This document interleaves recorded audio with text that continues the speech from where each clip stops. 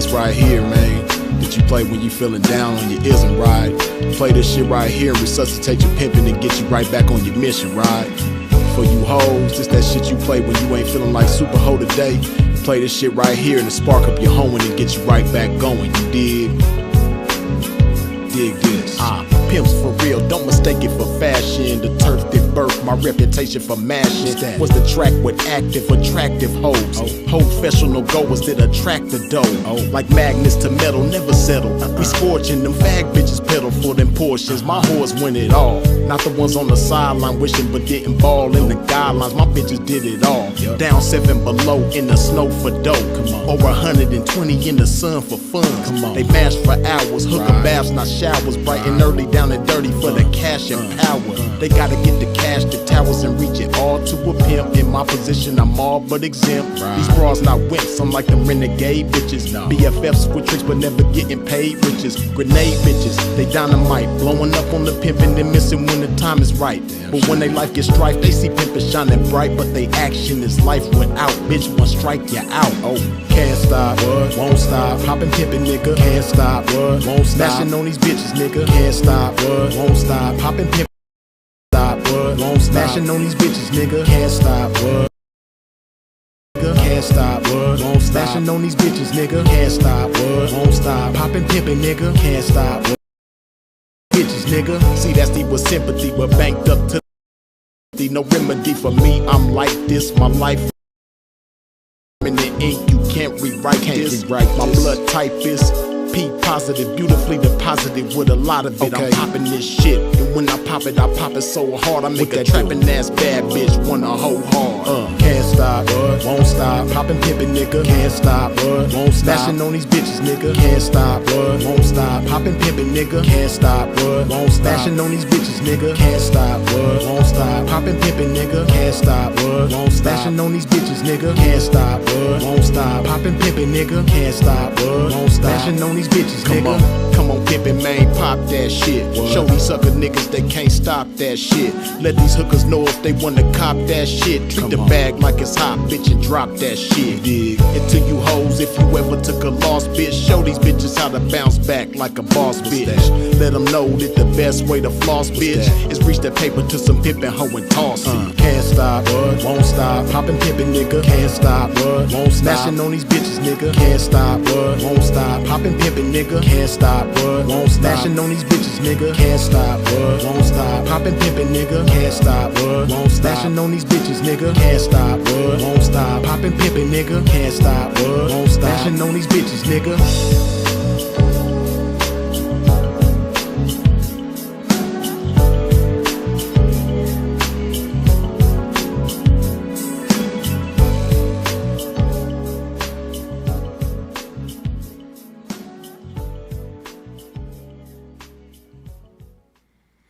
All right. What's happening with y'all, man? Make sure everything is good. And y'all already know what to do. Wipe your feet off at the door when you step into a pimp's domain. Hit that like button. The thing look like that right there. You dig? Appreciate y'all tuning in, tapping in with a pimp. Y'all already know my first order of business, man. I got to hydrate my game. It's going to be a good one today.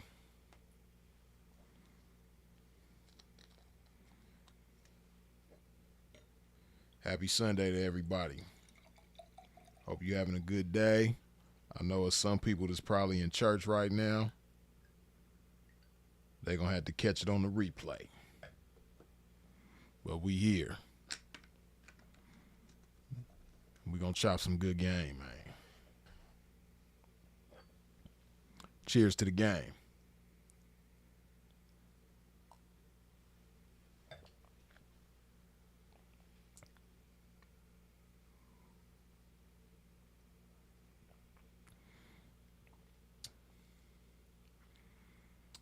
Yeah, man, so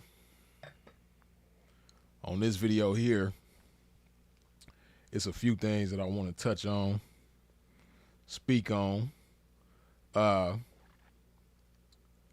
lot of you heard what Barack Obama had to say when he was speaking about mentors for boys and what boys in America need. And this was on his wife's podcast, Michelle Obama and her brother. I don't know if it's both of their podcasts or if it's just Michelle's and she just had her brother as a guest that day. It kind of seemed like it was both their podcasts, though I'm not 100% sure. I don't watch it.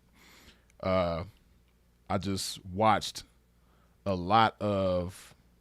I didn't watch the whole episode, but I watched a lot of the episode with Barack on there, and yeah, I wanted to speak on that. And then I came across this video when I was watching Minister Jap. Shout out to Minister Jap, and I seen something crazy that Andrew Tate said, man, and I know a lot of people admire Andrew Tate, and a lot of y'all are probably more familiar with his content than I am. I don't really watch him a whole lot. I've seen different clips and things like that. But yeah, man, I got to speak on something that he said as well. That was like, it was crazy, man. But see, this is what I want y'all to understand, right? You didn't come here for the drama. You didn't come here for the gossip. You came here for the game. So that's what we on, right? Freeze ain't on this this platform to do a whole bunch of gossiping and, you know, condemning other men and, you know, talking down on men just because I disagree with something that they say or something that they believe. What you're going to see here is a display of the ability to respectfully disagree with somebody, because we don't really see enough of that going on the internet or, you know, in society, period. The internet has this energy about it where when you disagree with one thing about something with somebody, you just got to be that person's arch nemesis or those people's arch nemesis. And, you know, people forgot how to respectfully disagree. See, outside of the internet, when you deal with people in real life and you're not overdosing on the internet and you're not consumed by the internet and you still know how to live real life, you know how to respectfully disagree with people. But again, the internet has this energy about it that has affected so many of us, that makes it where when you disagree with somebody about one thing, then, you know, you disagree with them about everything. You can't respect them. You can't like them and all that type of stuff, right? So I say all of that to say, just because I may disagree with something that Barack Obama said and I may disagree with something that Andrew Tate said, doesn't mean that I don't like either one of those men or I you know, could never agree with anything that they say or believe, you know. But what I'm about to speak on now is very necessary, because this is what I will say, right? Something else that the internet does, just like any other drug, people can overdose on this internet too. The only difference is typically you don't die when you overdose on the internet. But it's a lot of people that overdose on the internet every day. I've been guilty of it myself. And, you know, lately I've had to recalibrate my pimping and, you know, give certain things a break, give certain things a breather, and just regroup, realign myself. And I do this every so often. And whenever I do it, because things change in the world so fast, especially on this internet, you know, I just notice certain things and I get reminded of different things and I get enlightened about other things. So, again, a lot of people overdose on this internet shit. And when you overdose on things, you know, you might say certain things that really don't make sense. You know, or even beyond just overdosing, just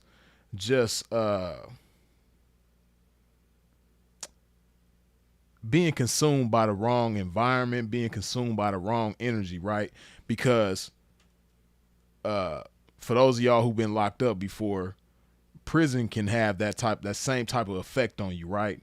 You know, them four walls, when you sit in the cell all day, every day for years or months or whatever the case, you know, it plays on your mind. It has a psychological play on you to the point where you start saying and doing things that you wouldn't normally say or do if you wasn't in that circumstance, right?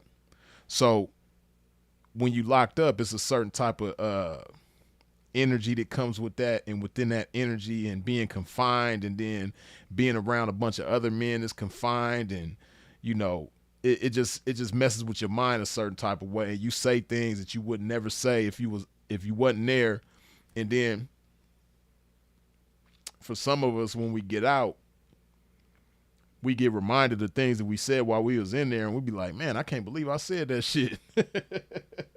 I can't believe I did that. Or I can't believe, you know, you say and do a lot of things in there that you can't believe. So the internet is the same way, right? Also, like prison or jail. Prison or jail allows you to, you know, tell your story however you want to tell it and be whoever you want to be in there. You know, it's a lot of dudes that was bums on the street. They go to jail. All of a sudden, they was the most gangster. They was the biggest kingpin. They had the most money, the most bitches. They was doing it big. And then, you know, the whole time they was a bum on the street. Same thing on the internet. It's a lot of bums on the internet that, you know, create a social media account or a YouTube account or whatever the case. And, you know, they paint this whole picture of themselves as this make-believe. So, yeah, man, you know, a lot of people get on here and get besides themselves is the bottom line. So, and it happens to the best of us. You know, Barack Obama is somebody who has, you know, made history in a way that nobody else ever has. And it'll probably be a long time before that history repeats itself. And what I mean by that is, you know, a black man being the president, right? And, you know, he's a very admirable guy, got a lot of good characteristics about himself, right? But even somebody like him, as admirable as he may be, as smart as he may be, as charismatic as he may be, as wise as he may be, even somebody like him can be affected by this internet shit. Not just the internet, but a lot of things that's going on in the world right now, right? Even somebody like him can be intoxicated by this bullshit to the point where you say things and do things, you know, outside of your character. You get beside yourself, right? So if somebody like him can fall victim to that, then definitely somebody like Andrew Tate as well. You know, I know a lot of y'all think Andrew Tate, you know, is somebody that just got it all together and, you know, he's this, that, and the third, whatever you think he might be. But again, he's another person who, like many of us, get on this internet and get intoxicated to the point that you overdose and you start saying and doing things that just don't make no damn sense. So, with no further ado, we're going to get into it. Now, this statement right here that was made by Andrew Tate is, I come to find out, a couple years old. I'm late to that party. I wasn't aware that he made this statement back when he made it 2 years ago, right? But again, this just goes to show you how the internet plays with people's minds. And then not just that, but, you know, just consuming any and we're going to get into that too, but just consuming any and everything on the internet, right? See, the internet puts a whole lot of shit in your face. And some of the shit that the internet puts in your face can be good, but the majority of it is horrible, right? Especially for you as an individual. And you have to be intentional about how you consume things on the internet, just like you got to be intentional about how you consume things with your body. If you want your body to be a certain way, if you want to have a certain type of health to your body, a certain type of strength, a certain type of aesthetic to your body, you got to be intentional about how you put that together, right? Same thing with your mind. If you want to customize your mind a certain type of way, you know, if you want to tailor your mind a certain type of way, then you got to be intentional about what you consume in your mind, right? And let's just get into it, man. Let's get to this shit, man. Look at this crazy shit right here.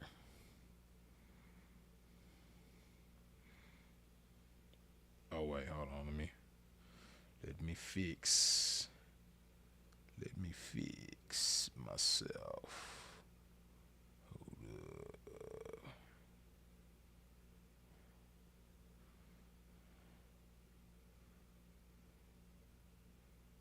up. Okay, that's cool.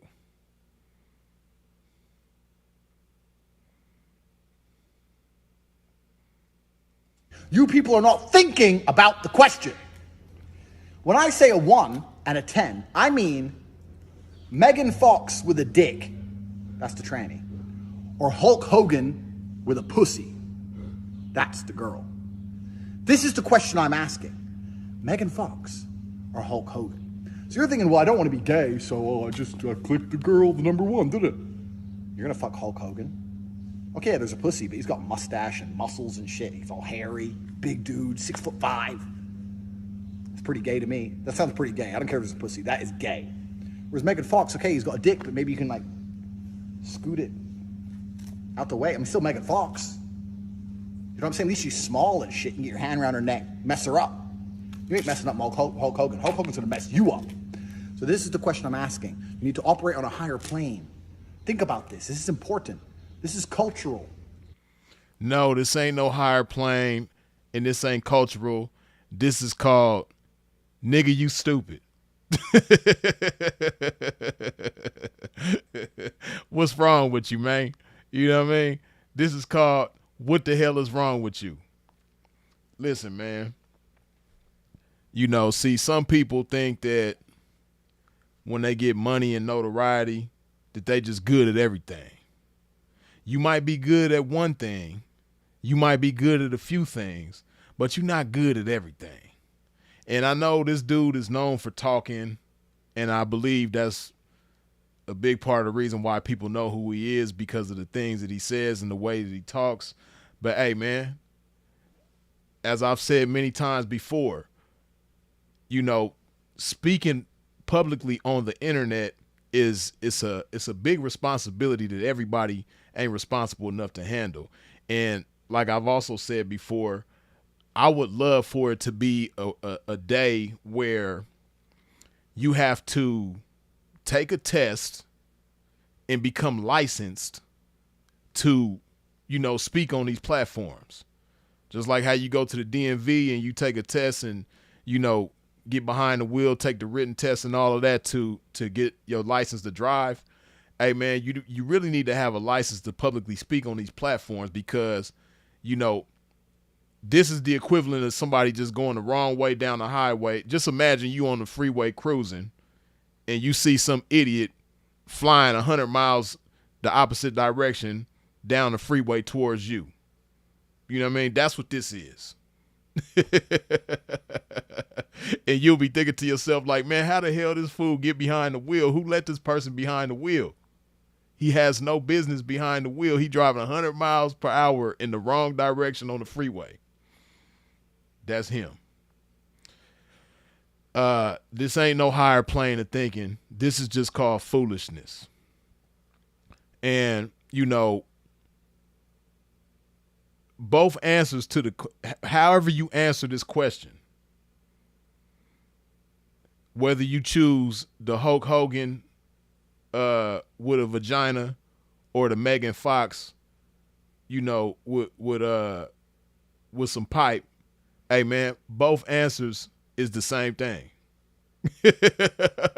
It's the same thing. You know what I mean? Like, he's saying, oh, you know, well, because Hulk Hogan got the vagina, I'm gonna pick Hulk Hogan. No, you're not picking neither one of them. If you a man that like women, no, we not picking Hulk Hogan with a thing.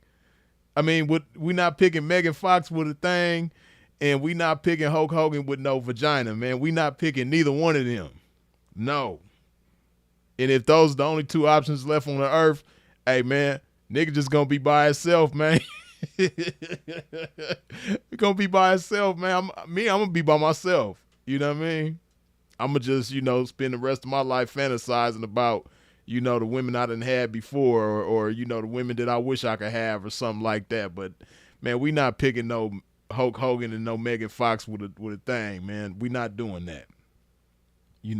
But see, again, it's important for me to get on here and speak about this because this is like supposed to be a face of masculinity on the internet. This is who a lot of y'all aspire to be. This is who a lot of y'all look up to, as far as how to deal with women and just be a man, period. It's who a lot of y'all look up to, man.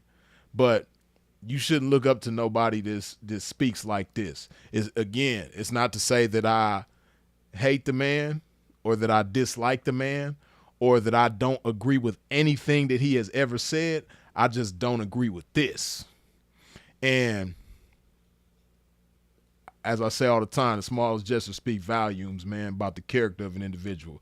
And the small gesture of him saying this, man, it raises questions in my mind. It makes me question, you supposed to be this masculine figure or anything like that. And, I know as a man, right, my way isn't the only way and my way isn't the best way. But, one thing I know about men, if you're a heterosexual man and you like women and women only, as far as what you're attracted to, it's just certain things that you don't say. It's certain thoughts that you don't have. This analogy that he put out here, this question that he posed, it's a homosexual question. Now, I don't know him. Never been around him, never chopped it up with him. I don't really know nothing about him other than, the little bit that I've seen on the internet. But that's a gay ass question. Period. That's a question that I would expect, see again, I done been locked up, man. So forgive me for having a lot of, incarceration analogies and things like that. Right. But anybody who done been locked up, no, this is a question that like a booty bandit would ask somebody to check their temperature, or not even a booty bandit, just, somebody this gay, this locked up, he might be attracted to you or something like that. And he going to ask this question to check your temperature and see how you answer. And if you give the wrong answer, he going to feel like he got action. Even if you pick Hulk Hogan with the vagina, he going to be like, okay, he picked Hulk Hogan with the vagina. So, he might not be catching, but he might be pitching. Okay, cool. That's how they gonna look at that. You know what I mean? He might not be catching, but he pitching though. Okay. But again, when you constantly consuming, one thing that does is it kind of messes with your ability to rationalize things accordingly, because you're not giving things much thought or the right kind of thought. Because you so busy consuming, you're not really breaking shit down. You don't have really any scrutiny. You just take shit as it comes, and that ain't cool, man. But again, that's a gay ass question, man. No matter how you slice it, no matter how you want to look at it, a straight man is not answering that question. The answer is no answer. I'm not even entertaining that question. There's no either or, it's just nothing. There's no answer to that question. Nothing. Or the answer is neither. I'm not doing neither one of them. Right. Like Joseph say, it's a setup for a lose-lose question. For real. And if your answer is either, if your answer is not either no answer or neither, if you pick one of them, if you pick one or the other, man, you already know what it is, man. You know, Pimp got to keep it YouTube friendly on here as much as possible, man. But you already know what that is, man. You know what that is. That ain't it. We ain't doing that. And you know, this is another thing that goes on in the world now too, man. You know, technology is constantly improving, right? And a lot of things, not just technology, but a lot of things are constantly improving and getting better. And a lot of things you want to make better and you want to improve, right? But everything is not meant to be fixed, because not everything is, you know, necessarily broken. Now, individuals can improve themselves, but for the most part, you know, certain things don't need to be fixed. They don't need to be remixed, right? And that's what's going on. You got a lot of people trying to put the Jermaine Dupri Puff Daddy remix on Manhood, and you don't need to do that with Manhood, right? Manhood is good just the way it is. And, you know, that's something that a lot of people are trying to fix because, like I said, technology gets better. You know, with these phones, we used to have 3G signals years ago. Then we came with the 4G. Then we came with the 4G LTE. Now we got the 5G, and they coming with the 6G and all of this different shit, right? So phone service quality gets better and better and better. You know, internet, man, we see a lot of y'all too young, man. I remember when we had dial-up internet, when you used to hear the sound effects and shit like that, like it's actually dialing to get a connection, and you got to wait for it to answer and connect and all that type of shit. Internet used to be, man, slow as a snail, right? But now internet fast as hell, to where, like, if something take 5 seconds, we like, man, this shit too damn slow. Like, if I try to look up something on the internet and it take like more than 10 seconds for it to show up, if I Google something or if I try to bring up a website or something like that, man, if that shit take 10 seconds, man, that shit is slow as hell nowadays. But when the internet first, you know, became available to the public, man, 10 seconds would be like, man, I got connected to that website in 10 seconds. People be looking at you crazy like, man, hell no, man, that shit take like 30 seconds at the fastest, man. That shit take like a minute to connect to a website. So, you know, things like that, yeah. Technology improving, okay, cool. You know, even when it comes to like building and things like that, man, you ever pay attention to how fast they building apartment buildings and houses and shit like that nowadays compared to how it used to take back in the day? It used to take way longer to build a house or an apartment building or, you know, a business building or whatever it is, man. They that shit be popping up like that. You know, so technology in a lot of ways is constantly improving, but one thing that does not need to be improved is nature. Right? And you know, when it comes to human beings, we not a cell phone. We not a computer. We not websites. We not an internet connection. You know, people are people, and we've been the same for millions of years.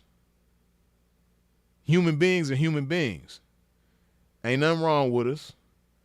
You know, again, as individuals, we can do things to, you know, improve our health, physically, mentally, spiritually, emotionally, and all that type of stuff. But as far as the nature of who we are, that shit don't need to be fixed. It don't need to be remixed. It don't need to be none of that. Right? And you got people like Andrew Tate making statements like that, and he's supposed to be like the ambassador for manhood and all this type of shit, but he's saying things like that. It's like you trying to remix manhood. It's like you trying to, I don't know if he called himself trying to play God or whatever the case may be, because he got the power of influence. So it's like, let me influence men to be this way.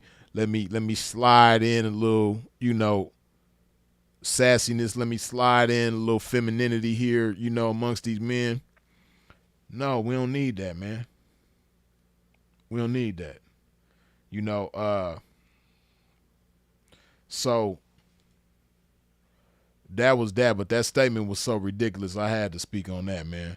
But, you know, the answer to that question is no. Or there is no answer. Hold on. Let me see.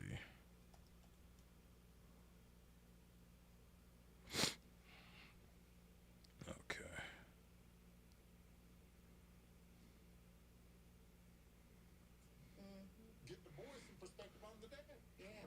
God damn. Okay. Now, we're going to get into this Barack Obama statement, right? And see, I seen a few people speak on this.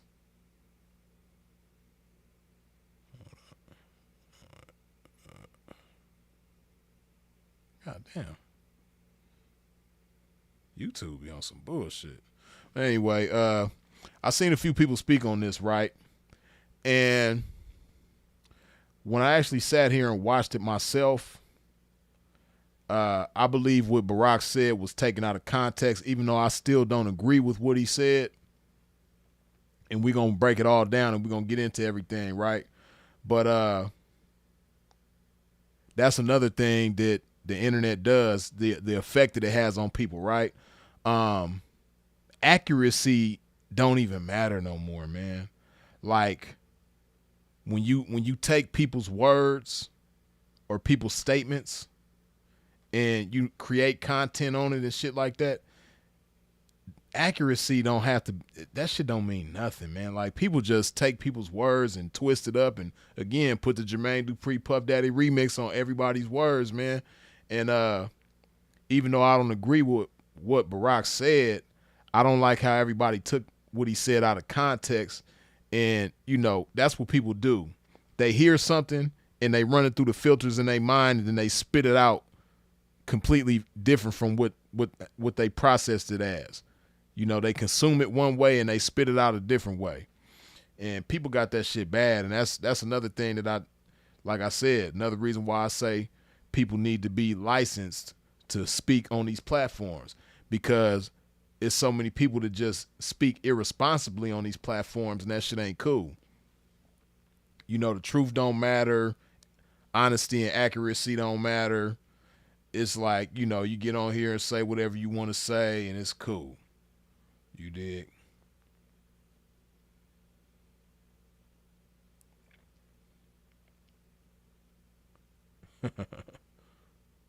Continental T says, unpopular opinion, Obama is the worst president in modern history. You know, I might have to let y'all join after I cover this right here, because I'm curious as to why you say that, Continental T. Because I don't see how any other president in modern history is better than him. Like, for real. I'll get into that in a minute, though. But let's get into this. Now, the statement that Barack made was in response to a question that a fan asked on the podcast, right? And this question is important because there's a lot said and revealed in the question itself. Like I say all the time, the smallest gesture speak volumes about the character of a person, right? I want y'all to pay attention to this question that this person asked Michelle and her brother. I thought so. See, now that's what a brother-in-law is for, folks. Absolutely. Well, we've got a question today from a listener in San Francisco named Emma. Okay, I want to hear from Emma. And let's hear from Emma so we can dive into this topic. Hi, Michelle and Craig. I have 3 younger brothers and am a new mom to a 1-year-old little boy. What can we do to change the fact that we raise our girls and we love our boys? There is so much dialogue on raising strong, independent women, but how can we raise emotionally intelligent, competent men? I am deeply concerned by the ideology promoted to my younger brothers online. I want to raise a young man who sees through those ideas. How can we energize the discussion around raising young men that want to change these oppressive and even violent dynamics? Man, I have some problems with the question by itself. Before Barack even has an opportunity to answer the question, it's so many things that are problematic with that question. The question itself, it tells you a lot about the young lady, right? Let's go back to the beginning of the question. We're going to break it down.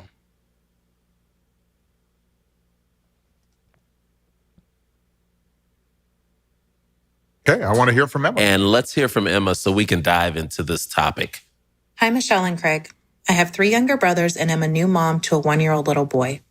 What can we do to change the fact that we raise our girls and we love our boys? There is so much dialogue on raising strong, independent women, but how can we raise emotionally intelligent boy? What can we do to change the fact that we raise our girls and we love our boys? Just that right there, right? What can we do about the fact that we raise our girls and love our boys? We raise our girls, but we love our boys, right? So it's like you raising your girls. To raise, takes intention. To love takes intention as well, but her language, raise versus love, raise girls versus love boys, it's like all you doing is loving the boys, but you're not really raising them. Honestly, I agree with that, even though her definition of that and my definition of that are more than likely 2 different things. But let's continue. There is so much dialogue on raising strong, independent women, but how can we raise emotionally intelligent, competent men? You see that? There's so much dialogue around raising strong, independent women. But how can we raise emotionally intelligent, competent men? Do you see that? Like, it's so much dialogue to raise strong and independent women, okay? So women are supposed to be strong and independent, but, men are supposed to be emotionally intelligent and competent. But I guess men ain't supposed to be strong and independent, though. I don't know, maybe I might be reading her question wrong, or I might be interpreting her question wrong, but that, emotionally intelligent and competent men, right? Do the women not have to be emotionally intelligent and competent? I don't know, but I really don't like the way that she asked the question. I really don't. I am deeply concerned by the ideology promoted to my younger brothers online. I want to raise a young man who sees through those ideas.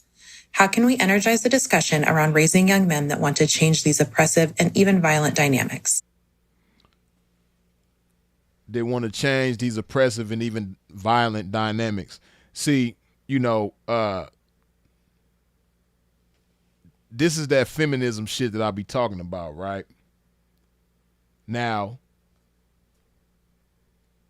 and then she live in San Francisco, home of what's her name, Kamala Harris and Gavin Newsom and all of them people, right? And San Francisco is just I got love for Frisco, man. I done had some beautiful memories in that city. I got some people that I got a lot of love for that's from San Francisco. You know, shout out to OJ Simpson, rest in peace. Shout out to Danny Glover. And, you know, just a whole lot of, you know, San Francisco just got a lot of good history with that town, man. But in 2025, hey, man, San Francisco is a messed up city. It's a messed up city, right? And within the messed up parts of it is a lot of this, you know, type of bullshit right here. This mindset of, you know, feminism. Like, feminism run deep in Frisco, right? And again, you know, like I say all the time, man, you know, Manhood don't need to have no remix put on it. And that's what it sounds like this young lady is asking.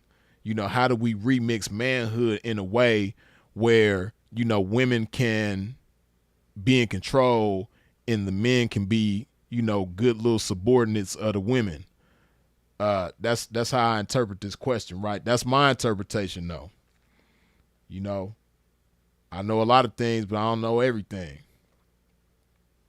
But this is the question, though. I'm gonna play it back one more time before we get to Barack's part. His answer to the question.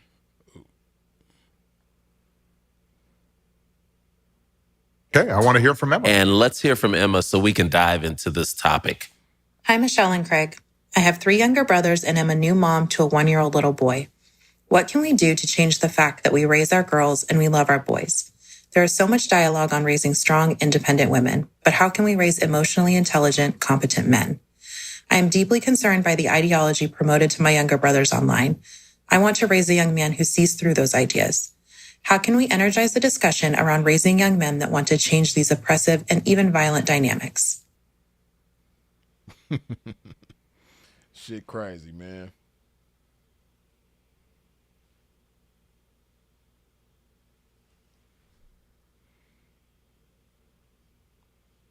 Okay, now let's get to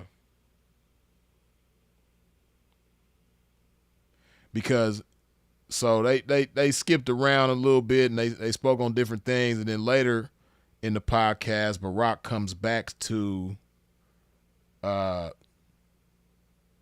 young lady Emma's question. Hold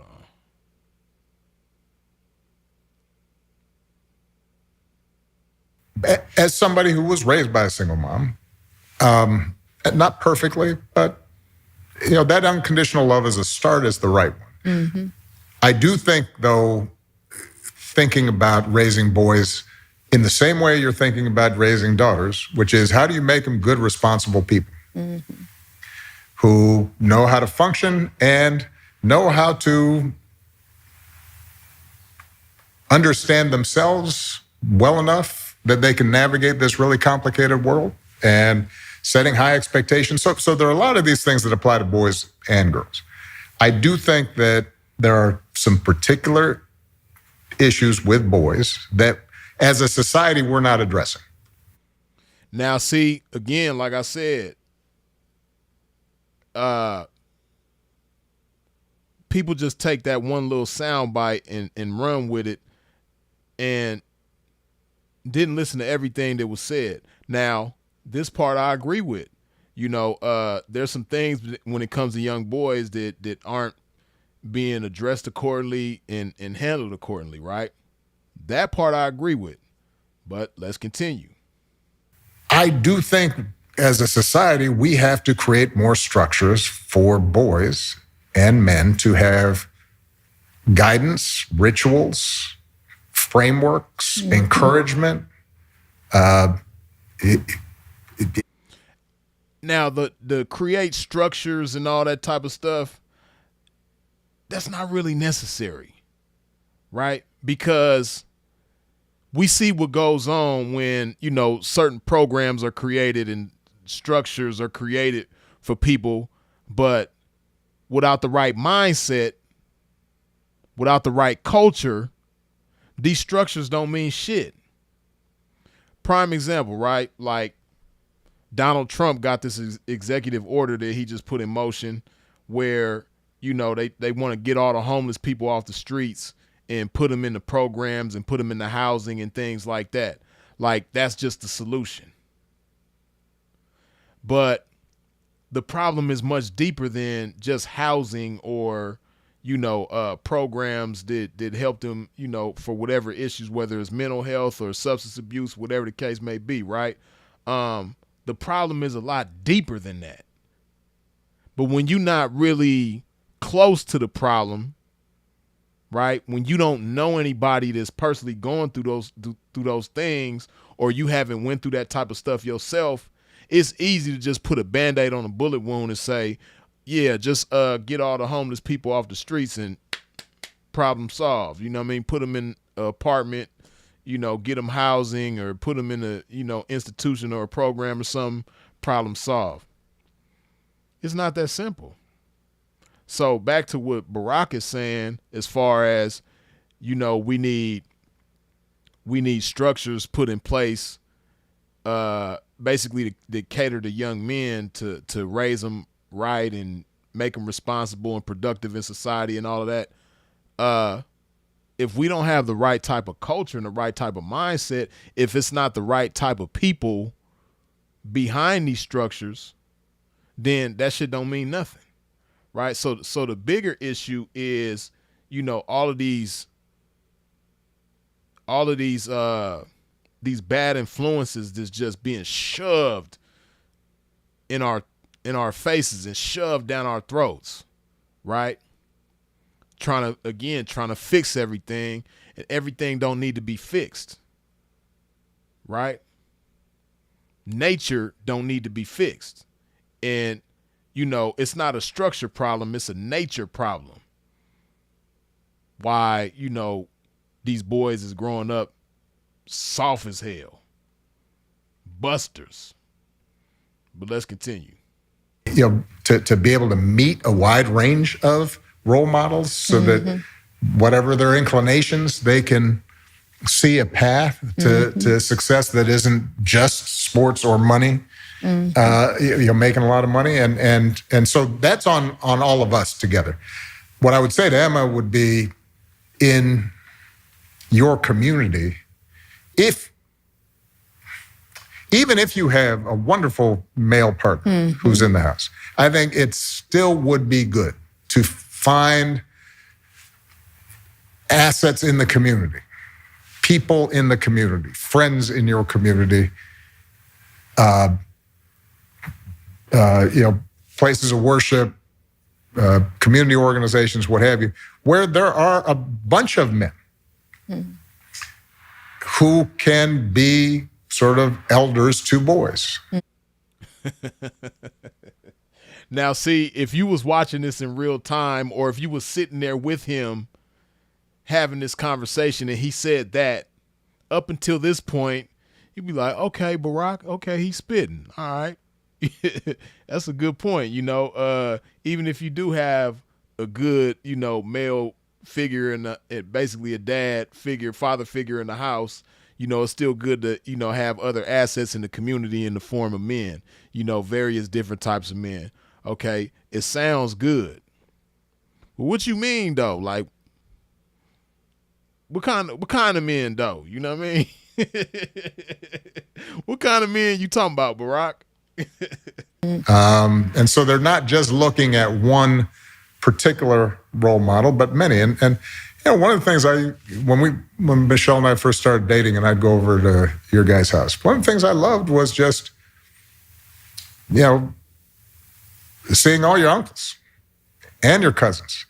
And there were a bunch of different kinds of men. There were men that were kind of soft-spoken, and then there were men that were loud, and there were men who were engineers, and then there were men who were police officers, or they drove a jitney cab. Yeah. Right. And that's one of the things that I think a lot of times boys need, is not just exposure to one guy. One dad. No matter how good the dad is. He can't be everything. He can't be everything. Yes, he can. Damn it. Shut that bullshit up talking about he can't be everything. Hey, listen, man. Shout out to my pops, though. You dig? Hey, man, he wasn't perfect, but all these different people that they talking about ain't perfect neither, right? So, again, you don't need to remix manhood, right? Now, you know, me, myself, I had 10 uncles growing up, right? My grandmother had 9 boys, and then my auntie's husband, that's my 10th uncle, right? So I had 10 uncles growing up, a whole bunch of older male cousins, 2 older brothers, as well as my father, right? So yeah, I had a lot of good, influences around me growing up, because I had all of these damn uncles, right? And then beyond just my uncles, like my uncles had homeboys, and those are like extended uncles to me as well. All of my uncles had a whole bunch of homeboys, right? And they was always around too. So they was like uncles to me as well. So it's like if you count all of my uncles' homeboys, shit, I probably had like 30 uncles growing up. For real though. Like up close and personal on a daily. You know what I mean? Like I probably got like 30 uncles. For real. You dig? But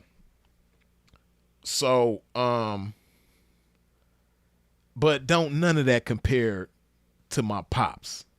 And ain't none of that better than my pops. Right? Because let's just say I got all these uncles and, all of their homeboys and all these older cousins and, all these different, male figures in my life, but my dad isn't there. You know what I mean? You know how much different my life would have been if my dad wasn't there, even with all of these male figures in my life. You know what I mean?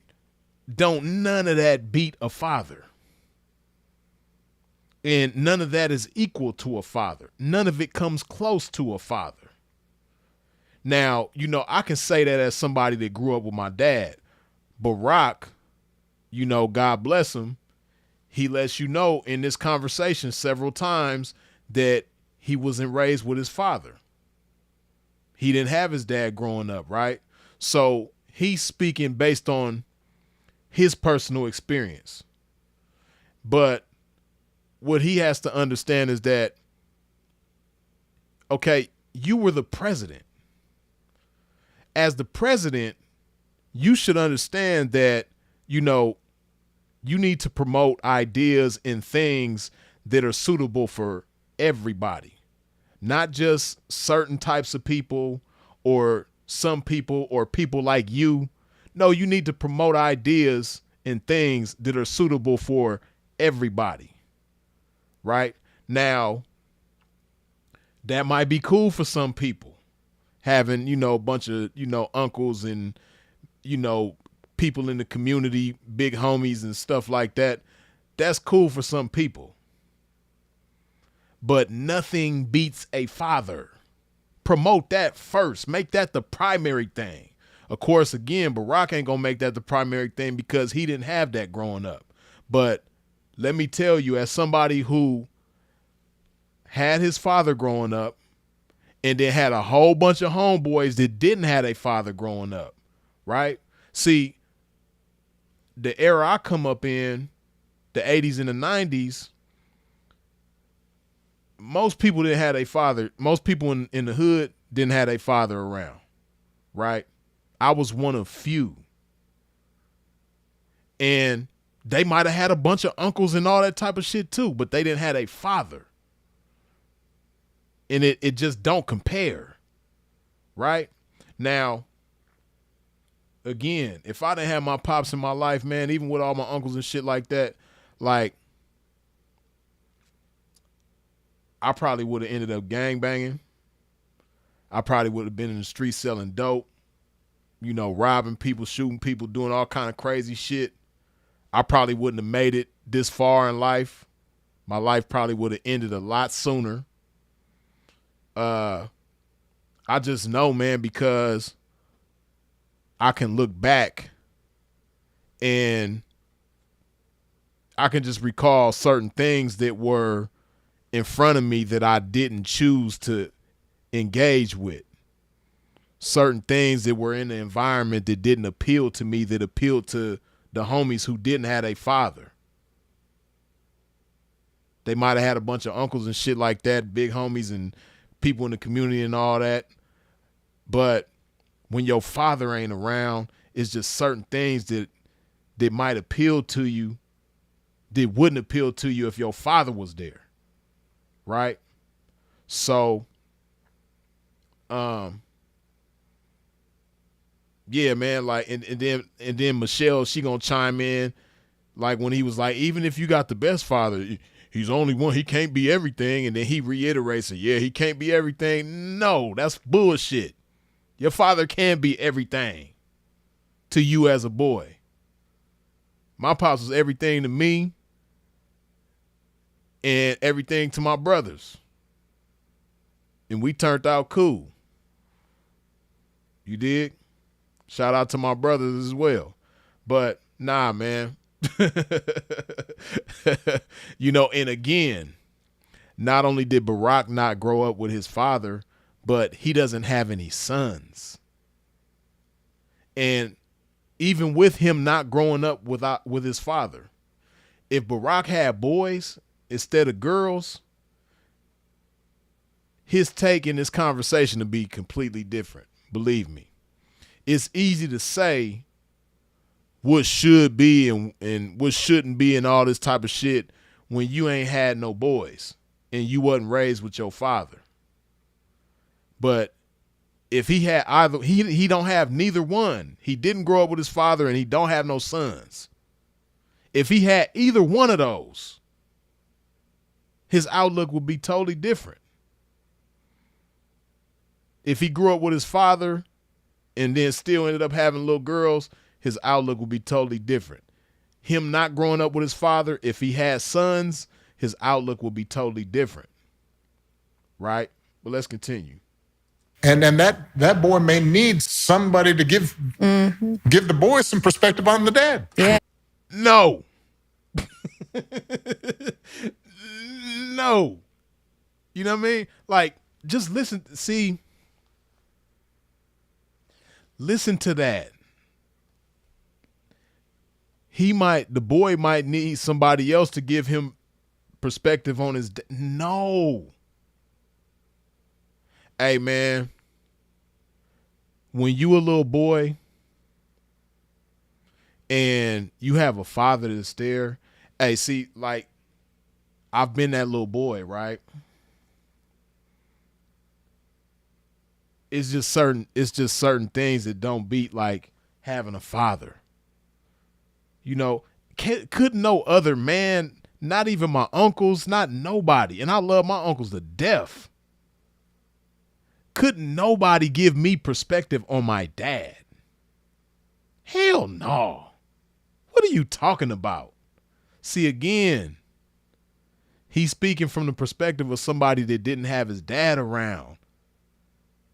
Anybody in the chat that's watching this, 146 of y'all in here watching, man, those of y'all that grew up with your father like actively in your life, you know what I'm talking about.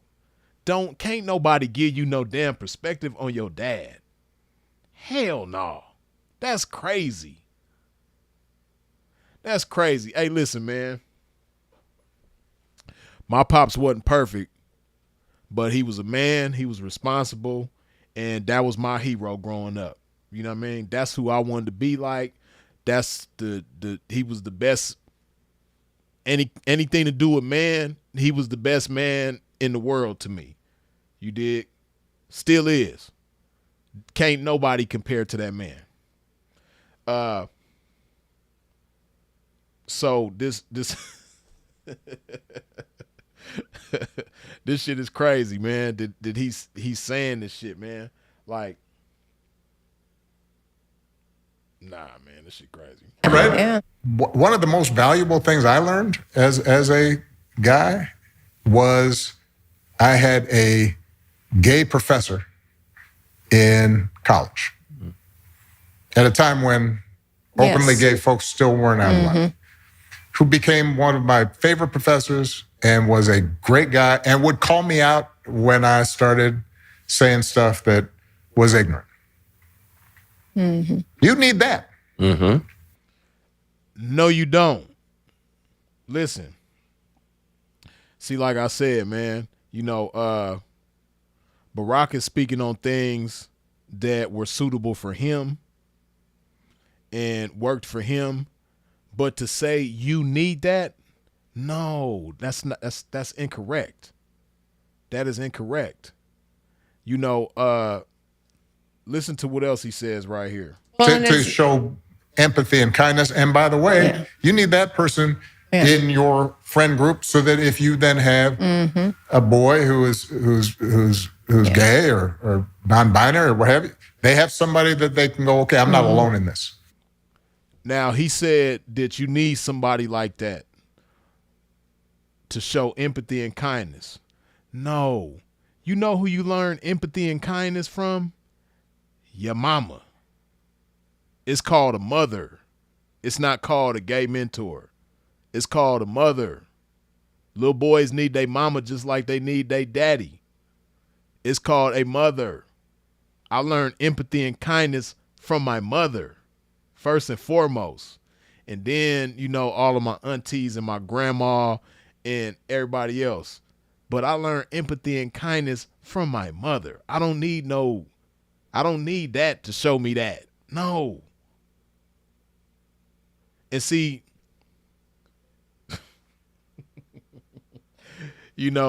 again, much respect to Barack Obama. I don't hate him. I don't have a whole bunch of bad things to say about him like a lot of other people do. But, and I respect him. Right? But this right here, I strongly disagree with. Right?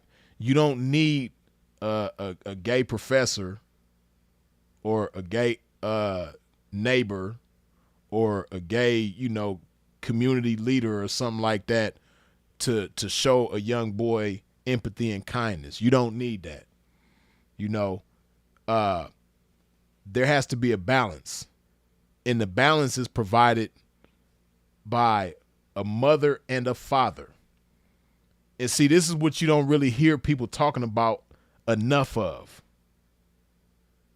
You hear all this conversation about how the man is more important. You hear all this conversation about how the woman is more important. But when we talking about children, family is important. A mother and a father. You don't need two mamas. You don't need two daddies. You need a mother and a father. That is ideal. That's what needs to be promoted. Right? But you don't hear nobody talking about that, hardly. But, nothing beats that. Again, my upbringing wasn't perfect. My parents were not in a relationship my entire life. My whole growing up, my mother and father were never together. But both of them were always in my life. I had a strong relationship with my mother and a strong relationship with my father. And they both were very active in my whole childhood, right? So that's what needs to be promoted. And again, my situation wasn't ideal. Ideally, you want the mother and the father to be in the same household. Yeah. Right. So excuse me. You want the mother and the father to be in the same household, both active in the child's life, whether it's a young boy or a young girl. Right? Now, he doesn't talk about anywhere in this, at least from what I've heard. Like I said, I haven't watched the whole entire podcast. I skipped around a little bit, but I listened to a lot of it, though. It's an hour and 20 minutes long. I didn't hear anything about the importance of, the mother and the father and, how they play a role in a young boy's life and,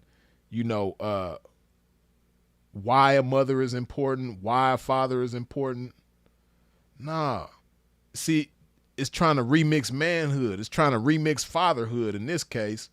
Like, father, that's cool. You know what I mean? But even if you got the best dad in the house, you know what I mean? Make sure he got a gay mentor too. You know what I mean? Make sure he got a gay professor, you know what I mean? A gay soccer coach, some type of gay something in there, make sure he got that in there too. Cause, the gay soccer coach, he might be able to give him some perspective about his dad that, he need that ain't there. No. No, man. Hell no. You dig? I had, different teachers and football coaches and track coaches that I admired and shit like that. But hey, man, none of that compares to your father. Right? And guess what? Even if I didn't have no uncles, even if I didn't have no, other, male figures in the community, even if I didn't have no coaches or teachers or any of that I admired as men, guess what? Because I had my father, I was going to be cool. My father was all I needed. Keyword needed, because he talked about what boys need. He talked about what boys need.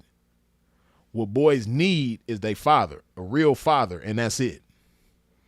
All that other shit is cool. Like it was great that I had my uncles in my life and all of that. But as far as what I needed my father. And I'm so glad that I had him. You dig? But, again, like I said earlier towards the beginning of this live, right? Because there's so much going on in the world right now, you have to be careful what you consume. You got to be careful what you put into your mind, because if you just allow any and everything into your mind, you're going to have any and every kind of mind. Your mind is going to be like whatever. If you allow whatever into your mind is going to be like whatever. And guess what? Because your mind is like whatever and your mind dictates your behavior is going to be like whatever. You're going to say whatever. You're going to do whatever because you feeding your mind whatever. And everybody does this at some point or another. Barack Obama's no exception. And he's obviously allowing the wrong types of shit into his mind that has him saying this bullshit, right? And, even when he was president, he allowed a lot of bullshit and co-signed and supported a lot of bullshit, right? But I don't hate him, and I still respect him. But, this is a clear example of allowing bullshit into your mind to where you'll say some bullshit that don't make no type of sense, and especially to appease certain types of people, right? Appease the crybabies, because the crybabies are the ones that like the girl said, oppressive and violent. How do I raise a young boy that's able to, push back on the oppressive and even violent dynamics? Like, see, and what Barack isn't thinking about when he's making these statements is that how he's fueling the narrative that, masculinity is toxic, men are dangerous, and all this type of shit, right?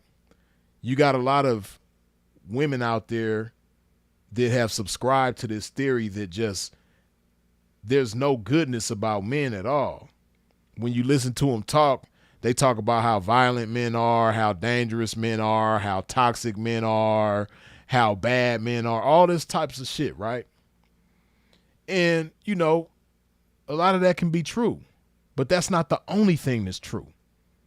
And it might not even be primarily what's true. What about all the good that men do in the world? What about all the good that men make happen in the world? Right? The responsible men, the men that are leaders, the men that are protectors, the men that provide guidance, and the list goes on and on. Right? You got so much of this bullshit being shoved down everybody's throats, but nobody's talking about the goodness that come from men. Right? That's why, and even because on one end you got femininity and feminism. On one end you got feminism. On the other end you got the manosphere. And it's some people that's in the manosphere that I got love for, man. But the reality is, man, the manosphere ain't nothing but a male version of the feminist movement, man. For real. You know what I mean? Now put that in perspective. You dig? Think about that for a minute. That's really all that shit is, man. The manosphere is nothing but the male feminist movement, the male version of the feminist movement, right? The masculine. I guess you could call it the masculinity movement or something like that. I don't know. We got to give that shit a name, but that's really all the manosphere is. Because if you pay attention to the manosphere, them dudes, the majority of what they got to say about women is bad. Just like the feminist movement, the majority of what they got to say about men is bad. But ain't none of that shit cool. When are we gonna promote, like, when we gonna promote harmony between men and women, right? When we gonna promote, what you should like about men if you're a woman, or what you should like about women if you're a man. You dig? Oh shit. Damn. Okay, there we go.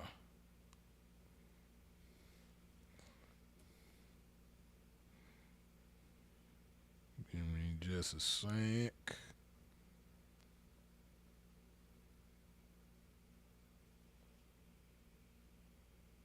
Okay.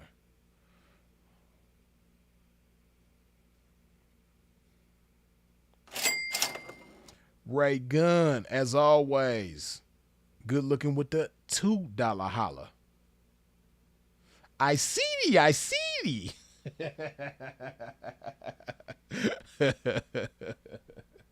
I see thee, I see thee. RIP Sin, salute chat freeze. Yeah, bro had me dying the other day with that. I see thee, I see thee. Oh, man. Hold up. Discerning, good looking with the $5 holla. Blessings, P. I like to say point of reference often sways personal preference, and Barack never had a point of reference on this man-ish. Yeah, exactly. That's pretty much my point, man. His point of reference ain't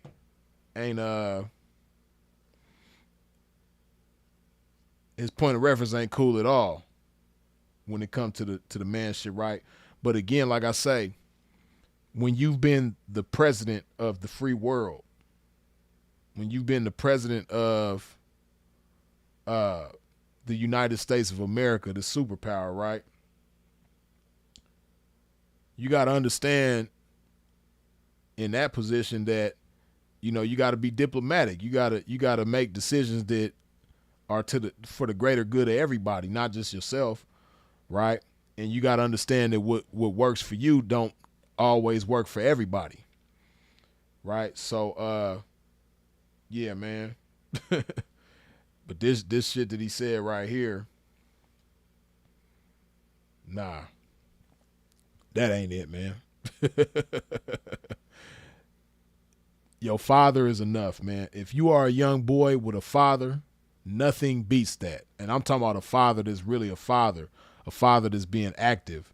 a father that's gonna take you to the park and show you how to, shoot a basketball, show you how to catch a football and shit like that. Man, it's just certain things like, you can learn certain things outside of your father,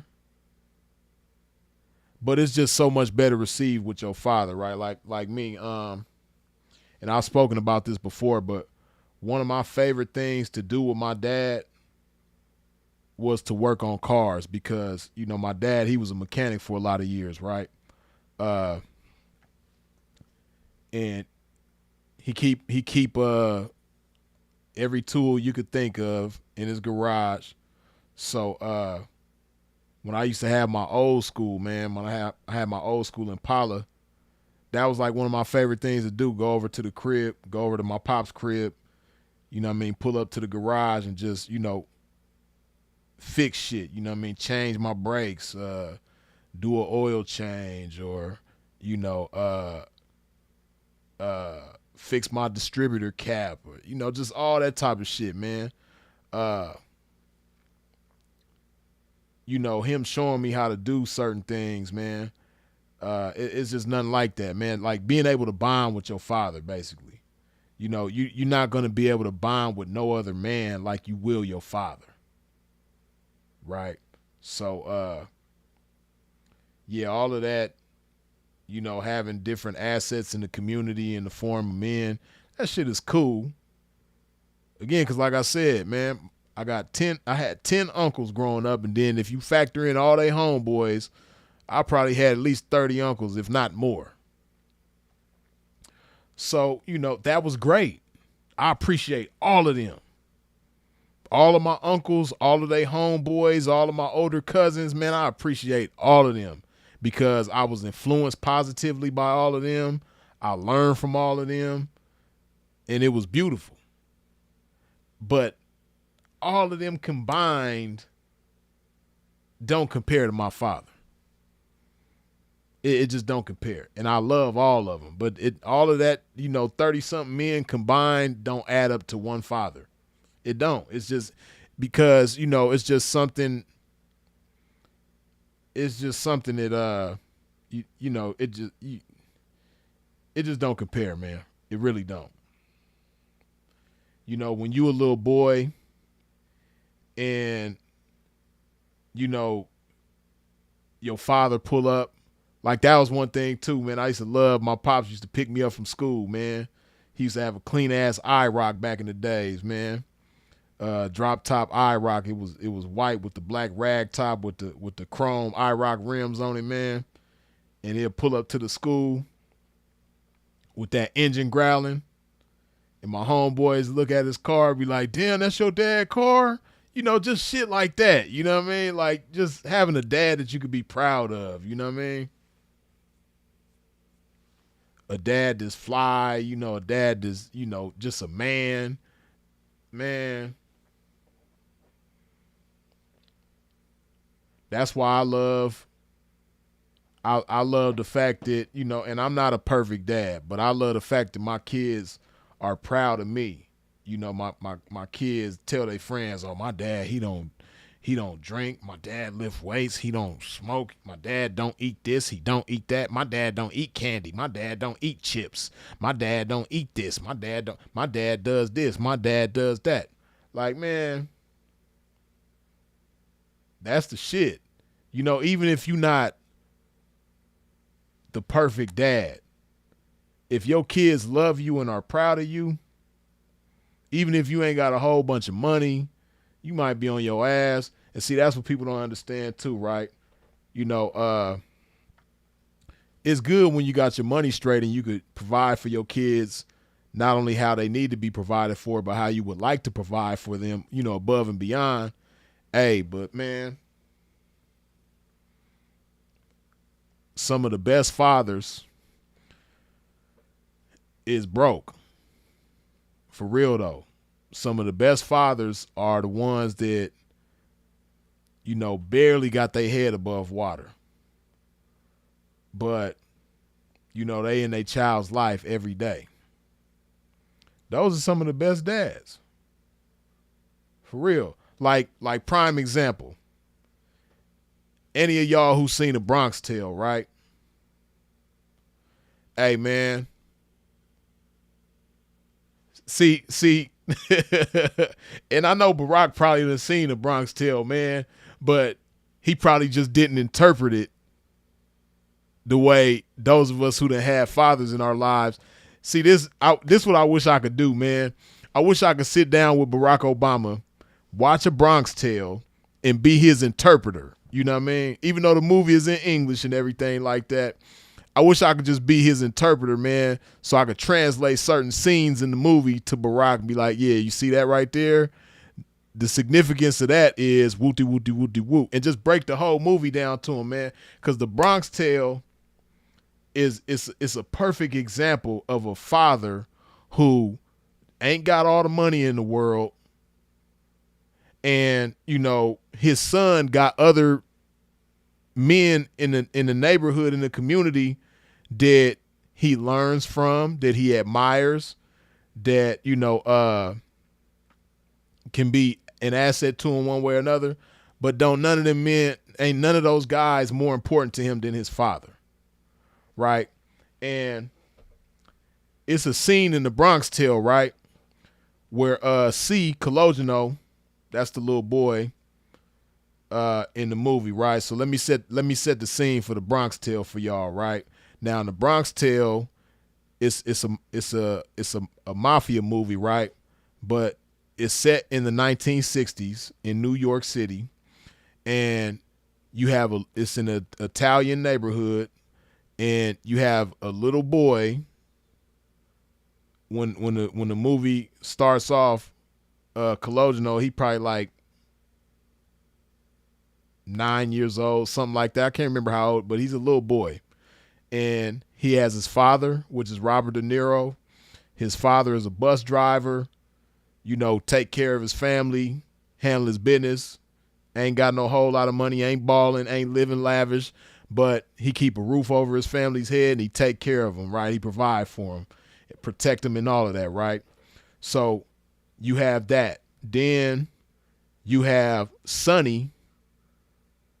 Now Sonny is like, he's like the boss of the community, right? Sonny is the man in the neighborhood, right? He run things around there, right? Sonny got a lot of power. Sonny got money. And, you know, people got a respectful fear for Sonny, right?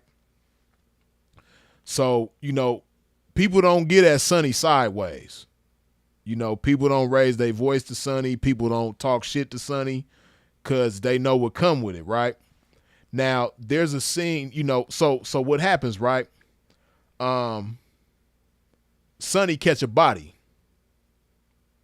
And when Sonny catches the body, C was right there and witnessed it, right? Cologino. They call him C in the movie for short, right? C, when he was a little boy, he seen Sonny catch this body, right? And then they put a line up in front of C so he could identify the shooter. They put Sonny in the lineup, right? C look at everybody in the lineup. He tell the police, "Nah, I ain't seen. This ain't none of them. Ain't none of these guys the shooter." You know what I mean? So C kept it solid. So from there, him and Sonny was like they got tight after that, right? So, you know, Sonny was treating C like a son. You know what I mean? He loved him like a son. They became real tight. You know what I mean? Sonny was looking out for him. He was teaching him different things. You know, just being an example to him of a certain type of man, right? So Sonny started giving C money. He started breaking C off with some money. And then when his father, Robert De Niro, when he found out that Sonny was giving his son money, he take the money from C and he grabbed C by the hand so C could see. This is what I want you to understand. I really want to play this shit, man, but stupid ass YouTube community guidelines be on some bullshit, right? So if you ain't seen it, you'll have to just go watch A Bronx Tale, right? But he grabbed his son by the hand and he walks him down so that his son can see how he addresses Sonny. So he go down there to where Sonny is hanging out at, and he gives Sonny the money. He said, I don't want you giving money to my son. You know what I mean? He's like, I respect you, Sonny. I would never disrespect you or anything like that, but my son don't need your money. And, so Sonny's like, Sonny disagreed with him. So, Sonny was like, man, I treat him like a son. And Robert De Niro was like, yeah, I know, but he's not your son. That's my son. And I say what goes with my son. So Sonny was like, he raised up. He's like, man, who you talking to? Whoop-de-whoop-de-whoop. And again, Robert De Niro was like, look, Sonny, again, I wouldn't disrespect you. I got a lot of respect for you, but you wrong right now. This is my son. And I'm telling you how I want my son, how I want things to go with my son, right? That's a father. You know what I mean? In that situation, I gave you that example because, a lot of people get it misunderstood that, especially in today's times, money is like the primary thing. Everybody promote money, money, money, money, money. And if you ain't got money, you ain't shit. That's kind of how society portray things nowadays, right? Or portrays people. But you got some of the greatest fathers that I know personally. I know some good ass dads that's broke as hell, right? Ain't got no fly clothes, ain't got no fly ride, ain't living in no fly crib, but they make sacrifices for their kids though. They take care of their children, right? That's a real man. And that's a real father, right? Their kids don't go without. Their kids ain't suffering. They might have to suffer as a man a little bit sometimes for the sake of their kids not having to suffer, right? That's a real man, you dig? And in the Bronx Tale, that's what Robert De Niro was to his son C, right? So fast forward, in the movie, right? C grows up a little bit. He's a teenager now. He in high school, and him and Sonny still real tight. Sonny still looking out for him. Him and Sonny still real cool, right?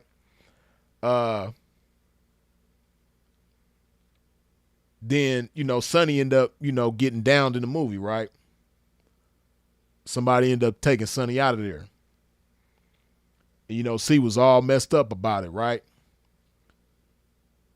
But when he was messed up about it, who was there to hold him down? His father.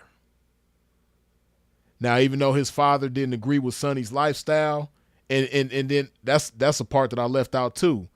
In the part where he went and confronted Sonny about that, Sonny was like, I could put you on, I could make sure basically Sonny was like offering him a job and he was like, nah, you know what I mean? That ain't my lane. That ain't my lifestyle. Basically Sonny was like letting him know like, man, shit, I could put you on and have you balling. But Robert De Niro's character, he was like, no, that's not me.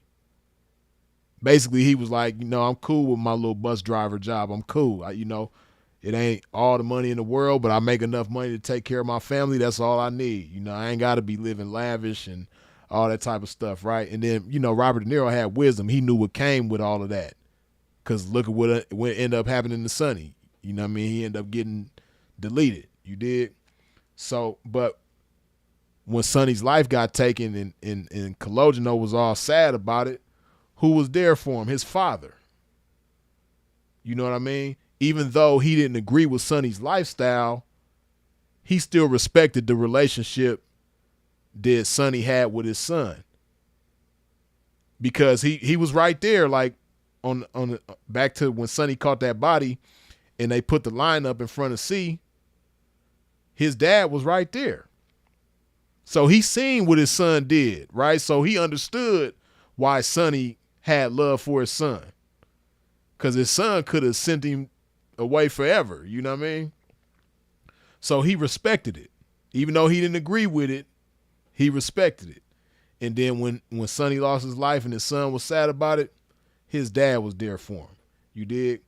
And this is somebody, again, who didn't have a whole lot of money, you know, and, you know, even though Sonny was a role model to C, and C learned a lot of good shit from Sonny. See, Sonny came in handy where in areas where his father wasn't really like probably suitable, right? Like Sonny met a girl, right? I feel like I'm telling y'all the whole damn movie. But I mean, not Sonny. C met a girl, right, when he was in high school. And Sonny had a clean ass Cadillac. Boy, that Cadillac was clean as hell, right? And C told Sonny about the girl that he met, right? And Sonny was like, I'll let you borrow my car on Friday. You go pick her up, take her to the movies. And he was like, man, you don't let nobody drive your car. And Sonny was like, man, I'm going to give you the car on Friday. And then C was like, but she's a black girl too, though. Sonny was like, man, that don't even matter. So Sonny was like, he just was like a solid, male figure to C, right? In ways that his father might not have been able to advise him, you know what I mean? Like his father probably would have told him like, nah, don't mess with that black girl, or, his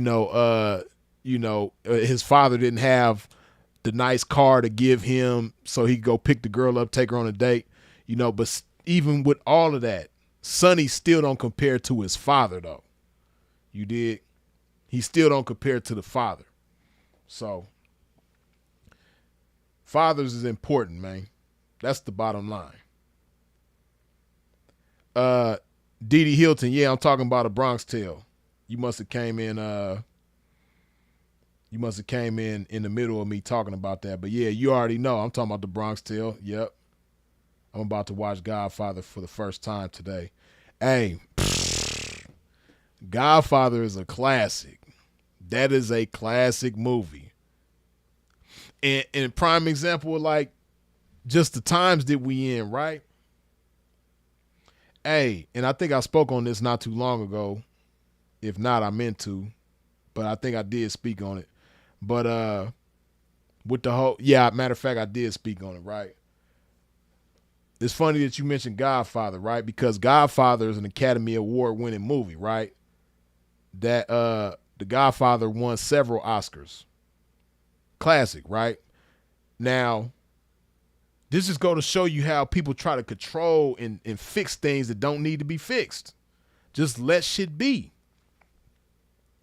Do you know what the Academy Awards, they have, in order for a movie to qualify for the Academy Awards, they have 4 criteria, right?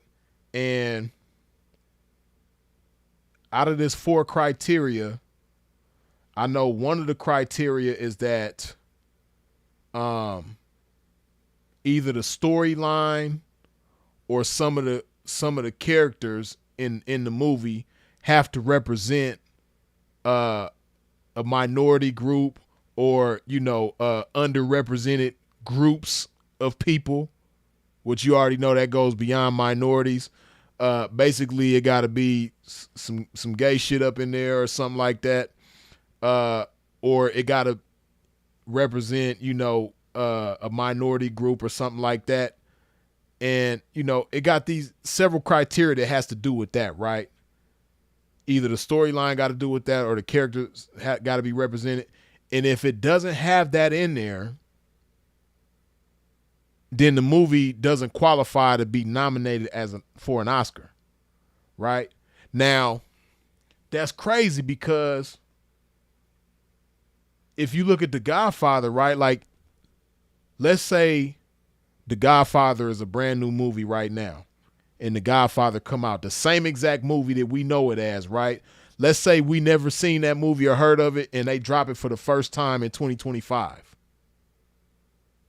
Because of the guidelines and the criteria that they just came out with for the Oscars, The Godfather wouldn't even be eligible to be nominated for an Academy Award.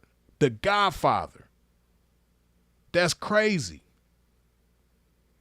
And you know what? Us as black people, we love The Godfather. Even though it ain't about, the storyline ain't about black people and the main characters ain't black in the movie, but we love that movie. Right? Ain't no LGBT characters in there, but I already know there's plenty of LGBTQ people did love that movie, even though they not represented in there. Right? But because of these goofy ass guidelines with this DEI bullshit that they got going on, The Godfather wouldn't even be eligible for an Academy Award in 2025. That's crazy. But that's just one of many Oscar award winning movies that wouldn't even be eligible in today's times. Right? See, we just, like I said, we just in a time where like we in a mode where everybody just want to fix everything. And my mother used to tell me all the time when I was young, when I was a little boy, and I wasn't satisfied with certain things. She used to always tell me, boy, you need to learn how to leave well enough alone. And that's a problem. In today's times, people don't know how to leave well enough alone. Some things is good enough. Everything got to be perfect or perfected, right? But that's crazy to know that a movie like The Godfather, if it was to come out in today's times, shit. Well, now I can't say Gone with the Wind because a black actress won. Matter of fact, she was the first black actress to win the Oscar in that movie. But so Gone with the Wind will be able to be nominated. But I'm trying to think of another a classic Oscar movie that wouldn't even be eligible in today's times. I don't know if did Goodfellas win an Oscar? I can't remember.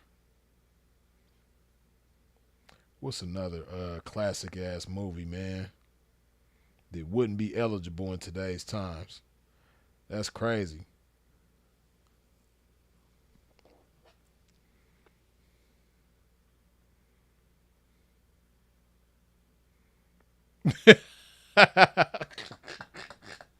MJJ say that club scene with Fredo was super asexual.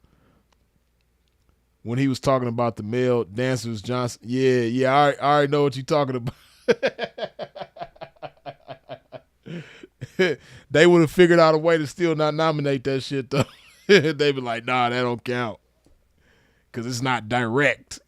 You know what I mean? Now, if Fredo would have had a boyfriend in the movie, then, you know what I mean, they'll let The Godfather slide in, you know what I mean? If Fredo would have had a boyfriend in the movie, then it'll be eligible in today's times, you know what I mean? Because he one of the main characters. They being represented, you know what I mean? And, you know, it would have been cool. That right there wouldn't be good enough, though.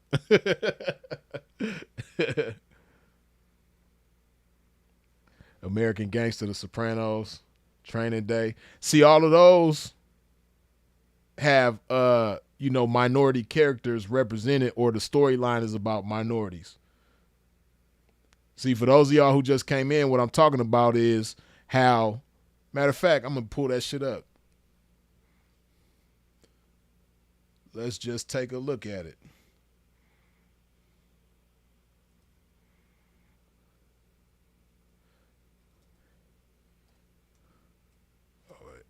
Damn.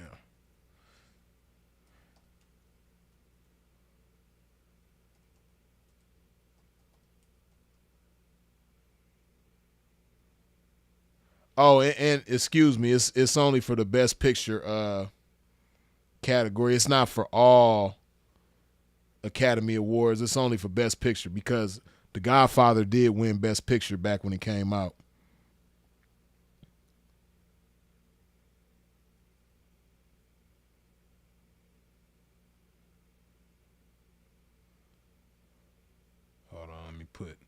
gotta put DEI in there.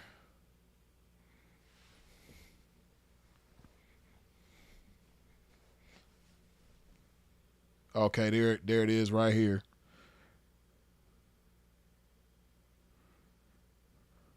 Representation and inclusion standards.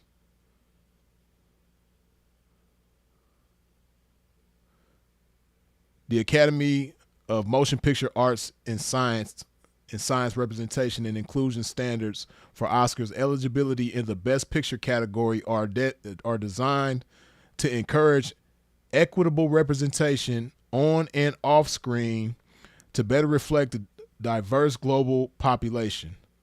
Submitting a confidential Academy inclusion standards form, and meeting 2 out of 4 of the standards will be required for the film to be eligible for the Best Picture category or consideration. In addition, the film must complete the Best Picture expanded theatrical run criteria to qualify. So standard A, on-screen representation, themes, and narratives. A film can achieve this standard by meeting the criteria in at least one of the following areas. A1, lead or significant supporting actors from underrepresented racial or ethnic groups. At least one of the lead actors or significant supporting actors submitted for Oscar consideration is from an underrepresented racial or ethnic group in a specific country or territory of production. This may include African American, East Asian, Hispanic, Okay, cool.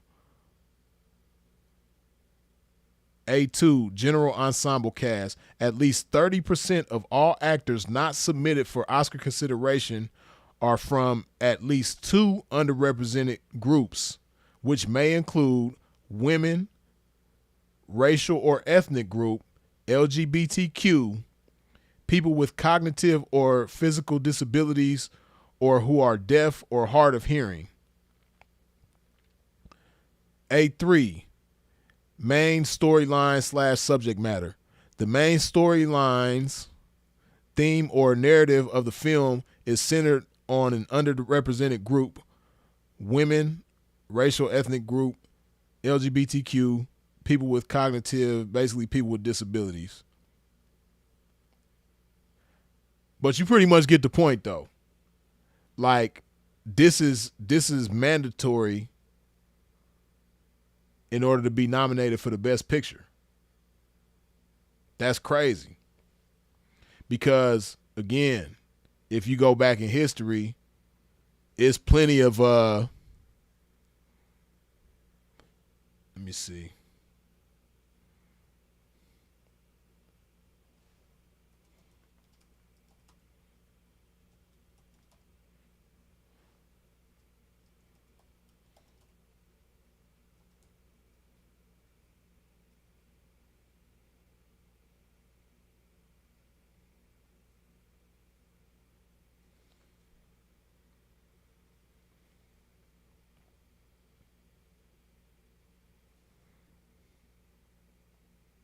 Where's the list?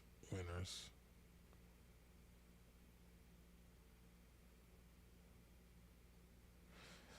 Let's go back to the 90s. Dances with Wolves, we know for sure that wasn't going to be in there. Dances with Wolves, that ain't going. Awakenings. I think Awakenings was with Robin Williams. And I think Wesley Snipes was in this movie too. Yeah, Robert De Niro, Robin Williams. This movie probably wouldn't have made it neither, even though that's just a nominee. Ghost had Whoopi Goldberg in it, so they probably would have made it. The Godfather 3, definitely not making it.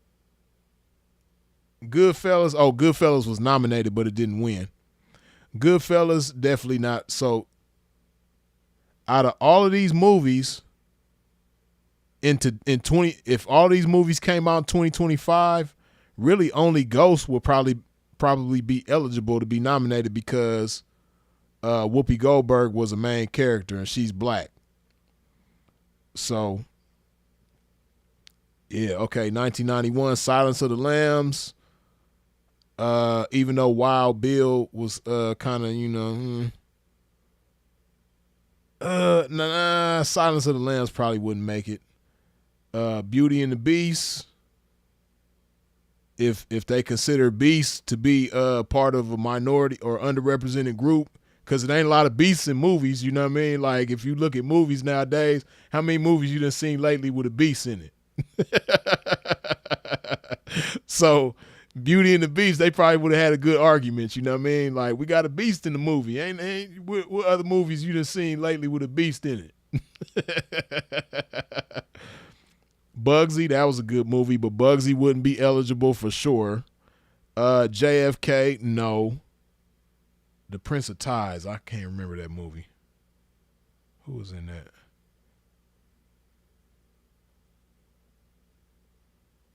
Barbara Streisand. I don't remember that movie. Okay, look, like this right here. Morgan Freeman was a main character, so this Unforgiven probably would have made it in today's times. They probably would have made it under that criteria. Unforgiven probably. The Crying Game for sure would have made it. This would have been the winner in 2025. Hey, if this movie got nominated for, and I can't lie, even though it was kind of, it was a popular movie back then. Not just because of the obvious, but, a lot of people liked that movie back then. Me not being biased. But yeah, The Crying Game for sure. If this movie came out any year against any movie, matter of fact, I'm trying to think. Hey, man, what movie in today's times will beat The Crying Game for Best Picture? In today's times. I'm not talking about your personal, like, what movie you like better than The Crying Game. I'm just saying, in today's times, what movie do you think could beat The Crying Game? Hey, The Crying Game can't be faded. Ain't nothing beating The Crying Game in today's times. Like Unforgiven beat it last in 1992, and Unforgiven's a good ass movie. That's a real good movie.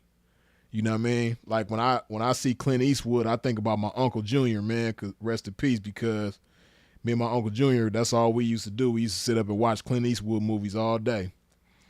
But yeah, Unforgiven was a good ass movie. But if both of these movies came out 2025, Unforgiven don't stand a chance. As good as it is, The Crying Game gonna fade that. But like for real, what movie y'all think?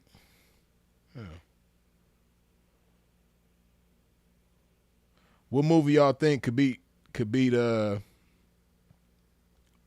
Crying Game? No. A Few Good Men. No, that wouldn't have been eligible in today's times. Oh, but what I'm forgetting?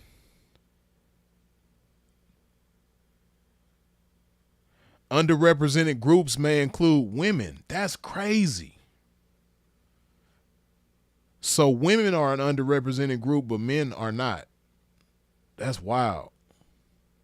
See, I got it. Yeah. So Sin of a Woman, that was a good movie too with Al Pacino. That probably would have made it in today's times. Howard Zinn, I don't remember this movie.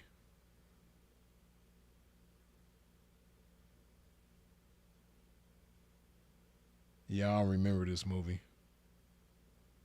I really don't. Schindler's List. Because it's about the Holocaust, that for sure would have made it in today's times. See, like this, The Fugitive, that's a good ass movie. But The Fugitive wouldn't even be eligible in today's times.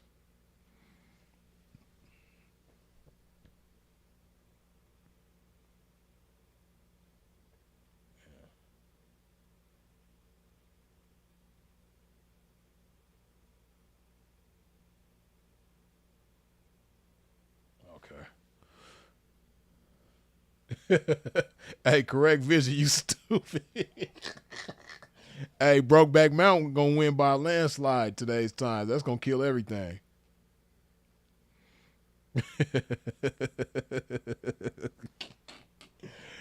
Oh, y'all stupid.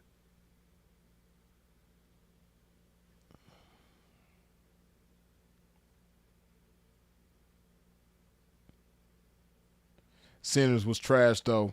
Nah, I can't say Sinners was trash. Sinners was actually kind of cool. I ain't gonna lie. I thought it was a decent movie. And plus, you know, I just support anything that's this black. You know, like I like the music throughout the movie. The music the music throughout the movie was dope. Certain parts of it, I guess you could say, I'm trying to think of a better word than corny. Some of it was, but I ain't gonna lie, even though like he wasn't my definition of the pimping, but I just liked when one of the twins was locked in the room when he was, after he got bit and turned to a vampire, he was like, man, y'all done locked this pimping in the room. That was my favorite part of the movie, you know what I mean? That, cause that, you know, resonated with a pimp, you know what I mean? Y'all done locked this pimping in the room.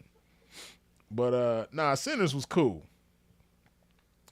Yeah,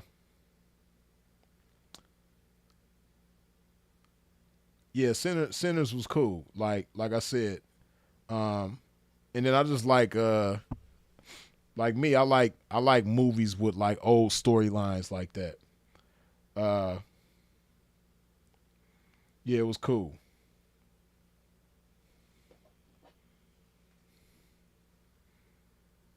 Right, y'all remember that part when he was like, man, y'all done locked this pimping in the room.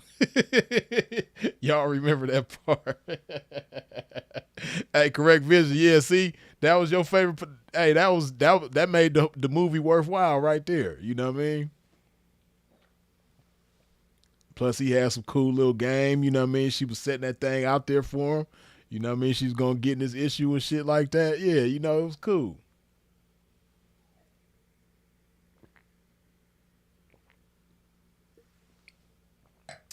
Little country girl from I think she was from Little Rock, the little 304 that he had in the movie. I think she was from Little Rock, Arkansas.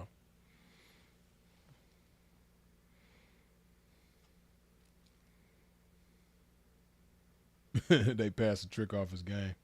Sinners was great, black horror film, black vampire movie. Stop playing with this pimping. Right. Yeah, I like Sinners, man. I can't say I forgot who that was that said it was trash, but nah, I can't say it was trash. I enjoyed it. You know what I mean? The only thing, okay, so this is my only thing that I didn't like, right? And it don't have, it's not the movie's fault. But for any of y'all who might, I don't know if it's still at the drive-in, but I went to go watch it at the drive-in, right? And the movie itself is a real dark movie. Like the lighting in the movie is real dark. So if you go to a drive-in theater to watch Sinners, it's going to be hard to see. Like you can't really see people's faces good. And then certain scenes that's like darker than normal, it's like hard to see what's going on. So I wouldn't recommend going to the drive-in to watch it, right? I went to the drive-in theater to see it, right? And yeah, but other than that though, I enjoyed it though. You know, that was the only part that I didn't like, was because it was a drive-in theater. It was like the lighting ain't good for that. You know what I mean?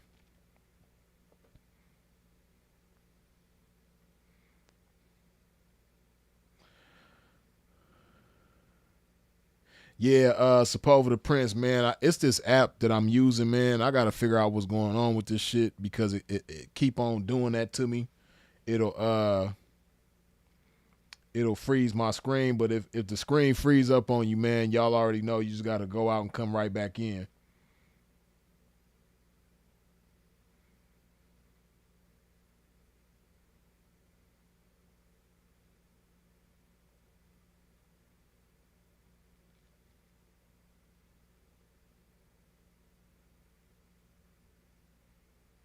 Yeah, but yeah, shout out to Sinners though, man. I like Ryan Coogler, man. I like the fact that he's a young black man doing his thing. And yeah, him and Michael B. Jordan, they got a cool working relationship going on. They keep putting out classic movies, and yeah, it's dope.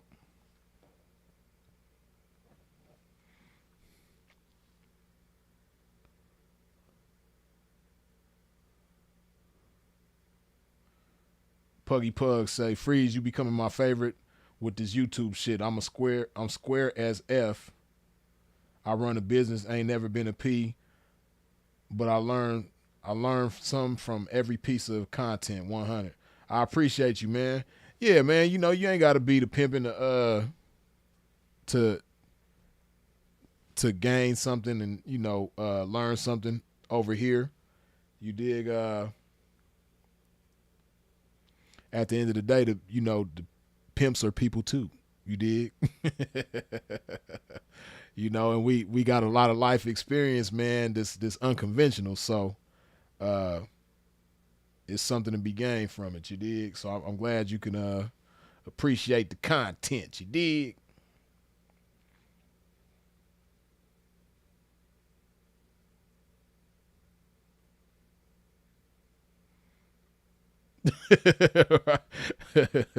Dr. D say, I'm an hour behind in the stream, but I have to say the Hulk Hogan question is effing hilarious. The answer is nah, I'm all right. Yeah, he trying to force people. And see, like I said, the answer to that question is it ain't no answer. Like me, I'm not even gonna address that question, right? But for him to try to, I don't know if he was trying to suggest that it's okay to deal with a Megan Fox that got a swipe on her because she's the size of a woman and she's pretty and all that, but and then what he said, like I can't even repeat what he said that you could do with the Megan Fox individual, but what he said, like, nah, we not doing that. We not doing that. But both answers is the wrong answer. Like both answers is the wrong answer, man. We ain't partaking in none of that. You dig?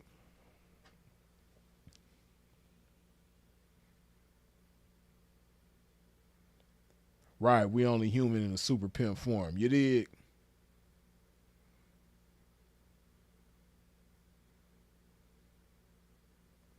Okay, 619 Capricorn say, Freeze, F it, I'm gonna watch it. I'm gonna watch it today with my family and let you know my true opinion of the movie, P. For sure, yeah, I ain't gonna try to sway you to, you got your own mind, though. I already know that. So no matter what I say, you're gonna make your own determination. But I think me personally, I think you're gonna enjoy it. I think you're gonna like it.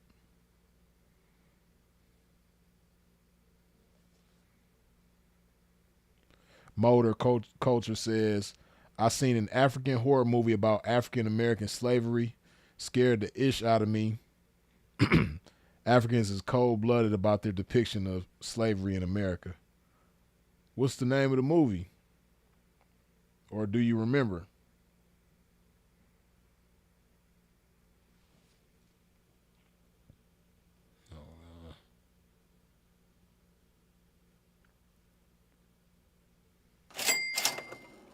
Carlo, good looking with the 50 Canadian dollar holla. You dig? For the ism.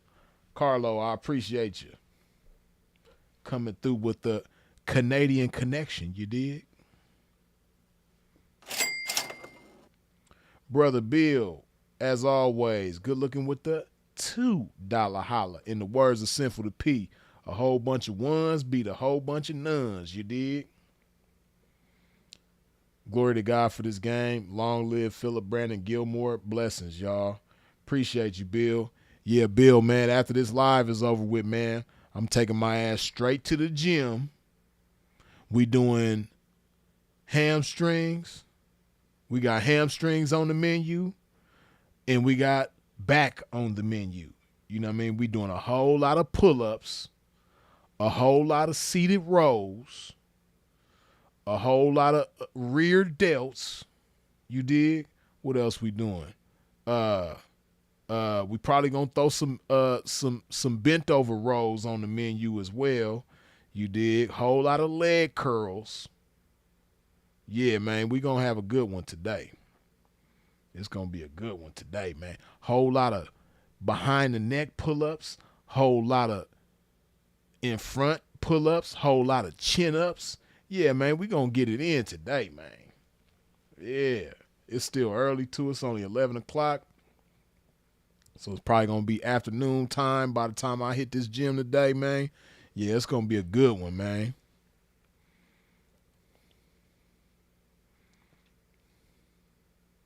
If you're a person that know a lot about your Black American history, you will definitely enjoy Sinners more.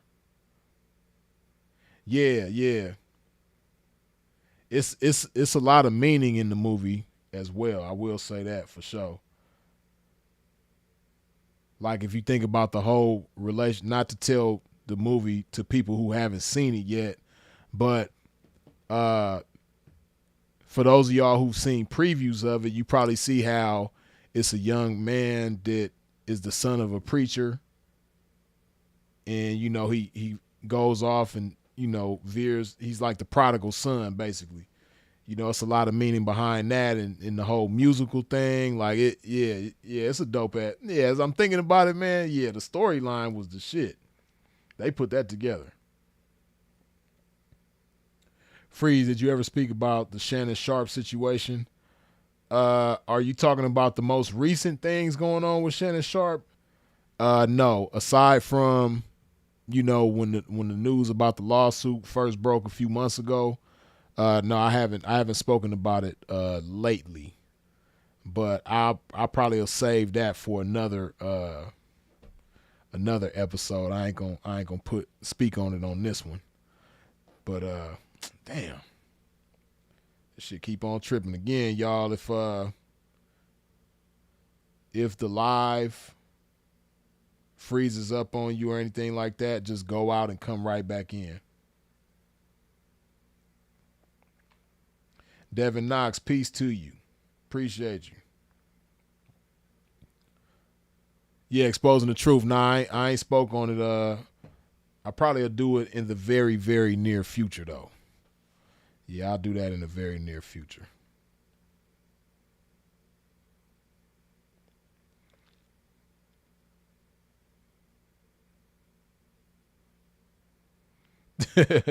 You know, AMS Shannon Sharpe doing a lot of unwise tricking, man. Yeah.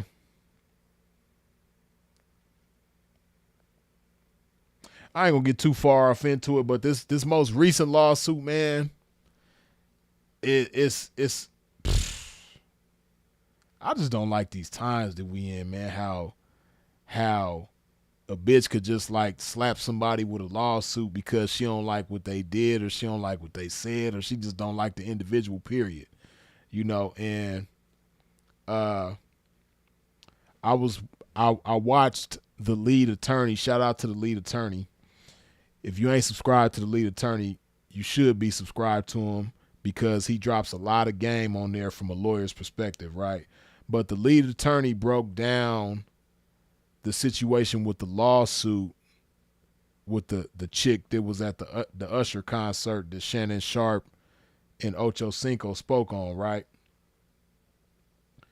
And according to the lead attorney's breakdown of the scenario of the case, I don't know, it looked like old girl got a strong argument there. I just don't like it. You know,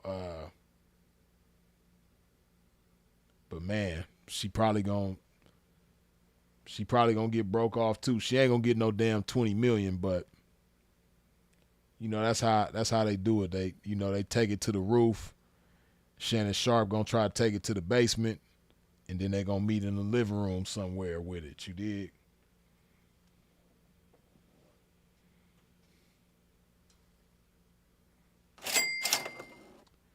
Sin City 16702. Good looking with the $2 holla. You going live tonight again for a double dose? I might do it, man, if time permits and I ain't too tired, which I'm pretty sure I won't be. You dig? Yeah, I might do that. Free's gonna watch the old movie Crossroads, then rewatch Sinners. It gets even deeper. Crossroads. I don't know why I want to say my mom's used to have that on VHS. If it's the movie that I'm thinking of. Let me see. Crossroads. I think I'd have seen that.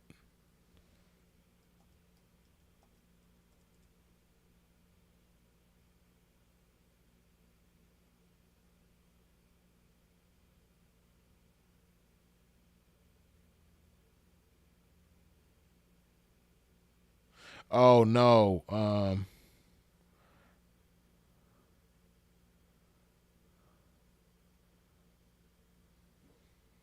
Nah, I haven't I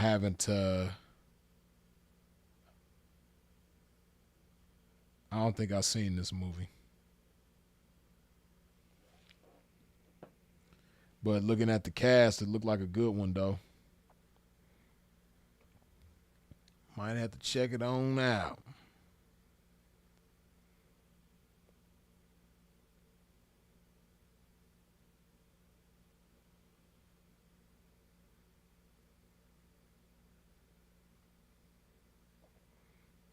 — 619 Capricorn say, all these beautiful, wealthy, and successful black women, he need to do better. Shaking my head. Yeah, Shannon Sharpe, what man named himself Shay Shay? Suppose the Prince, you stupid. Yeah, I ain't gonna lie. When I first saw the name of his podcast, that it was Club Shay Shay. That was kind of, I don't know. Only way I could let him slide with that is like if his mama named him that. If your mama or your grandma or somebody called you Shay Shay, then I could, you know, I could let you slide with that, man. But if your mama or your grandma or somebody near and dear to you, a woman like that, if she didn't name you Shay Shay, then it is kind of suspect. That's the only way me personally. That's the only way I'm gonna let it slide is if your mama or your grandma named you that. But I kind of want to lean towards they didn't name him that because, you know, he older. You know, he from a time where, you know, the mamas and the grandmamas, they wasn't, you know, even the grandmamas and the mamas, the women was tougher back then. You know, so I can't even picture them, you know, calling him Shay Shay. You dig? I can't. I think that's something he probably came up with on his own.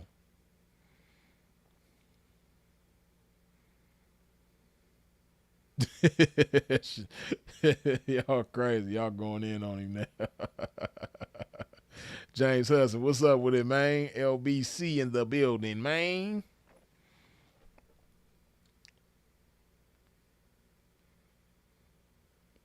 His attire and his show name is crazy. Y'all let Shannon have it, man. Hey, man. Sometimes I be feeling like I'm one of the only ones who be trying to defend Shannon Sharpe, man. You know, I feel bad for him because, you know, he done some great shit with that podcast. And, you know, a lot of people look at the Cat Williams interview and, you know, it was a dope ass interview episode and shit like that. But Shannon Sharpe, he's great at what he does with that podcast. Like if you watch the episodes of that shit, the way his interview style, I'll go as far as to say he's the best at it. For me, he's even better than Joe Rogan. As far as like his technique and how he does his interviews and how tactical he is and how, you know, he just got a good balance with it. He gonna throw a little bit of humor in there. He gonna ask questions that most people ain't gonna think to ask. He gonna pay attention to detail. Like each guest that comes on there, he makes it known to them that he went above and beyond to learn about the individual. Like he'll point out certain details that the public don't know, and it'll be a surprise to the person being interviewed. Like, damn, I'm surprised you know that. Like Shannon dope at what he do with that podcast. I can't take that from him. I don't care, you know, how much mistricking did he do, or, you know, unwise decisions he make or whatever. When it comes to that podcasting, right now, can't nobody touch him. Ain't nobody better than him when it comes to that. As far as like the interviews, like when it comes to interviewing, he the best right now.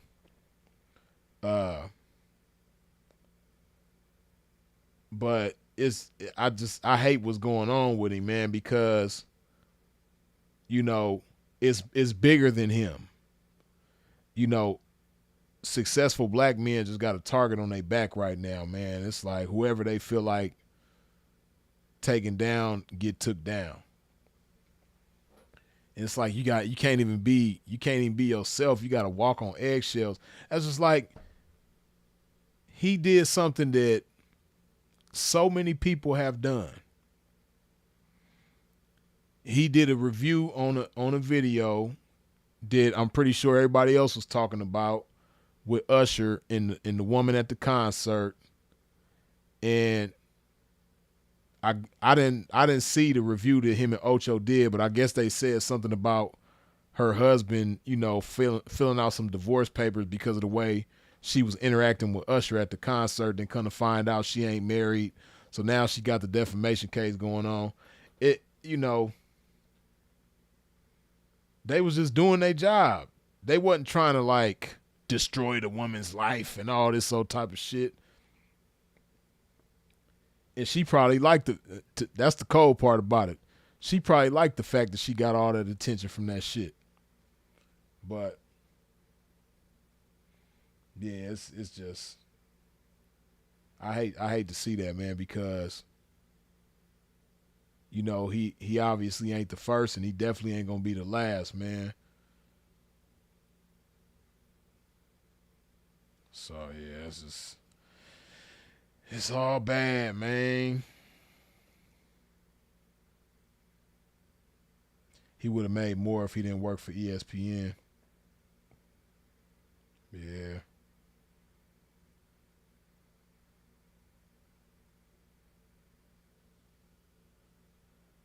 Shannon got trick rolled 50 mil yokes on you. Well, he didn't pay old girl. And see, that's what everybody keep talking about, 50 million. He didn't give the girl 50 million. He gave her a bankroll, but he didn't give her 50 million. He probably gave her like, I think they said it. I think they put it out there. I think he gave her like a dub or something like that, which is still way too damn much.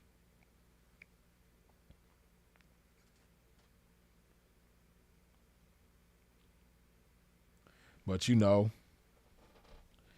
you got to do some wise tricking out here, man. If you're going to do it, you got to do it right.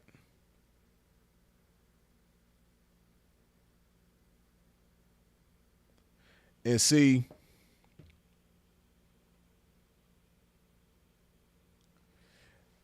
this is the thing. This is what I will say, right? Like people look at Shannon Sharpe's situation and other. Of course, his is the most publicized right now, but you got situations that other powerful and famous people have put themselves in that's similar to Shannon Sharpe. And what people always say is that, oh man, messing with people that ain't got nothing to lose. Don't mess with people that ain't got nothing to lose. And that is true to a certain extent, but people be thinking that because you're somebody like a Shannon Sharpe that you got to get with somebody that's quote unquote on your level, like somebody who's also rich and famous and all that type of stuff. It ain't even got to be all that. It could be, an attorney that ain't famous, somebody like Shannon Sharpe, there's some fine ass attorneys out there. It's some fine ass RNs out there or nurse practitioners, like ain't got to be famous, but somebody that got they shit together, that's responsible and taking care of themselves and handling their business. It's so many single women out there like that you can get with.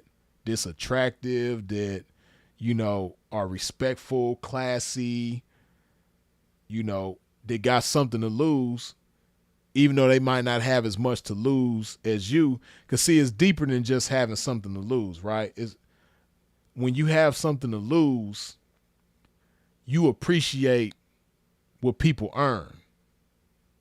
Even if you don't have as much to lose as the next person, when you do have something to lose, that means that you earned something, you worked for something, right? You appreciate work ethic because you have work ethic. You appreciate, things of value because you've earned things of value yourself, right? Now, it's plenty of women out there that might not be, millionaires, might not even be 100,000aires that fit that category, that fit that criteria, that you can get with, right? Might be a regional manager at Target or something, or a store manager, not even a regional manager, a store manager at Target. The internet just makes you think that everybody is supposed to be rich and famous. And if you rich and famous, you need to be involved with somebody rich and famous. Nah, that ain't got to be the case. But a lot of these dudes, man, they like going for the low-hanging fruit. And that ain't it, man. Gotta leave that shit alone, man.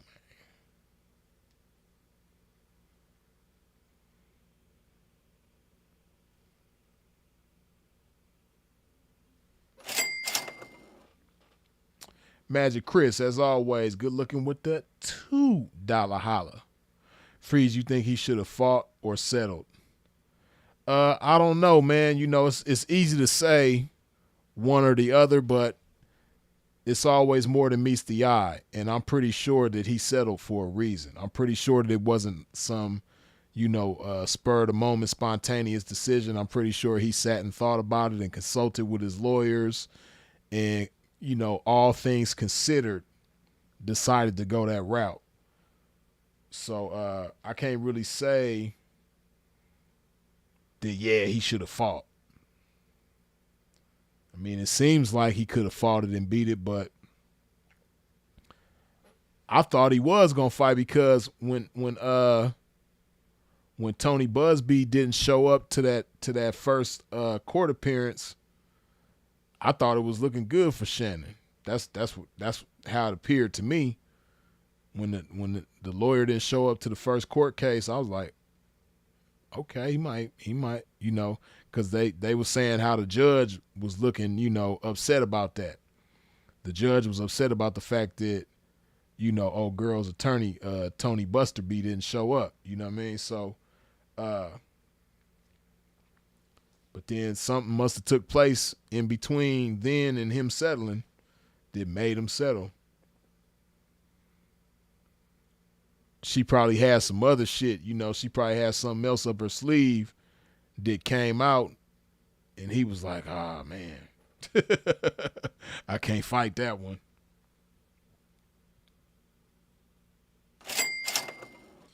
Man, Impulse Travel Adventures, as always, coming through with the $100 Big Benjamin holla. You dig?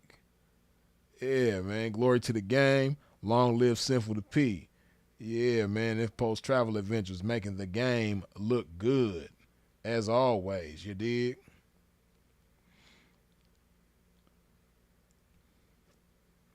And yeah, bro is just a fly individual, man. And he's really good.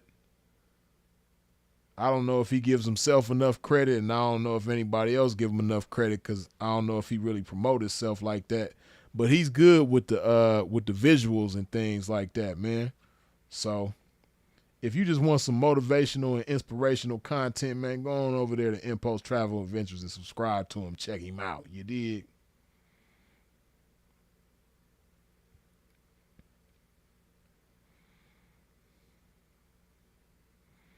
Shannon didn't want to lose that ESPN job, so he settled fast, but they still fired him. He should have known that they was gonna fire him after he settled. I would think that he knew that they was gonna fire him. He just wanted them to wait before they made it public that he was fired. He wanted them to wait until after his brother Sterling Sharpe's Hall of Fame ceremony, which I can understand that. You know, which that was a dope ceremony and a dope speech that Sterling Sharpe gave too. Shout out to Sterling Sharpe. Shout out to Shannon and Sterling Sharpe, man. The first ever brothers to both be Hall of Famers in the NFL. You dig? That's some dope ass shit, man. Me and my brother both in the Hall of Fame, and that's dope. So even though I think Eli and Peyton, they definitely gonna be in there too later on, but they the first though, and they black.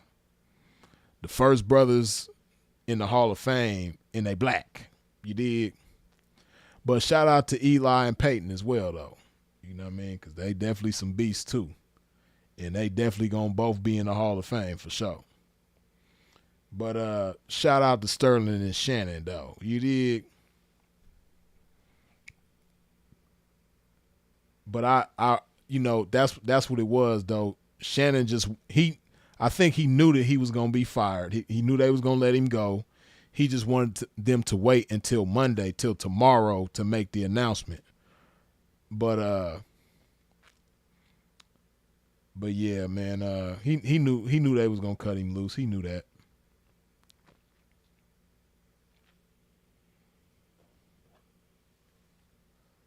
So how fast he settled or any of that.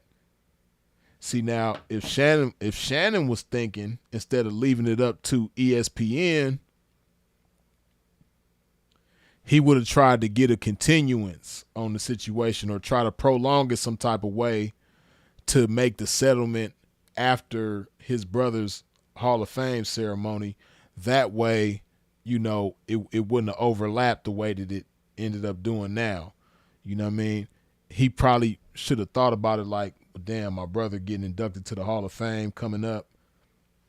Let me see if we could prolong this settlement until after that.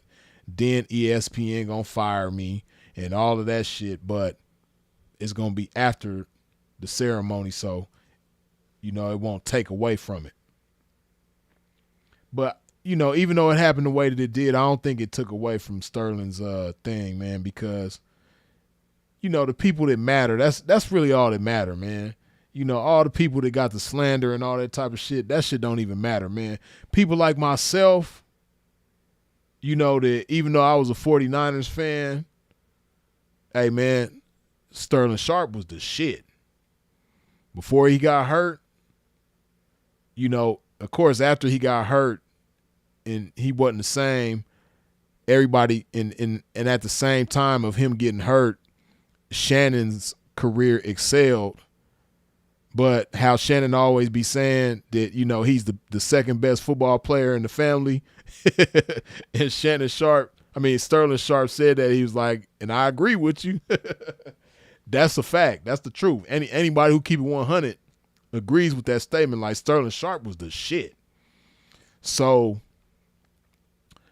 you know, to the real football fans and Sterling Sharpe fans, to the real fans, hey man, there's nothing that, no type of controversy that could go on that's gonna overshadow that, you know, for the real fans. They still gonna appreciate him on that day, and you know, it is what it is, man. You know, but man, hey man, if for those of y'all that's too young, that wasn't around in the 90s, that wasn't like, you know, little kids or grown in the 90s, hey man, when you get a chance, just sit back and go watch some highlights of Sterling Sharpe. That man was a beast. He's rightfully in the Hall of Fame. It ain't just because his brother in the Hall of Fame. No, Sterling really should have been in the Hall of Fame first. If you want to keep it real, you know what I mean. Like I said, he just got hurt and his career got cut short. But man, Sterling was a beast.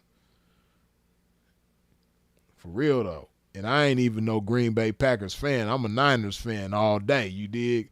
But I just got to give credit where it's due. And Sterling was one of them dudes in the 90s, man. And it's the 90s where it was a whole lot of great wide receivers. Shit, Jerry Rice, Tim Brown, Michael Irvin, Herman Moore, Chris Carter. Like, man, it was so many good ass Andre Rison. Like, it was so many good ass wide receivers in the 90s, man. And the list goes on and on. I just named a few. But Sterling Sharpe was like, he was up in there. For real, for real.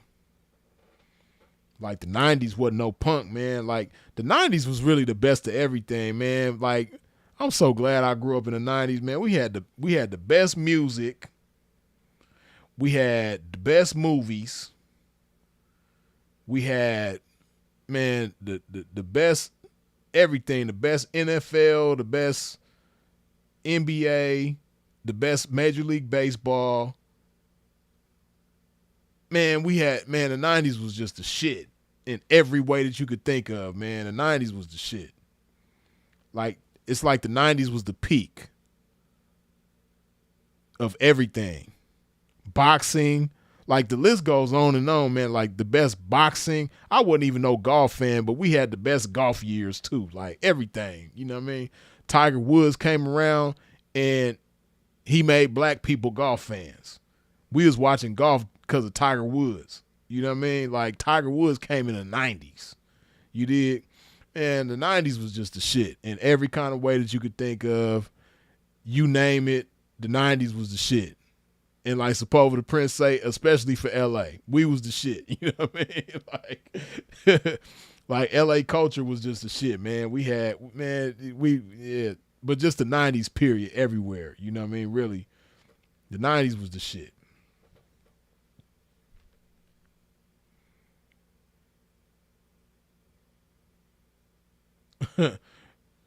Hold on, where that shit go? Viper says, crazy man, 90s was cool, but this new school, the best. Man, knock it off. See, this how good the 90s was, man. Even our smokers was better. We had better dope fiends in the 90s. Man, these dope fiends is sorry now. Listen, man, in the 90s, you can give a smoker $50 and he gonna come back with anything you want. You know what I mean? Like, hey man, a smoker gonna do your whole yard. He gonna go steal a car, bring it back to you. You know what I mean? He gonna go steal whatever movies, music, you know what I mean? Whatever clothes, like he gonna boost. Hey man, the dope fiends back in the crackheads in the 90s, come on man. Ain't nobody messing with that. You can't even, like these dope fiends nowadays, they just sleep on the sidewalk all day. You know what I mean? Like they ain't good for nothing. They ain't cutting your grass. You know what I mean? They not finna do nothing, man. They just gonna go to sleep and that's it. Hey, the dope fiends back in the 90s, man, they had work ethic. You know what I mean? They was functional dope fiends. You dig? Like, we had the best of everything. You can't compare nothing to the 90s, man. As far as like a decade, pound for pound, yeah, other decades might have had certain things that was probably better. You know what I mean? But if you just want to take one decade and say which decade was the best, that's the 90s. Ain't nothing messing with the 90s. And it was the height of everything. You know what I mean? Like it was more records being sold. It was more like movies was doing like astronomical box office numbers. Man, everything was just the shit in the 90s, man. Like, man, the 90s was just it. You can't compare nothing to the 90s, you did. And then, you know, I was there. So, hey, you know what I mean? Like, I was in the 90s. You dig? So, that tell you enough right there, man. Damn, Freeze, the 90s had Freeze. Man, the 90s had Freeze, man. For real, though. Get your car audio for the Lolo. Yeah. Then, you know what I mean? Like, man, we had we just had so much shit, man. 90s was the shit, man.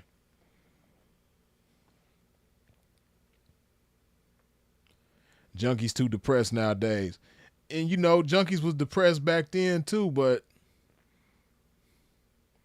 it was just different. They was functional, you know what I mean? Beautiful natural jet beauty of the week style black women. For real. And that was a thing too, you know what I mean? Now, don't get it twisted, you know, women had, you know, fake hair, extensions, or wigs, whatever you want to call it, but it wasn't the it was an accessory. See, it was different. Like back in the 90s, if a woman wore makeup or if she got her hair done with some extra hair in it or whatever she did to her look, it complimented her. But it didn't make her look like a completely different person. It wasn't like that in the 90s. Now, these chicks be scared to let you see them without their costume on. Because if they take the costume off, they look like a totally different person. You know what I mean? And, you know, I just, like me, I you know, much love to the chicks that got the BBLs and the tummy tucks and all of that type of shit. But me, I like a woman's body the way God made it. You know what I mean? That's me. You know what I mean? I could see a woman getting her breasts done, but beyond that, you know, because I know some women be, you know, self-conscious about their breasts and shit like that. And, you know, I can understand that. But anything beyond that, nah, man. In the 90s, you know what I mean? Like Bill said, you know, we had them natural, beautiful women. You know what I mean? That was in tune with they natural look. Dig? Right. Like Elicino say, you know what I mean? We had Jodeci in the 90s. Man, we had Jodeci in the 90s. We had Corrupt in the 90s. You know what I mean? The whole Death Row. Like, we had, end of discussion, man. We had Death Row. Like, ain't nothing else to talk about. We had Death Row, man. That's all you got to say, but Death Row. Man, the 2010s was better than the 90s. Death Row. Man, the 80s was better than Death Row.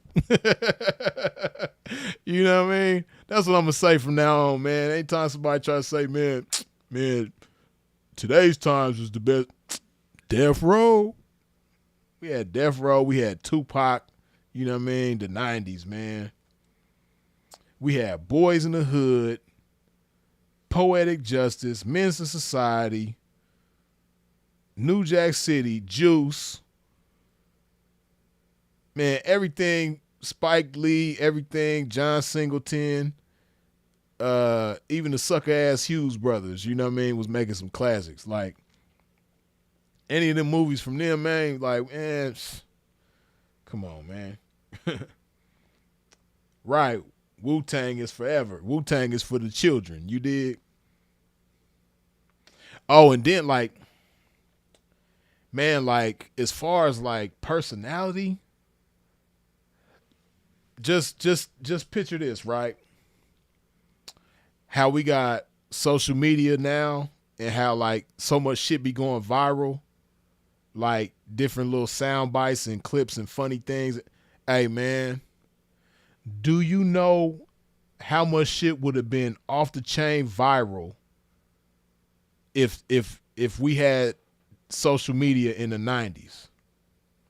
Like, could you imagine Flavor Flav from the 90s on TikTok or Instagram and shit like that? Could you imagine Old Dirty Bastard in the 90s with an Instagram or a TikTok or any of that type of shit? Like, come on, man. Like, you know what I mean? Like, man, like people like Charleston White and all that, you know, all these people that be going viral nowadays, man, they wouldn't have been able to, you know, they wouldn't have been able to hang in the 90s, man. People in the 90s just had way more personality.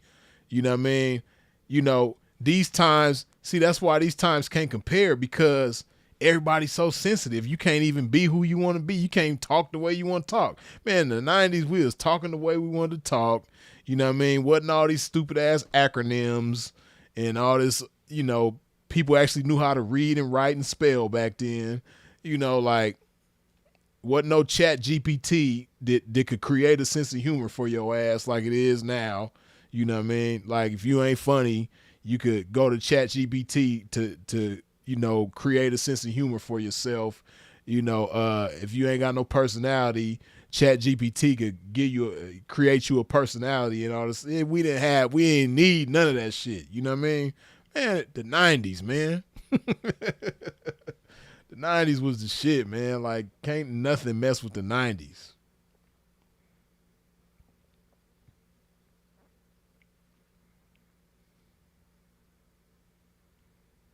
'90s really was the plateau. The whole new millennium been on some bullshit. I can't say the whole new millennium, because the 2000s was cool. We had some good shit going on in the 2000s. You know what I mean? But like 2010 is really, really like it's the 90s. The 90s shot way up, and then the 2000s came and it was like this. And then the 2010s came and it just, you know what I mean? And then the 2020s came and it's just the 2020s been trash, man. As far as a decade, this been one of the most trash. Well, for me, it's definitely the most trash decade. Shit, I done lost so many loved ones in this decade. Yeah, this is the worst decade for me. Just me personally. But even if you set aside my personal experiences, man, 2020's been trash. You know what I mean? I ain't no. Let me rephrase it. 2020 just ain't been the best. You know what I mean? I'm still here. You know, I appreciate the Most High for blessing me to still be here.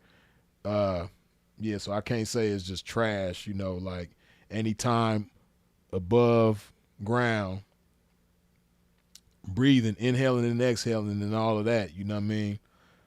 Yeah, I appreciate that. It's a blessing. But man, the 2020's been messed up though.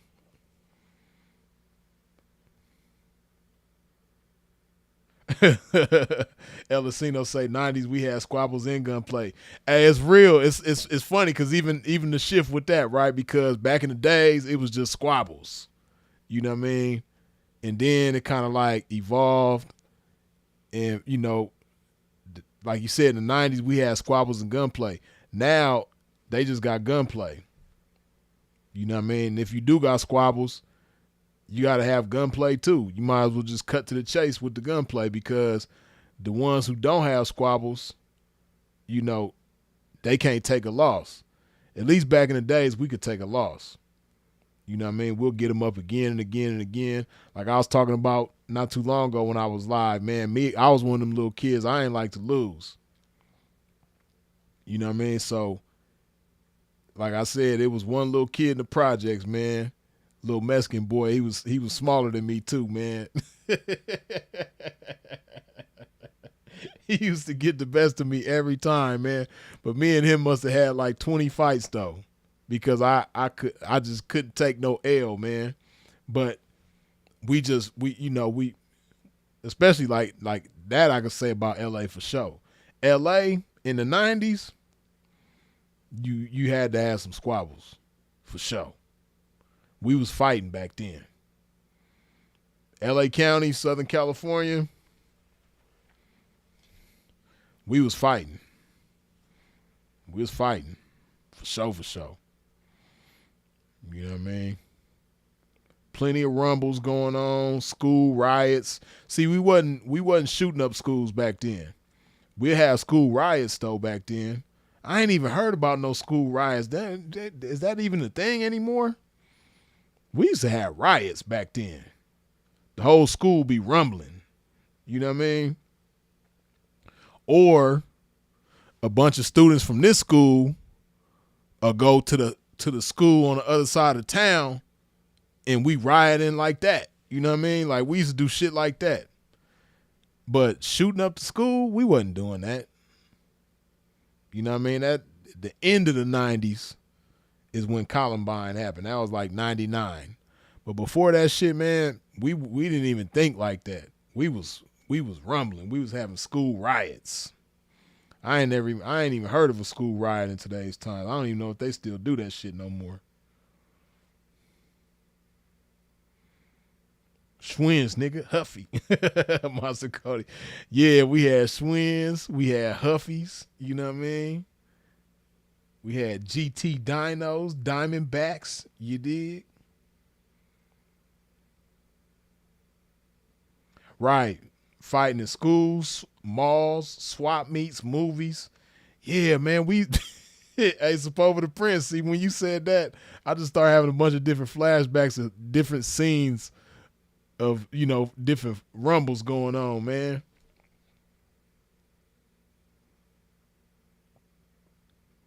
Freeze back when we had brown gloves ready to fight.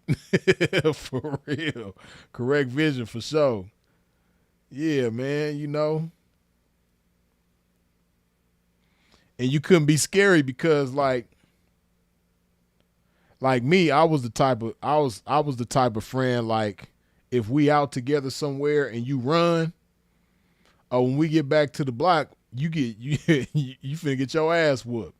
You know what I mean? I'll never forget. I think I told this story before, man, but I remember I was like I was probably like 11 years old. Yeah, I had to be maybe 11 or 12, something like that. I was about 11 or 12 years old, right? And I had two of my homeboys with me. We all the same age, you know what I mean? And we went to McDonald's. And we was 3 deep. So we go to McDonald's and we see this other little group of kids. They about the same age as us, but it was more of them than it was us. They was probably like 8 deep. And we was like 3 deep, right? So it was like more than double that they had. And I remember at first we was all being cool, but then something happened where, they was trying to fight us, right? So it was a brick wall that me and my boys, we used to hop this wall. And when you hop the wall, you inside these one apartments. And then when we go out of those and we go across the street to the apartments that we stayed in, right? So when the dudes was trying to fight us, we didn't run, but we was just going about our business. You know how somebody trying to fight you and you just walking away from them? That's what we was doing. So we go to hop the fence or the brick wall, and when we hopped the brick wall, my shoe came off on the side where the dudes was that was trying to fight us, right? So I'm telling my homeboys, I'm like, man, my shoe on the other side, man. We got to go back over there and get my shoe. Both of my homeboys was like, man, we ain't going over there. I ain't going over there. I'm like, man, I got to get my shoe. Y'all ain't going to come with me to get my shoe? They was like, nope. And them niggas left me, man. They went back to the apartment building. And by myself, I hopped over the wall. Politely, I didn't do it on no scary shit neither. I didn't like try to hurry up and grab my shoe and hurry up and get over the wall. I hopped over the wall, politely put my shoe on, and then I hopped back over the wall. Didn't nobody try to do nothing to me. And see, that be the thing about it, right? Like a lot of times, especially as kids, you know, like when somebody see that you ain't scary, sometimes that'll make them scary, but then other times they'll just respect it. You know what I mean? And it was 8 of them, and I was by myself, so I don't think they was scared of me or nothing like that. They probably just respected the fact that I wasn't scared of them, and I was by myself. And they probably seen that my homeboys left me. So, you know what I mean? Yeah, needless to say, when I got back to the apartment building, yeah, we had to run that. You know what I mean? Because nah, man, you can't ride with me if you ain't willing to at least fight. We can't. We gonna have to get them up. I'm gonna make you want to fight. You know what I mean? Cause it's like either we gonna fight these niggas together, or when we get back to the spot, y'all gonna have to fight me, and I'm gonna beat your ass. You know what I mean? So, but yeah, in the 90s, man, we was fighting, man. For real, though.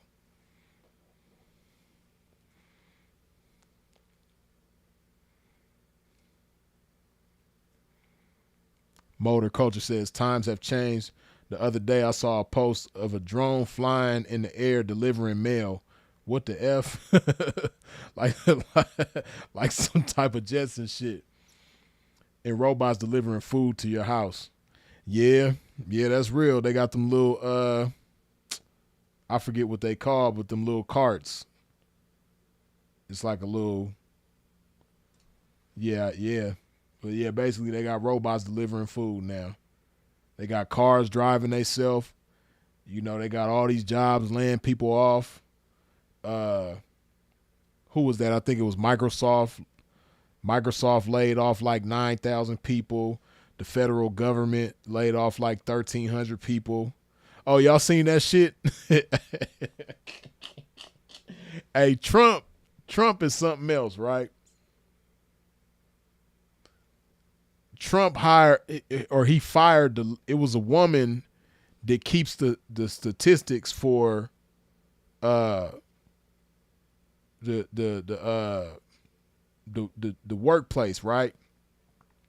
She keeps the statistics for the country, right? And the numbers was low, right? The employment numbers was low for July. Like they've been decreasing, I guess, like from May, June, July. The numbers was a lot lower though, right? So Trump, he didn't agree with the numbers. He thought it was some funny business going on, so he fired the woman. He fired the woman to keep track of that shit. Hold on, let me see if I can find that shit. I said, damn. Hey, Trump is a beast. He really like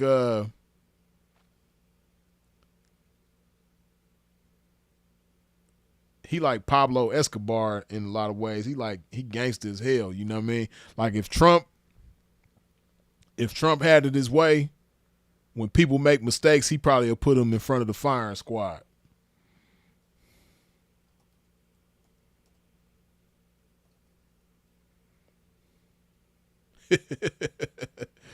This shit crazy. Boy, Trump is something else. Hold on.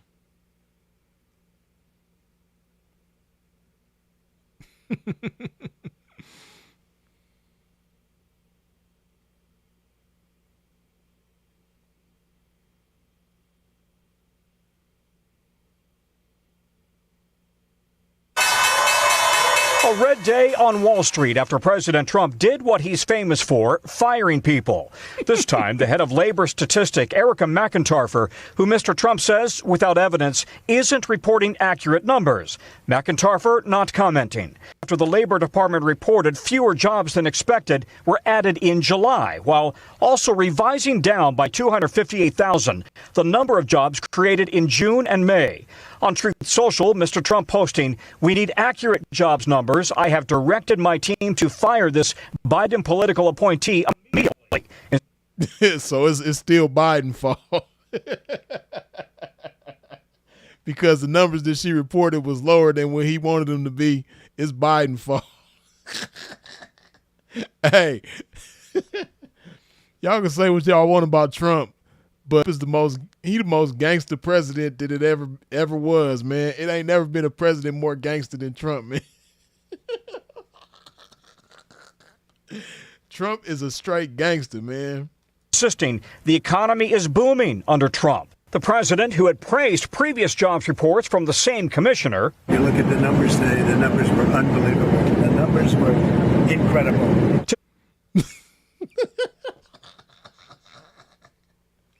The same lady. He didn't say it was Biden's fault then, though, you know what I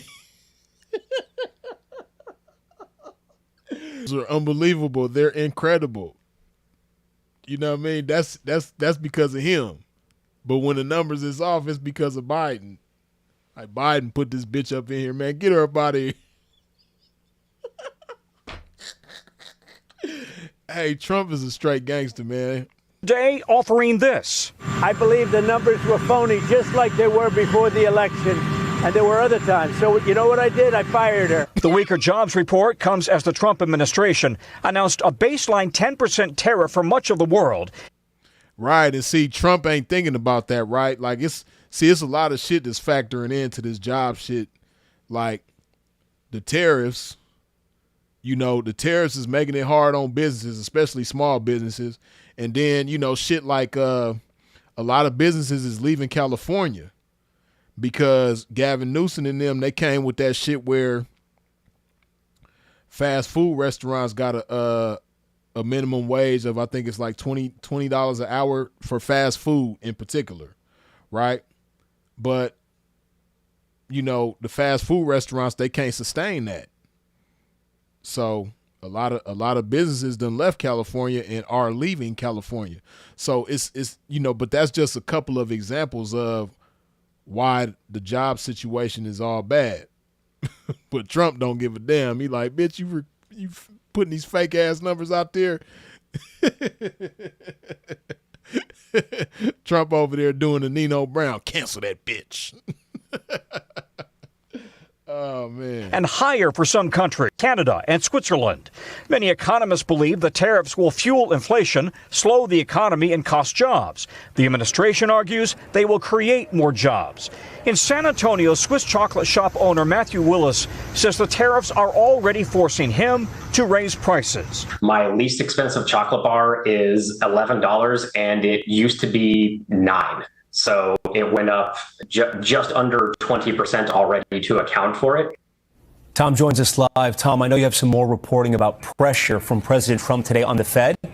Yeah, that's right. One Federal Reserve board member appointed by President Biden has resigned to return to Georgetown University. And Trump today, again. Oh, that person said, man, he ain't about to fire me. I'm up out of here. People that Biden put up in there, boy, they running for cover.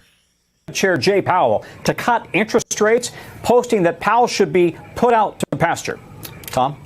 We thank you for watching. And remember, stay updated on breaking news and top stories on the NBC News app or watch live on our YouTube channel. Yeah, Trump, boss. The most gangster president that it ever was. Yeah, Trump is a gangster for real, though.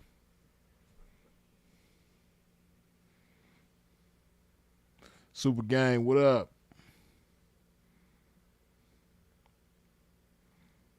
Yeah, plus ICE running up in everywhere, house, job, church.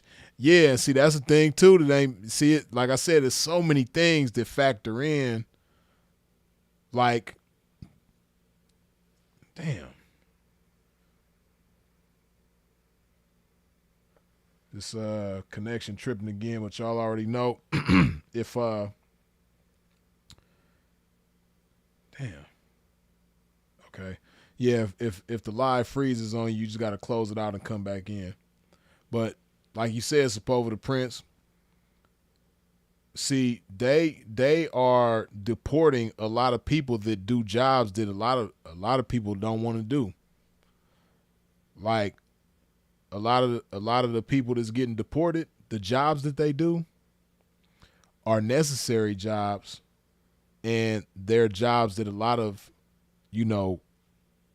citizens, people that are here legally, be honest with you, it's a lot of shit they don't want to do. You know what I mean? That's one thing I respect about, the people that come from, Mexico and Central and South America. That's one thing about them. They work. You don't really see a lot of them like being lazy.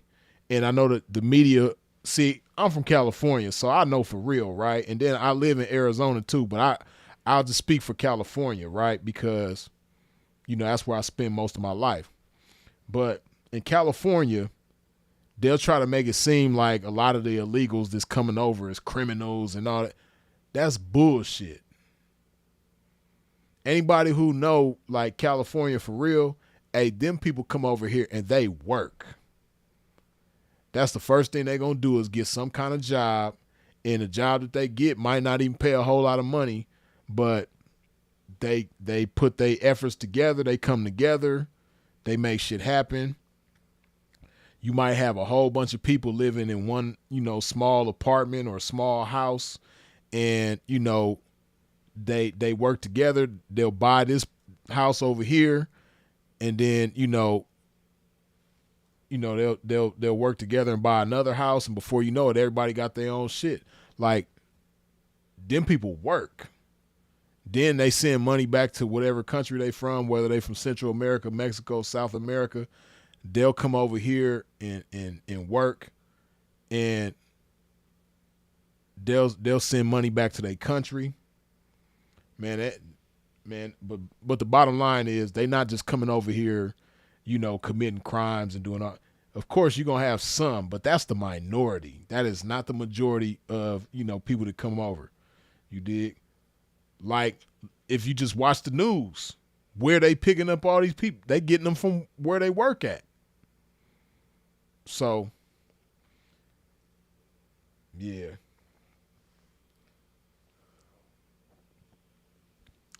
See, D, you say brothers can do those jobs. Yeah, brothers can do those jobs, but brothers don't want to do those jobs. If you just keep that shit all the way 100, man, like, again, I'm speaking for California because that's where I'm from. I know California better than anywhere else. And I know in California, them paisas, they gonna do jobs that brothers do not want to do. Brothers feel like they too good to do those jobs, or the jobs don't pay enough, or, they gonna figure out some kind of reason. But the jobs that them paisas is gonna do, a lot of brothers don't want to do that shit. You know what I mean? Landscaping and, just all kind of, it's so many jobs that them people will do that brothers don't want to do. That's the truth.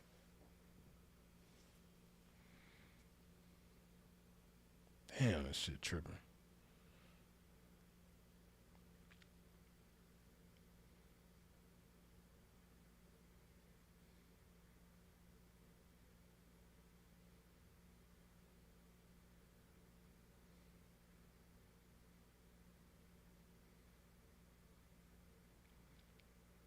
Yeah, just a minority. I personally dealt with TDA here in Dago. They wasn't Paisa though. Yeah.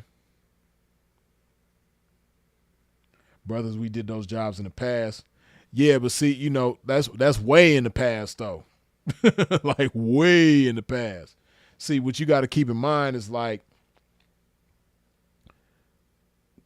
our culture is flawed in some ways, right?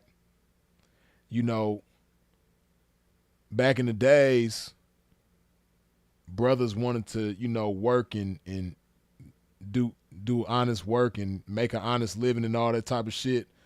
But it's a series of events that, stifled us and messed our minds up, right? So in the 60s, you have the welfare system comes into play, right? Civil rights movement, welfare shit comes into place. And now a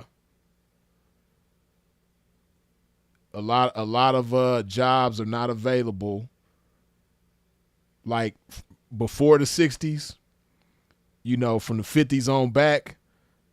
It was a lot of industrial jobs going on, so especially in California on the West Coast, a lot of people the Great Migration, a lot of people migrated from the South and the Midwest too. A lot of people migrated from the South and was working in these factories and in industrial jobs, car companies and shit like that. A lot of industrial work though, right? So black people was, historically hardworking people. But when the 60s come around, shit start changing. And, they come with the welfare system, but when the welfare system come into play, in order for a mother with a bunch of kids to qualify for welfare, she can't have no man in the house, right? So a lot of our families got broken up, not because the husband and wife didn't want to be together, but the husband is like, I ain't got no job, so in order for you to get some kind of income, I'm going to leave so that you can get welfare. You know what I mean? It wasn't just like, they just wasn't getting along. No, the husband didn't want to be a burden in a lot of those situations, right? Or the man of the house, the father. He didn't want to be a burden. He like, damn, we got all these kids together. We got 5, 6, 7, 8, 9, 10 kids, because there was a lot of families like that back then. The baby boomers. The baby boomer years, man, them families was big. My grandmother had 13 kids, you know what I mean? So it was a lot of that shit going on. So again, certain aspects of the media try to make it seem like, black men was just deadbeats back then and didn't want to be in their families and just abandoning their families and shit like that. No, it's like, I'm a leave, but I'm still help out where I can. If I find work or find some income, I'm gonna come chip in. But I can't stay here because if I stay here, neither one of us have any income.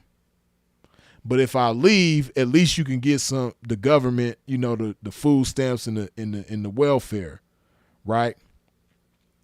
But it was a trap because the welfare shit, it wasn't enough to survive on.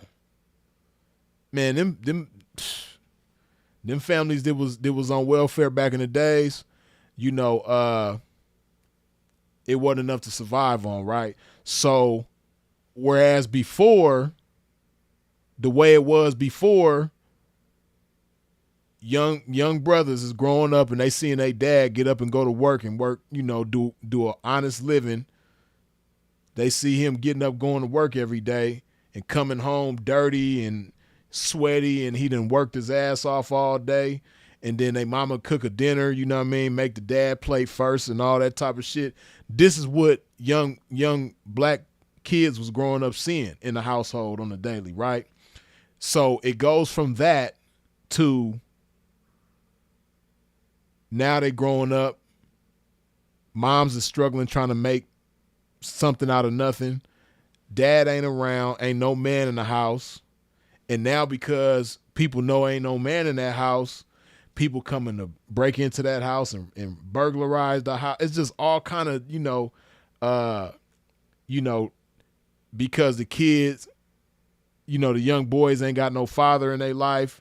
This is the same time a lot of the black gangs was forming, the Crips, the Bloods, the GDs, the BDs, vice lords, all of that shit started thriving during these times. You know what I mean? Where all the men was taken out of the home. Right? They tried to do the Black Panther thing. J. Edgar Hoover and all of them shut that shit down. They're like, hell no, y'all ain't finna organize and come together and try to build yourself up. Y'all crazy. We gonna take this free lunch system idea from y'all though that y'all came up with, but man, get up out of here with that. You know what I mean? They killed all the black leaders. You know what I mean?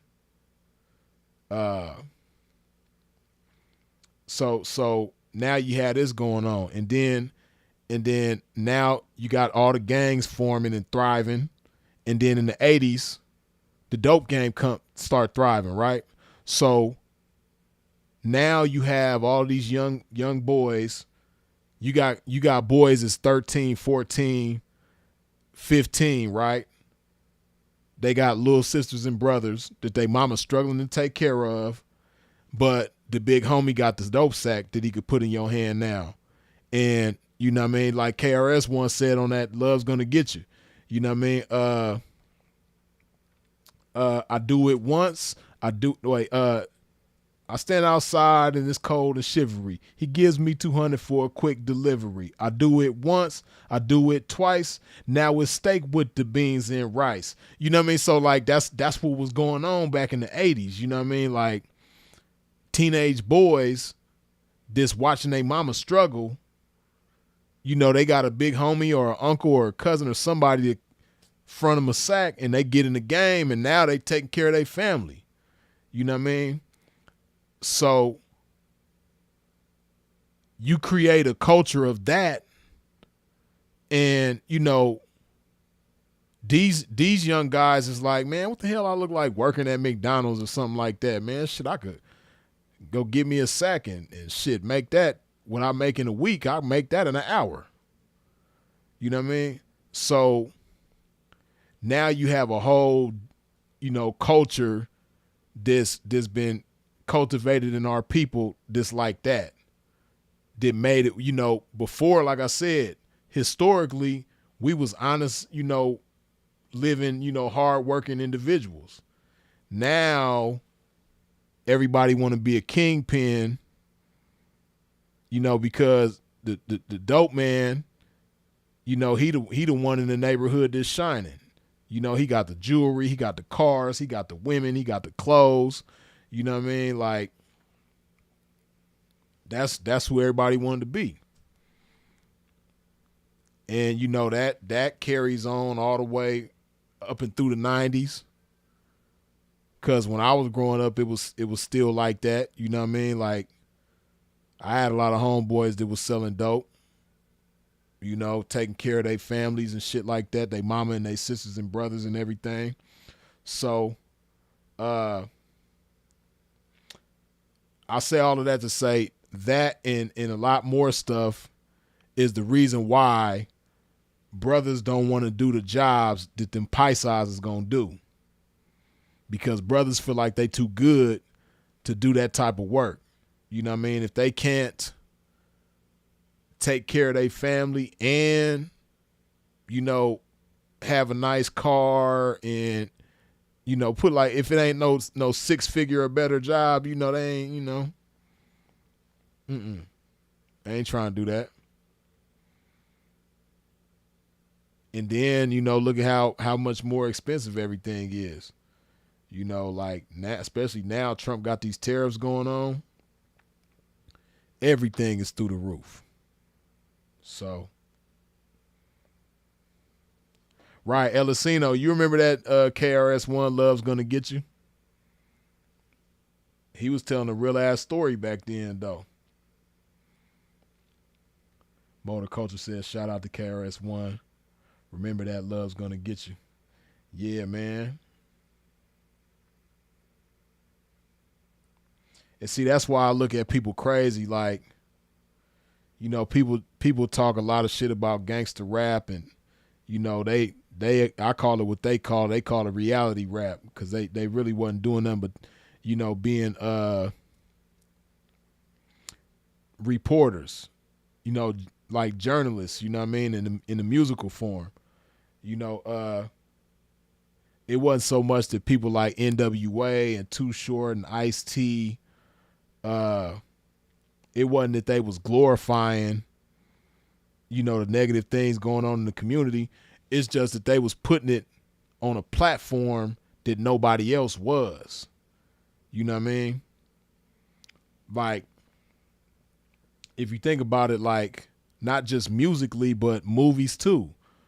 Of course, music thrived first, but then you got Boys in the Hood, Menace to Society, New Jack City, Juice. You know, all these movies start coming out, you know, showing everybody what's going on in the hood.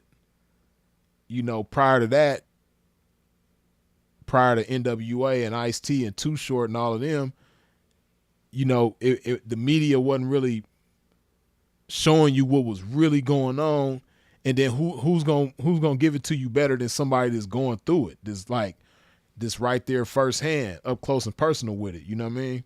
So it's not that they was like glorifying, you know, killing each other and selling dope, and it wasn't that they was glorifying it. They just telling you what's going on in their community every day. You know what I mean? So, you know, people will try to say that they was promoting that, and it's not even so much that. It's like the way I see it, it's like when the 80s came around and you get groups like NWA, Too Short, Ice-T, King T, all of these different people, right? It's really like the 80s version of the blues. Because if you go back to the early days of the blues, that's really all they was talking about is what they was going through. You know what I mean? They was talking about what they was going through in the black community back then. And when the 80s came around, it was the same thing. It was just we was worse off than we was. Well, in some ways we was worse off than we was back then. We always been worse off. You know what I mean? Our whole history in this country. But yeah, Ghetto Boy, Scarface, you know what I mean? All them type of groups start coming around. Public Enemy. Public Enemy was necessary too, because they came like more from a political perspective, and you know, like Public Enemy made you proud to be black. That's what was dope about Public Enemy. And they was hard. Like Public Enemy was hard, boy. Man, you ever want some good workout music? Psst, put that Public Enemy on. Shit. But yeah, Public Enemy, they talked about what was going on in the hood too, but they did it from a more like political standpoint. Public Enemy is dope as hell though. Chuck D is hella underrated. Like, talk about lyricists. Like, Chuck D is hella underrated. Man, Chuck D is hella underrated. Somebody said Ice-T. Ice-T is definitely hella underrated. Hey man, I'm gonna give y'all a little old school underrated MC 101, right? You know who's hella underrated? That I know a lot of y'all youngsters that was born in the 2000s ain't never even heard of? Brother J. Brother J from the X-Clan. Stupid bars. If you ever just want to hear somebody with some bars, you know, talking about like, you know, black consciousness and just like educated lyricism, listen to the X-Clan. Brother J from the X-Clan, beyond underrated. One of the dopest lyricists ever. Period. Somebody else who a lot of you 2000s babies ain't never heard of, this beyond underrated. Player Ham from the Penthouse Players Clique. You want to talk about bars? Man, go listen to that Penthouse Players Clique album. And just listen to Player Ham just... Man, shout out to Player Ham, man. Like, that's one of the most underrated lyricists in history.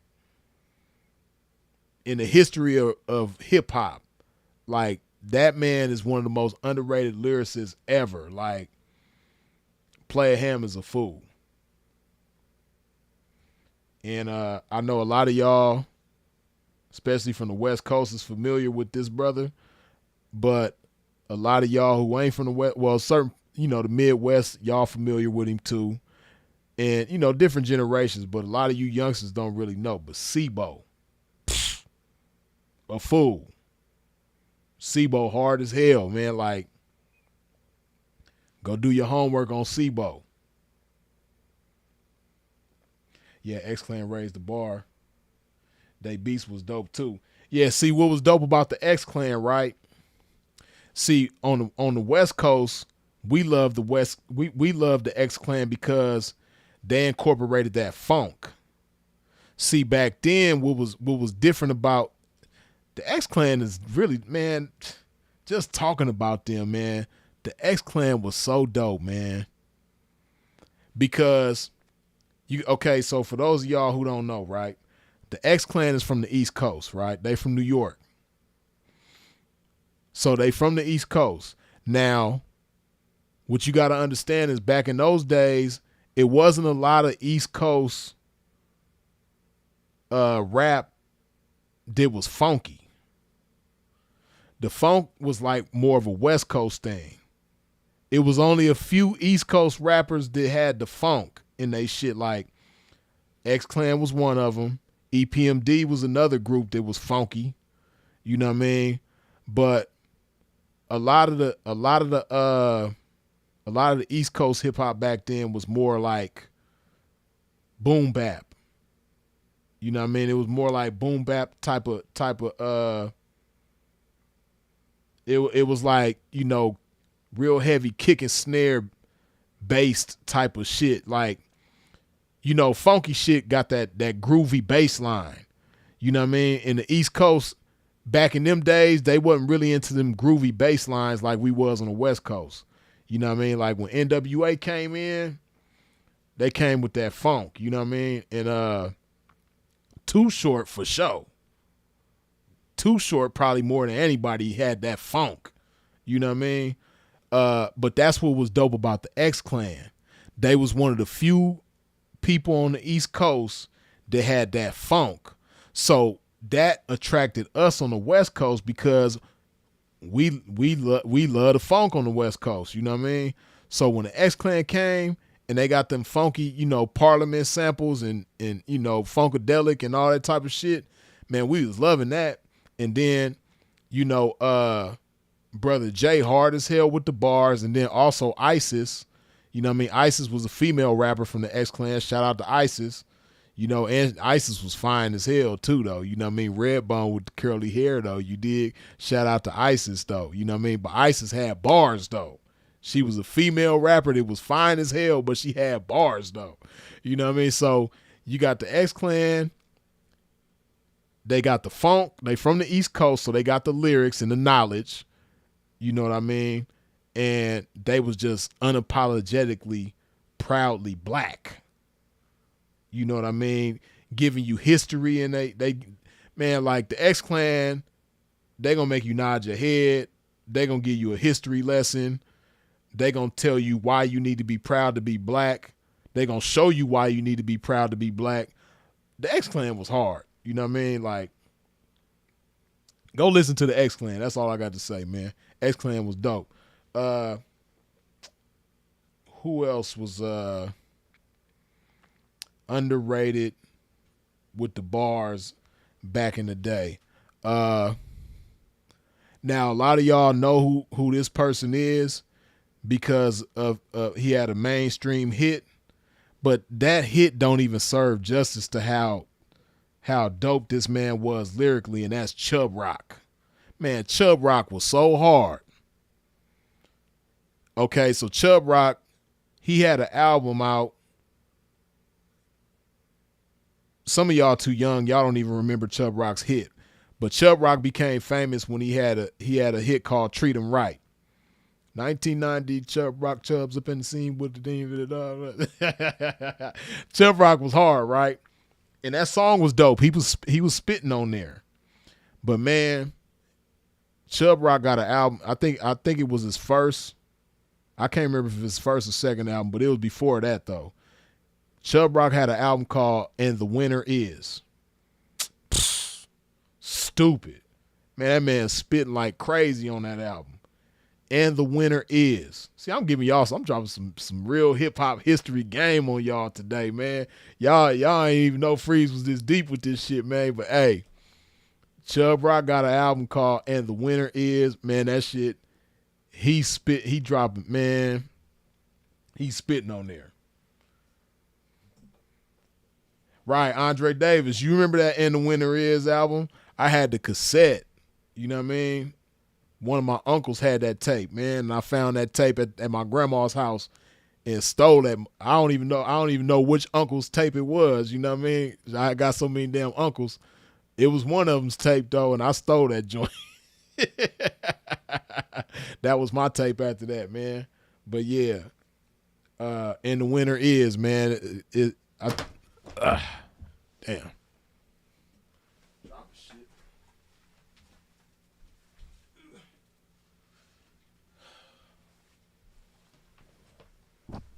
But yeah, Chubb Rock, man. Another somebody that was super duper dope. Another MC from back in the days that a lot of people slept on. Dreads from Black Sheep. Man, Dreads was so hard. Dreads probably still hard now. I just ain't heard nothing from him lately, but shout out to Dreads from Black Sheep. Black Sheep was dope. You know what I mean? But man, Dreads was hard as hell, man. Like, that man is dope. Let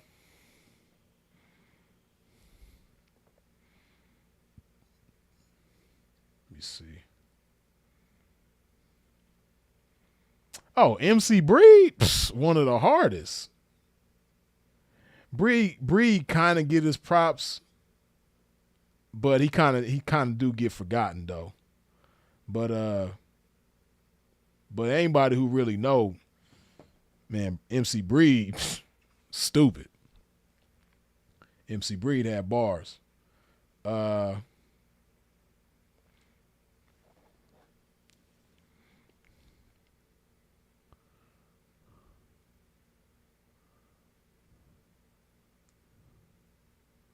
Reading these comments. Right, Chubb Rock had a cold voice and flow. Yeah, Chubb Rock was the shit, man. Like,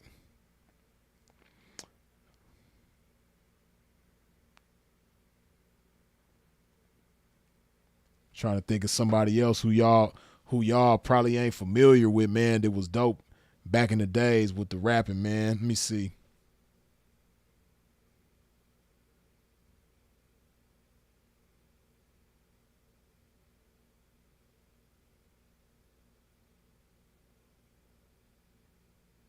Man, there's so many, man. But this what I will say though. Hey, the Bay Area got so many legendary rappers, man, that a lot of y'all ain't never heard of, man. But the Delinquents, dope as hell. Whenever y'all get a chance, go listen to the Delinquents, man. Out that East Oakland, man. The Delinquents, hard. The Delinquents was dope. Now,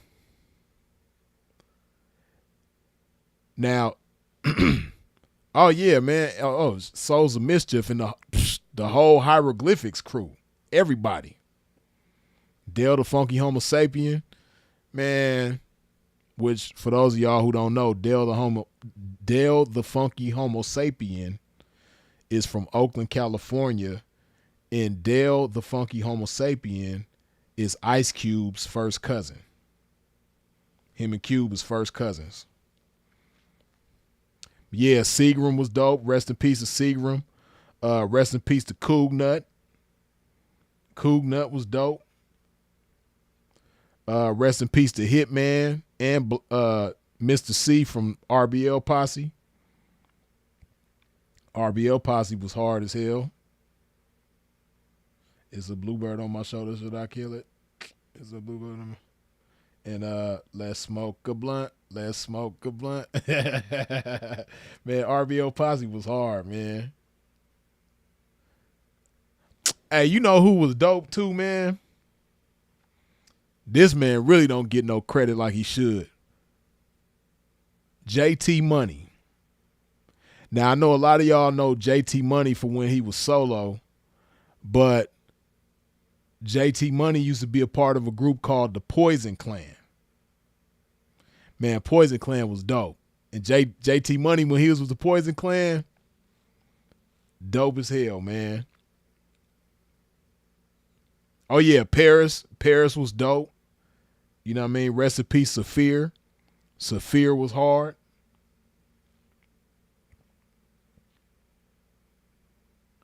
But yeah, JT Money, man, out there Florida, man, out there Miami, man.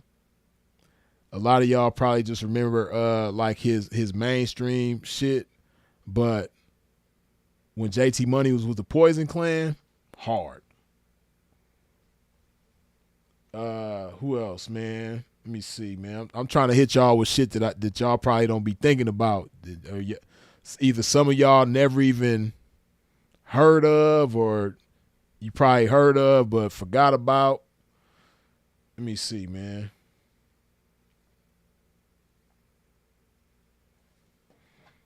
Let's see who y'all saying. Ray Gun say, ha, what you know about that JT Money, man? Life's a bitch, so why marry one? A nigga in love with a bitch is very dumb. The PCs is hoe haters. That's the motherfucking reason all hoes hate us. Trying to run those sex scams. In a nigga face getting fucked by the next man. But I don't care about that either. Cause all I want to do is fuck and leave her. Man, come on, man. I know about JT Money, man. Y'all, man, don't test the pimp's hip hop skill knowledge, man. Man, I know what I'm talking about, man. I know what I'm talking about, man. Yeah, man. I know what I'm talking about, man. You wasn't expecting that one, though. You did.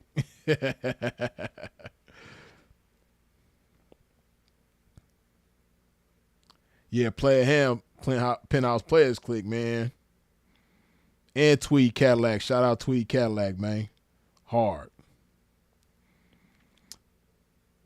Free said, Player Ham, I'm having trouble finding the group on Spotify. What's the group? Oh, Penthouse Players Click. Yeah, that's the name of the and you know, Penthouse Players Click, Eazy-E was messing with them, DJ Quick, Second to None, all of them. I'm trying to think of a song. Paid the Cost to Be the Boss is one of their songs. Trust No Bitch. If you put in Penthouse Players Click Trust No Bitch, it should pop up.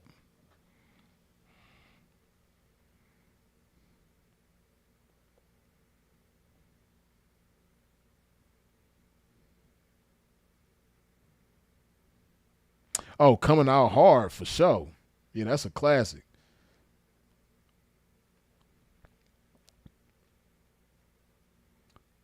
King J say, my big homie was on that song with JT Money. Dig that for sure.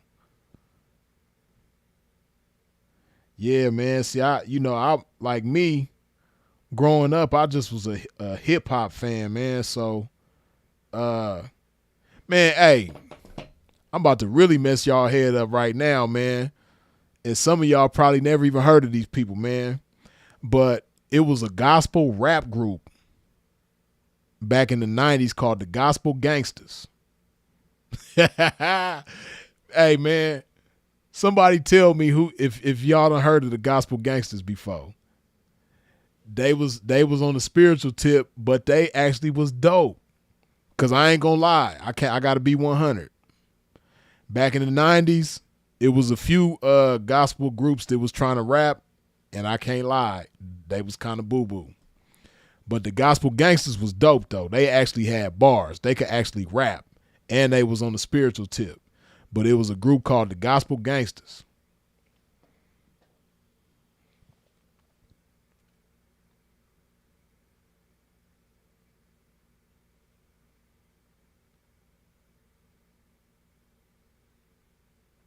Oh, Rap and Rhyme was hard.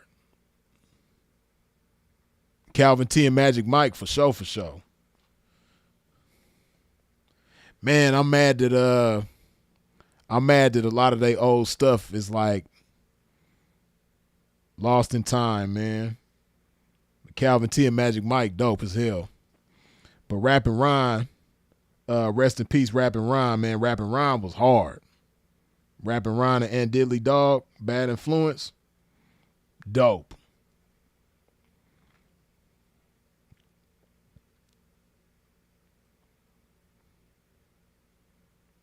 Man, he said the Coffee Brothers. Ha ha ha, dig that. Yeah. And Banks, Lil Half Dead, and the Coffee Brothers. Devin the Dude.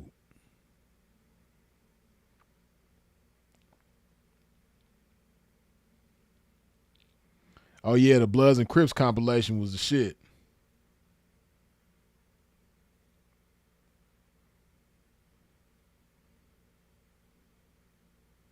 Ray 2 said, I remember Gospel Gangsters. My pops was a Christian hip-hop DJ on our local station in the 90s in Tulsa, 1340 AM. He used to play Gospel Gangsters. Hey, Ray 2, it's funny you say that, right? Because my Uncle Dexter, rest in peace, right? He the one that got me hip to the Gospel Gangsters because he know I love hip-hop, right? And my Uncle Dexter, he got saved and became a minister and everything like that. But Uncle Dexter was also a Christian hip-hop DJ, right? He was a DJ for the church and everything. And he the one got me hip to the Gospel Gangsters. And when he first told, I was like 13 at the time, you know what I mean? And when he first told me that it was like gospel rap, I was like, I almost didn't give it a chance. But then I popped the tape in and started playing it. I was like, hold on. And they had a song where they sampled Nothing But a G Thing. And on the sample it was like, oh double G you see, oh double G you see. And on the hook they was talking about the Gospel Gangsters. I forget how the hook go. But I just remember that they sampled Nothing But a G Thing and turned it into a gospel song.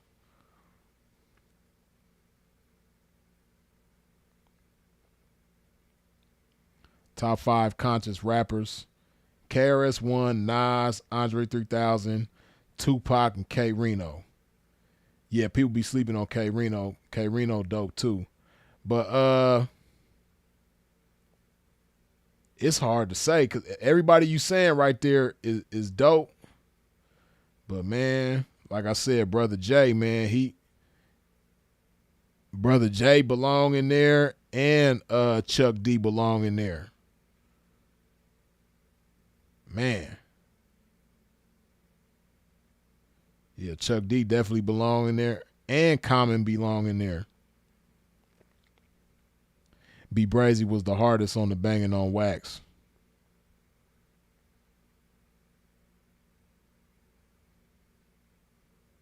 Oh man, the Conscious Daughters.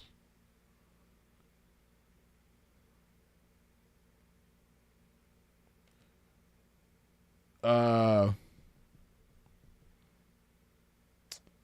trying to remember which one of them passed away. One of the Conscious daughters passed away. I can't remember if it's CMG. Was that her name? But yeah, the Conscious daughters, they for sure slept on, and they actually had bars. They was some females with bars. The Conscious daughters was dope.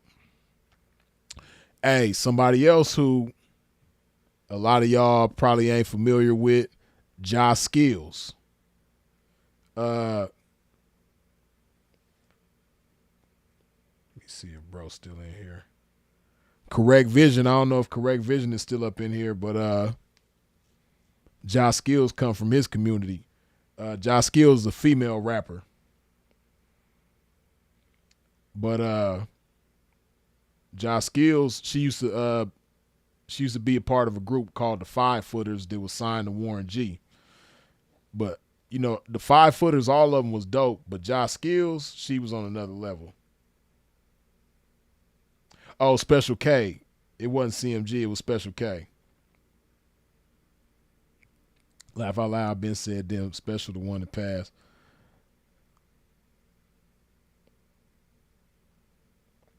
Oh, of course, Rakim and Coogee Rap. See, we talking about people that slept on. I'm talking about people that, like, a lot of people ain't familiar with. A lot of people that's, like, you know, underrated. We talking about people like that. You know what I mean? Oh, Rod Digger for sure. Rod Digger is definitely underrated. Rod Digger hard. Motor Culture. I should have known you knew who that was. Special One.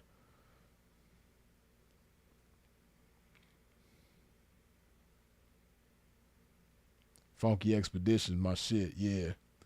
Hey, you know who else was dope back then too? From Oakland? The Who Riders. The Who Riders was dope, man. They had a few songs, man. Talking About Bank, that shit was hard. Fool, I'm talking about bank. Break yourself, player. Fat lumps, baby. The Who Riders was dope. Man, there's so many. See, that's why I say, man, the 90s, man. Like, of course, it was a lot of mainstream people that was dope. Oh, yeah, rest in peace, Boss. Lavish, you right about that, Boss. Hey, Boss. Man, Boss was like one of my favorite female rappers back in the day, man. Boss was so hard. I used to play that tape nonstop, man. I had the cassette tape.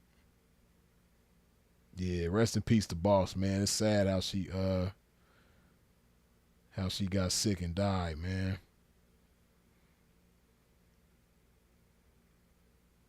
Yeah, Boss was hard. Rest in peace to Boss, man.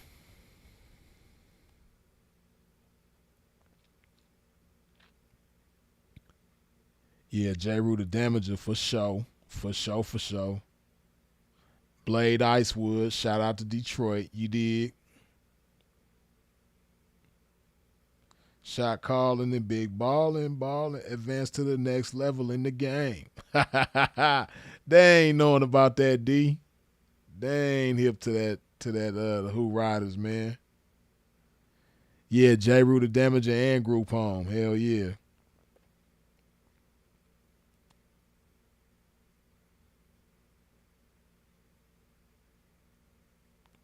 Yeah, Marvelous was dope too.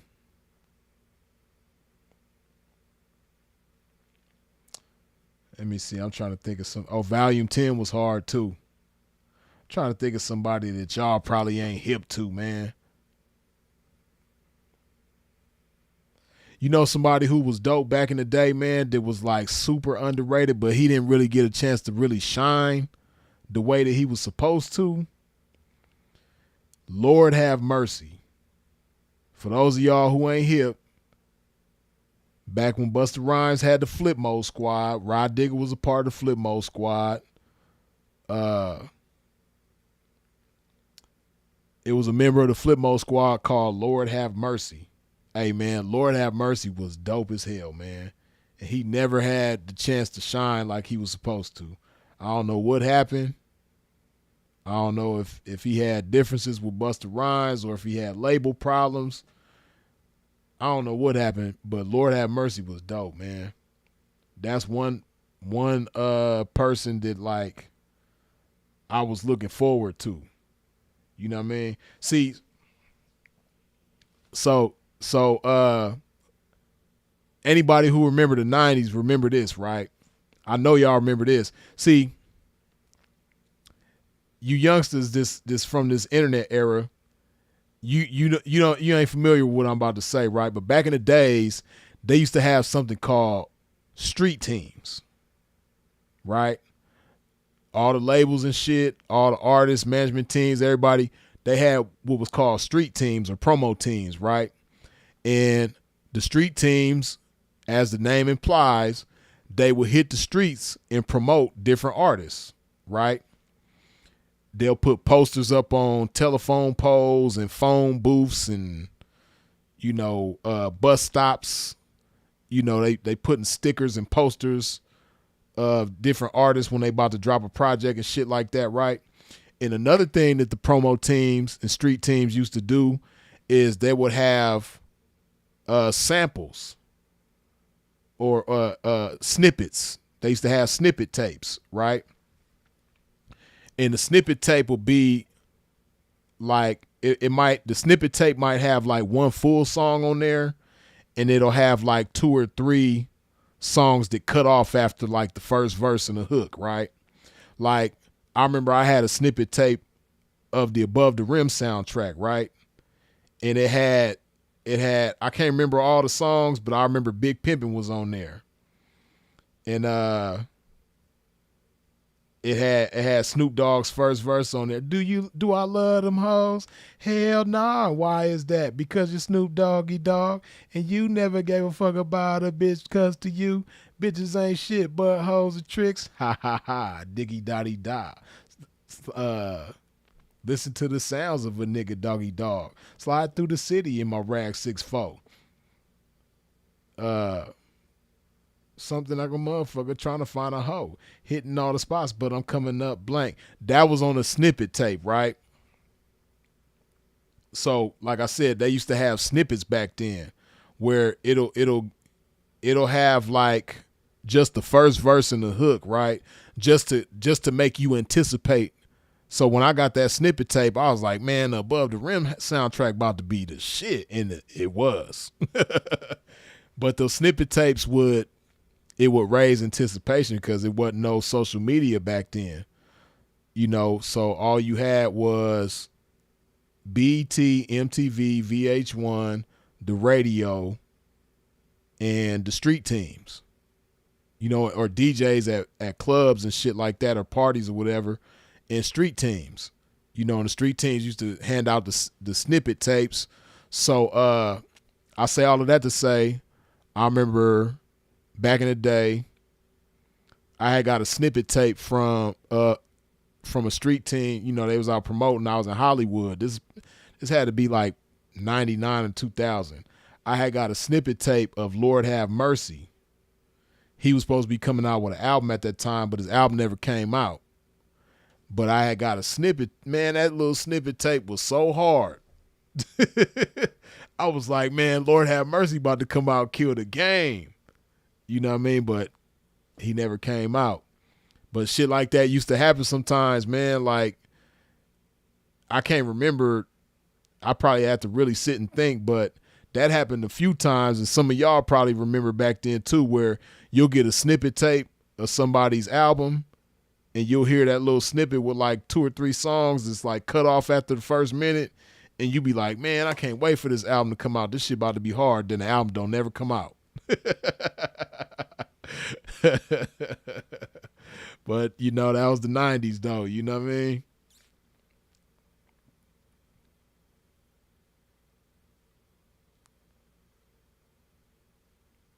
I mean? D said Freeze Drew Down underrated. I don't know if Drew Down would be considered underrated. Like, to the people that's familiar with Drew Down, nah, I wouldn't say he's underrated. Cause you got some people that's like familiar with certain people that, but they still like don't rate them accordingly.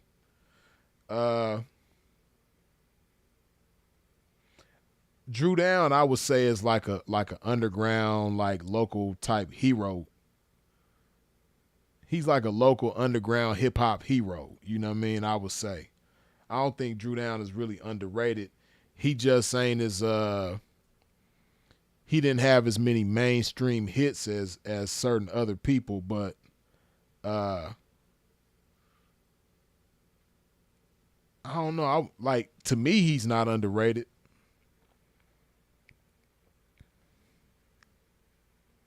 Supposed the Prince say, "Who remember them St. Ives commercials?" Hey man, hey,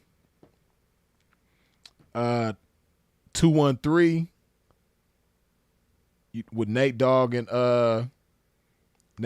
Snoop Dogg, and Warren G. They had a dope ass St. Ives commercial, and then a lot of people don't remember, but before Corrupt came out with New York, New York, Biggie put out a St. Ives commercial to that same beat from New York, New York, and that joint was hard. That Biggie St. Ives commercial, man, that shit was hard. But Biggie had a dope ass St. Ives commercial. MC8 had a dope ass St. Ives commercial. Damn, it's somebody else I'm trying to think of, man. Right. Like Bill said, the Biggie St. Ives commercial should have been a song. It really should have, though. I used to wish it was a whole song, but it was just like a little short commercial, though. But yeah, Biggie St. Ives commercial was the shit.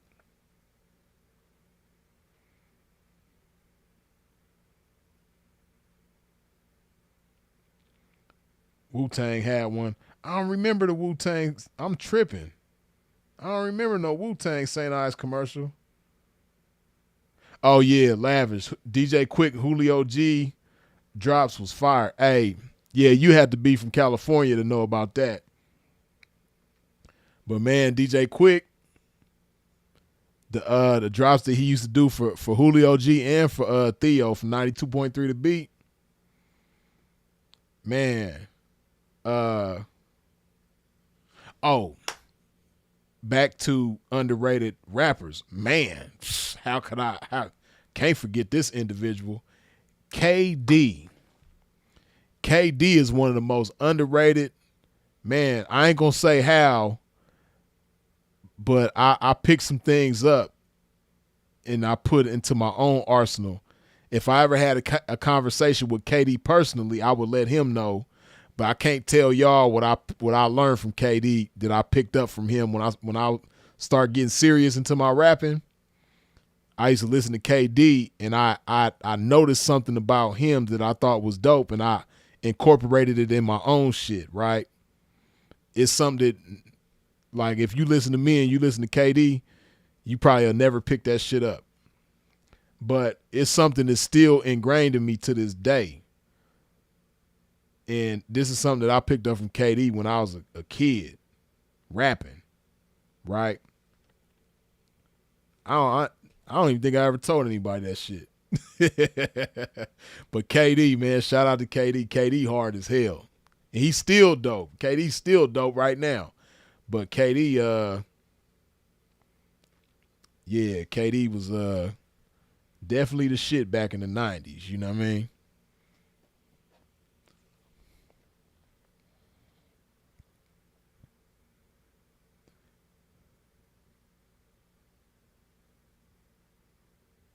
Oh yeah, Domino was definitely hard. Even on the Bloods and Crips album. Which somebody mentioned that earlier, but the Bloods and Crips was that Bloods and Crips album, them albums that they put out was the shit. And even all the little spin-off albums that came from the Bloods and Crips, like Damu Riders, Nationwide Rip Riders. Like all that shit was dope. All of that shit was hard. Keith Murray for sure. Devin the Dude got multiple classic albums. Hell yeah. Trying to think of who else, man. Who else was dope back in the days that y'all probably slept on, man? Let me see. Let me see, man. Who did y'all sleep on? Who y'all sleeping on right now, man? From back in the days.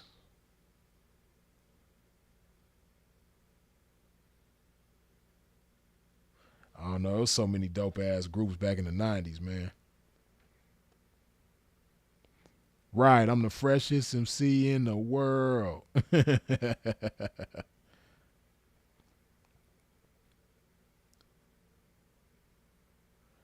D said, "Freeze, you know who I have the most underrated West Coast group of all time, Above the Law." Yeah, man. I was gonna say Chino XL too, Hemp Lord. Somebody else that was underrated but dope as hell. Rest in peace to Chino X. That's crazy to even say. Rest in peace, Chino XL. Damn. But yeah, Chino XL was hard. But yeah, Above the Law, man, I would have to say they definitely one of the most underrated groups in hip hop, man. Like, not only because of how talented they were, but how influential they were. Rest in peace to KMG as well. From Above the Law. Oh yeah, Malachi, Razkaz for sure. Razkaz was hard. The Naga say Chino XL garbage. Nah, man. See, you probably just saying that. See, a lot of people hated Chino XL after Tupac dissed him. But if you just keep that shit all the way 100, because, see, I was a Chino XL fan. Like, I remember when he used to do freestyles on the radio and kill that shit. Like, you can't say Chino XL was garbage. Just say you didn't like him, but you can't say he was garbage. People just didn't like Chino XL because Tupac dissed him. But Chino XL had bars. I think Tupac himself would even admit that. Chino XL was 50 Cent before 50 Cent, because I ain't going to say 50 Cent got that strategy from him, but you know, when 50 Cent first came out, he came out with the How to Rob, where he was talking about robbing all the different rappers and shit. But, you know, he was pretty much dissing all the rappers at the time. But before 50 Cent did that, Chino XL did that. With what's that song? Something Complex. But basically Chino XL, he dissed everybody. And that's why Tupac dissed him, because he was one of the people that Chino XL had dissed in the song. But he dissed everybody. He dissed Coolio. He even dissed Richie Valens. Rest in peace to Richie Valens from La Bamba. He had a line. He said, "So baby, we could do it. Take the time, do it right. It should be like Richie Valens. It should never take flight." You know, like he really was. Chino XL was 50 Cent before 50 Cent, and he was Eminem before Eminem, if you really want to be real. Like, yeah, man, you can't say Chino XL was garbage. Hell no. Because he originated certain things, but he also had bars, though. Like, Chino XL had bars. Like, you want to talk about a lyricist, like, Chino XL was him. Oh, and I definitely cannot forget somebody who I know a lot of y'all ain't familiar with. And even some of y'all that are familiar with them slept on them. But the Alcoholics, one of the dopest, most slept on groups ever. Yeah, man, shout out to the Alcoholics, man. Yeah, shout out to Tash, E. Swift, and J-Ro. You dig? The Alcoholics, man.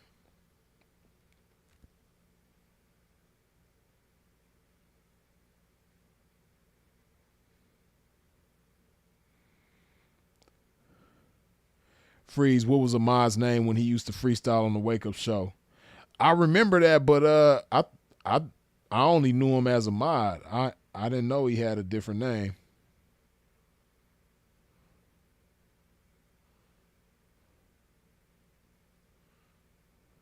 On that Exhibit first album. Yeah, and you know, the Alcoholics put Exhibit on. Well, King T put Exhibit on. King T put all of them on. King T put on the Alcoholics and Exhibit. But if I'm not mistaken, Exhibit's first appearance was on the Alcoholics album. Tash and J. Rowe Dina. Nah, they not from the Dina. They from Pacoima. Well, J. Rowe is from Pacoima. Tash and E. Swift is from, they from Ohio. I can't remember if it's Cincinnati or Columbus. Damn, I can't remember. But no, they not from the Dina. They from Pacoima.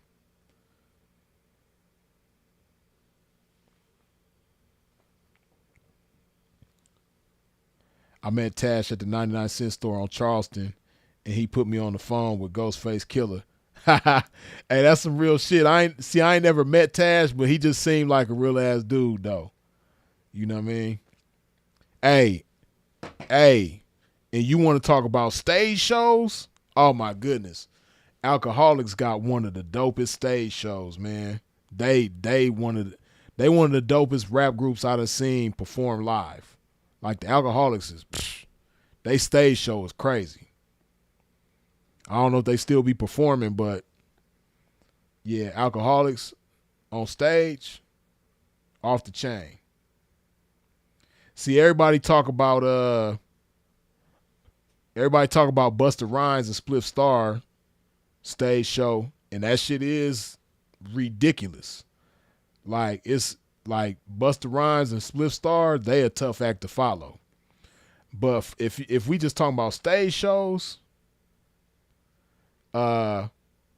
EPMD on stage, ridiculous. EPMD hard as hell on stage.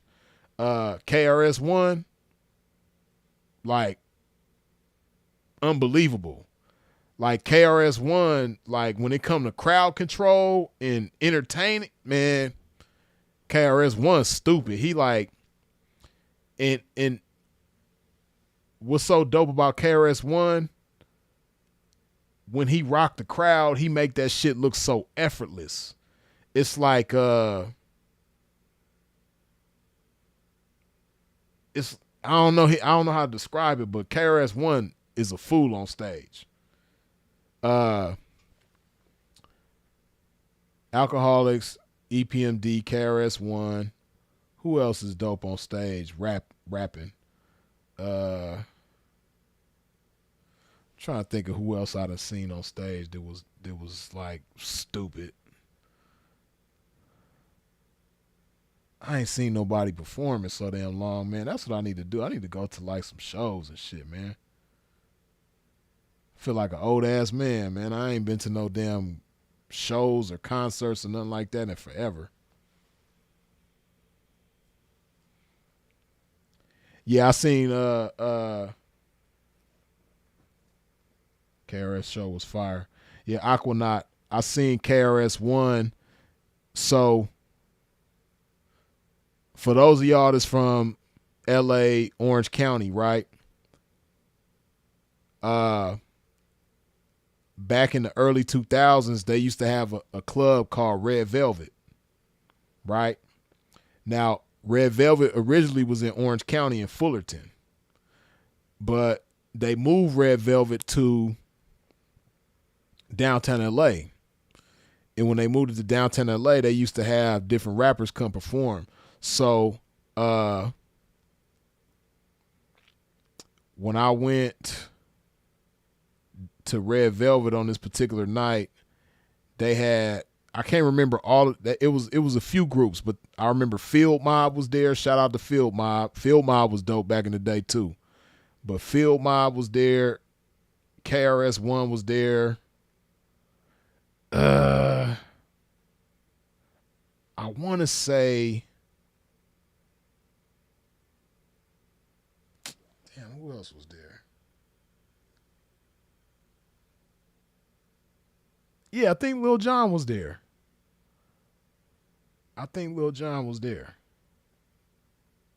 Oh, Murs, yeah. Man, Murs was dope too.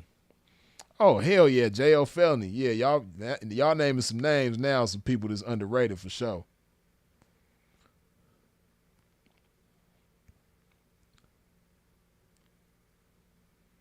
Man, every time we get into these hip hop conversations, boy, this shit be going on forever.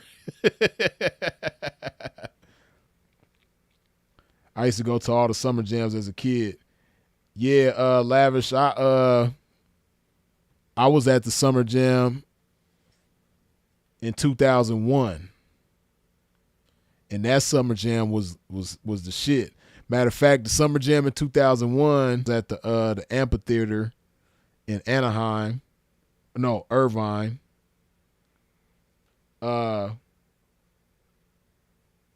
Casey and JoJo performed. Usher performed. Matter of fact, that's where I seen the Alcoholics and EPMD. But it was funny though because that's back when all the R&B artists was dissing Cisco. Everybody was dissing Cisco at that time. R. Kelly was dissing Cisco. KC was dissing Cisco. Usher was dissing Cisco. Everybody was dissing Cisco. 'Cause I think the reason why everybody was dissing Cisco is because I think I can't remember exactly what he said, but Cisco said something along the lines of him being better than everybody else, like he was the best. I can't remember if he said he was the best singer or the best performer. Cisco had said something that pissed everybody off, so everybody was dissing Cisco at that time. So I remember KC, Irvine Spectrum, yeah. No, not Irvine Spectrum. It was the amphitheater in Irvine. But no, KC had got on the. He was backstage, and they had put him on the jumbo screen, and he had a stuffed dragon. KC was stupid as hell. Oh man, he had a stuffed dragon with a stuffed sword. And he was stabbing the dragon. He was like cutting the dragon head off. He was like, yeah, man. Cause you know, Cisco is the dragon or whatever. So KC was like, yeah, man, me and Usher, we the dragon slayers, man. We came to slay some dragons today, man. Whoop. And Usher did this a few times back in those days. But he did it on 106 in Park. And then he did it at Summer Jam on this Summer Jam 2001. But Usher used to be performing on stage with his chain on, and he did this at Summer Jam in front of us. He did a backflip, and when he did the backflip, his chain came off and went into the crowd. And I think he got his chain back that day, but he did the same thing at 106 in Park, if I'm not mistaken. He did a backflip. If it wasn't 106 in Park, it was some performance on TV that he did where he did a backflip and his chain came off. So I'm pretty sure after he did it on Summer Jam, Usher probably stopped doing backflips with his chain on. Oh, man.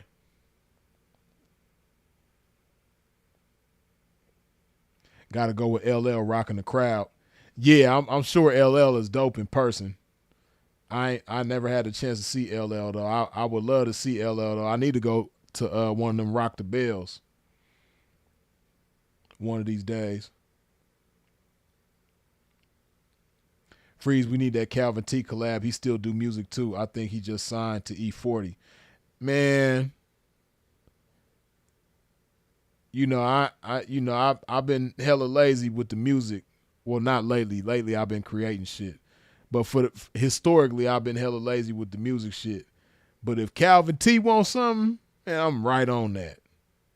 If Calvin T ever hit me up like, Freeze, let's do something, it's done.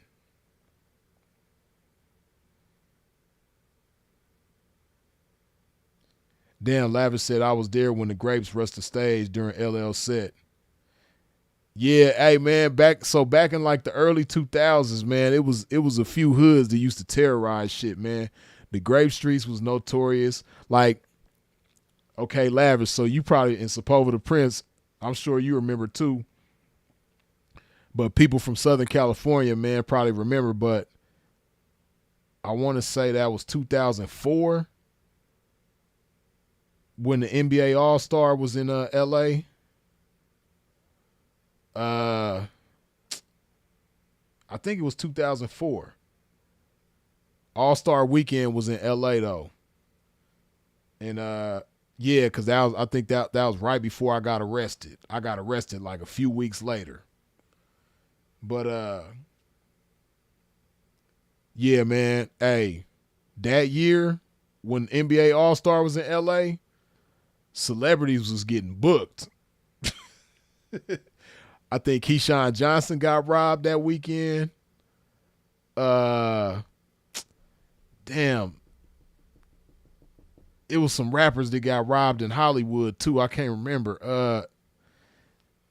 Damn, man, I'm trying to think. Did Cameron get robbed that weekend, man? Somebody got robbed. Man, a bunch of people was getting robbed that weekend. All around LA, man. Celebrities was coming in town and they was getting robbed. Chris Davis, yeah, you know what I'm talking about. Oh yeah, All-Star Weekend was wild. Man, it was. Shaq got booked. He probably did. Matter of fact, that's probably when Del Dog probably came to his rescue. Rest in peace, Del Dog.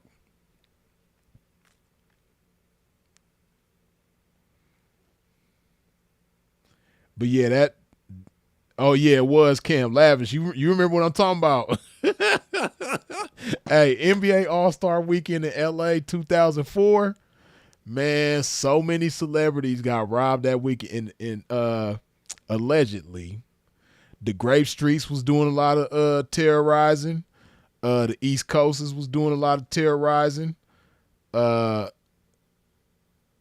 ain't gonna get specific. I'll just say the Rolling Hundreds. The Rolling 100s, they was doing a lot of terrorizing. The 6-0s, they always gonna do some terrorizing. Yeah. But it was quite a few people terrorizing shit that weekend, man. Like, that was a crazy weekend. Like, if you was famous and you had jewelry on and shit like that, or you was riding some big boy shit, man, it was bad for you outside that weekend, man. LA just don't know how to act, man. That's why, man, the Super Bowl about to be there, man. Is it the Super Bowl or All-Star Weekend again? Which one is it? I think it's the Super Bowl. Super Bowl the Super Bowl gonna be in Frisco. But some is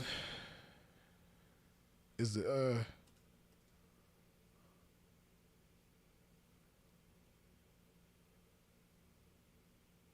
oh, it is the All-Star Weekend. Yeah, All-Star Weekend next year in LA.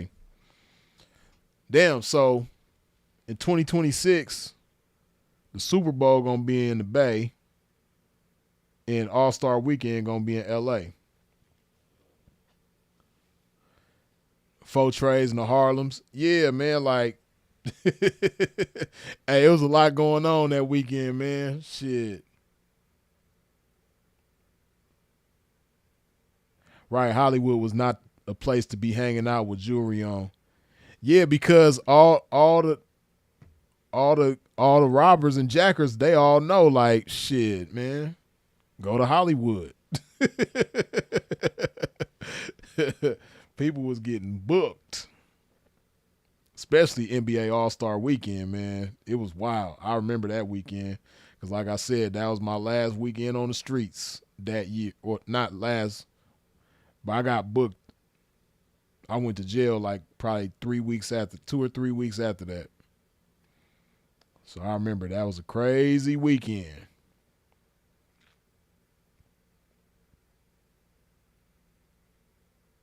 Oh yeah, and the Olympics. I'm tripping. Hell yeah, the Olympic, man, damn. 2026 gonna be a cold year for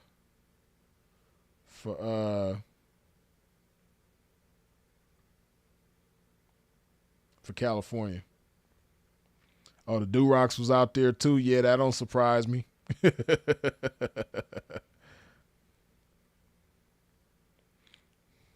Motor Culture say, just to mention one more rapper that be slapping is CML. How could y'all forget to mention him? Well, Motor Culture, I was talking about rap groups from back in the days that was underrated. But no, CML definitely dope. I stay bumping some CML. Shout out to CML.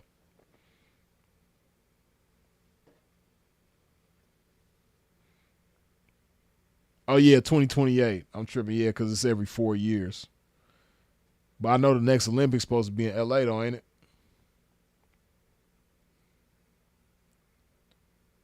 Urban Potters, what's up with it? DMV in the spot. I see you.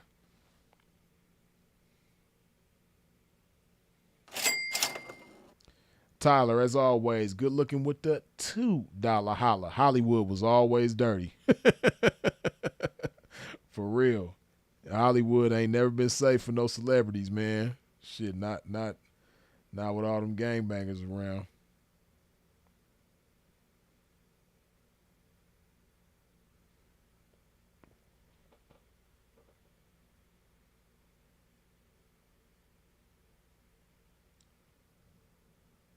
Oh, Chris Davis say, the Do-Rocks was into it tough with the 60s at that time. Yeah, because I know they was blaming the Do-Rocks for when they homie got down. They was saying the Do-Rocks did it because he was doing business with the Do-Rocks. So, yeah, they was going at it as far away from each other as both of their sections is. Yeah, but Kev Mack got a whole shout out to Kev Mack videos. You know, this is for sure. But yeah, Kev Mack, he got a whole video about that situation with the Do-Rocks, how his homeboy was putting him on, and then how, you know, they didn't like the dude that he was associating with from over there, and then yeah. But Kev Mack got a video breaking the whole thing down.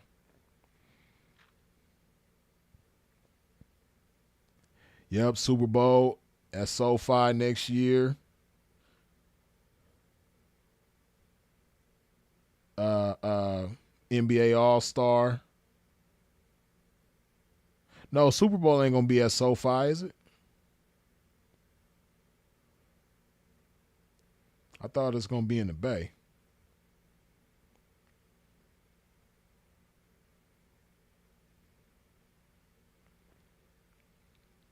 Freeze, please do a video on dressing clean.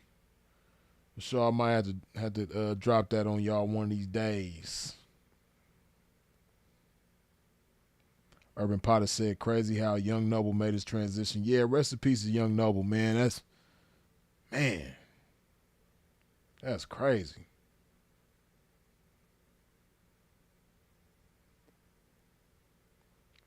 And rest in peace to one of the twins from the Whispers who passed away not too long ago, man. The Whispers. Anybody who know me, man, I love the Whispers, man. That's one of my favorite groups ever is the Whispers, man. And one of the twins just passed away, man.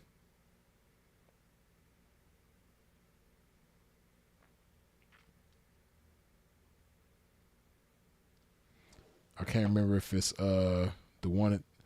I don't think it's Scotty.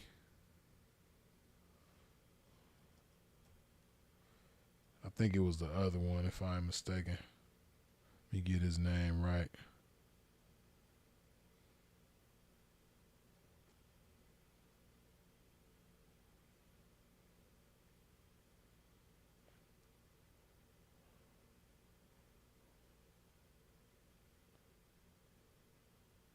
Okay, it was Walter. Yeah, rest in peace to Walter Scott, man, from the Whispers, man, one of the twins. Man, I love the Whispers, man.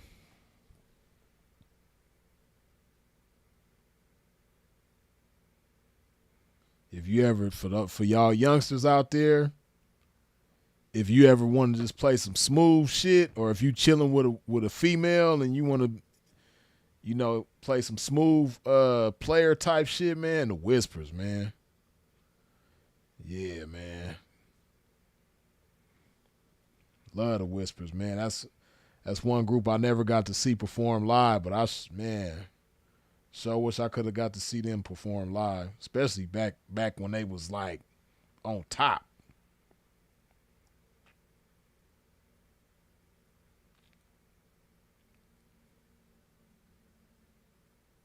That might be what made Do-Rock turn trays. It might be. Suppose the Prince, I don't know when they turned trays, but I wouldn't be surprised if that had something to do with it though.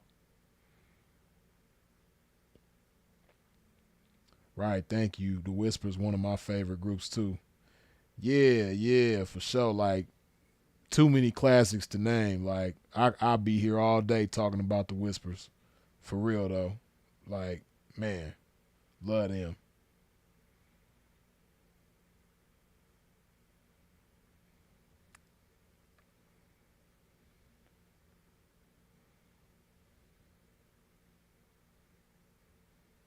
Man, I remember me and Sinful used to watch this video, man, and I've tried to find this video on YouTube. It's somewhere on YouTube, but I think like it's just somewhere deep in the damn algorithm somewhere, or it ain't even in that. I don't know, but it's an OG Blood, right? It's an OG Blood dude, and he's singing "In the Mood" by the Whispers. And he like beating on the table, and he whistling and singing at the same. Man, that shit was so dope, man. But I cannot find that video for the life of me. But me and Sinful was the one who showed it to me, and me and Sinful used to watch the video on YouTube, man. But damn, I wish I could find that video, man. It's an OG dude singing "In the Mood" by the Whispers. He an OG Blood. He wearing red. And he's singing that song, man. And he killed that shit. OG killed it, man. Man, I wish I could find that damn video. I don't know. Y'all probably ain't never even seen it before.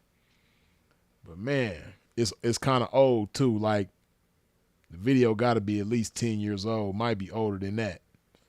But,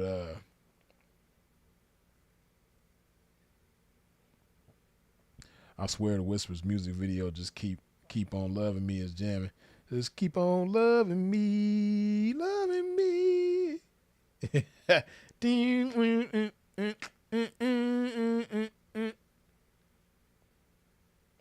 Oh, I remember, I think he from Denver Lanes or Inglewood. Yeah, Suppose the Prince, I just remember he was an OG Blood dude, man, and he was singing "In the Mood," and he was beating on the table when he was doing the shit, man, and he killed it. That shit was hard, man, but I cannot find that video.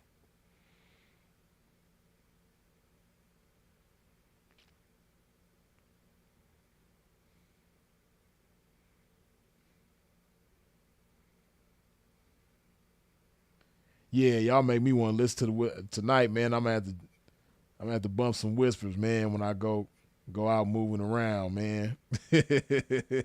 I mean, I listen to like, I ain't just some like, you know, band. Like, I listen to the Whispers all the time. Don't too much time pass by where I just ain't listen to the Whispers. I stay listening to the Whispers. But I might have to go cruise to the Whispers tonight, man.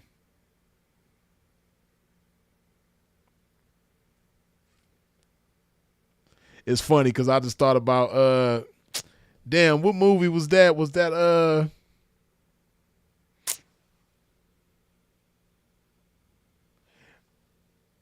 damn, what movie was that? Y'all know what I'm talking about. It's one of them black love movies from like the early 2000s, but Clifton Powell was the dad, right? And he arguing with the son. They having a family function at the house. I think Gabrielle Union in the movie too, if I'm not mistaken. Damn, what movie is that? But Clifton Powell the son, they having like a misunderstanding. They kind of, and then Clifton Powell, he get to checking the son. He about to go off on him, and then the whispers come on. That lady come on, lady, dun dun dun dun dun, and then him the mom and the dad, like the mom come grab the dad and they start dancing, and he changed his whole mood. Damn, what movie is that, man? Y'all know what I'm talking about. The Brothers, I think that is it. The Brothers. Yeah. King J, I think that is The Brothers. But that shit was funny though. Pops was finna go off on his ass, and then the whispers came on, and moms came and grabbed him, and they started dancing, and he just changed his whole demeanor. It was like he hit a light switch, like he was ready to rip his son's head off. Like, boy, don't you talk to me like that. I'm your father. Then the whispers came on, and he just changed his whole mood. That shit was funny. But talking about the whispers remind me of that movie. He talk about catalog, man. They got one of the coldest catalog. Yeah, Morris Chestnut was the son. Yeah, Morris Chestnut was the son. Clifton Powell was the dad. Right, Pinky came out real quick. He did turn into Pinky on his ass real quick. Then he switched it up real quick and got smooth when moms came and grabbed him to start dancing. Oh, man.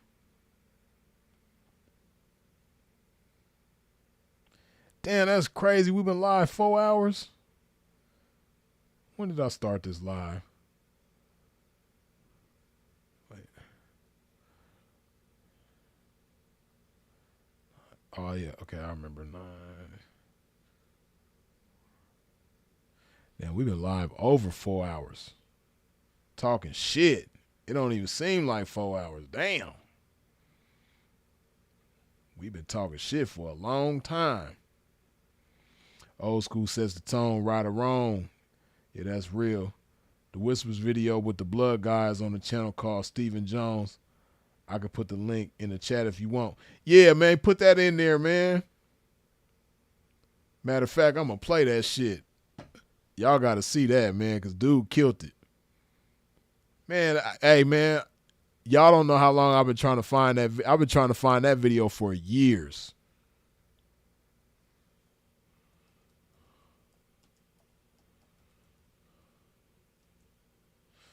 Hold on, I'm tripping. Yeah, I've been trying to find that video for years, man. Like I said, Sinful had put me up on it, but then me and him used to always watch that shit.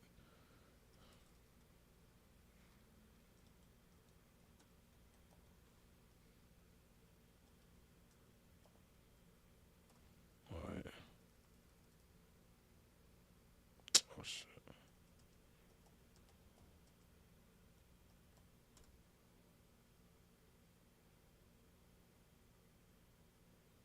Come on, man.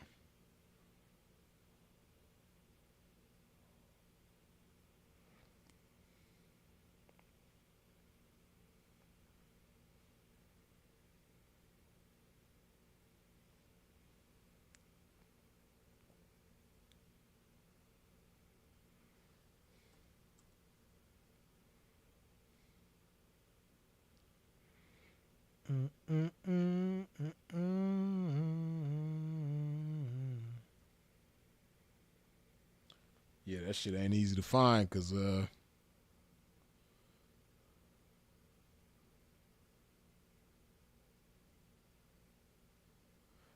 it's a shooter named Stephen Jones. His ass the only thing popping up.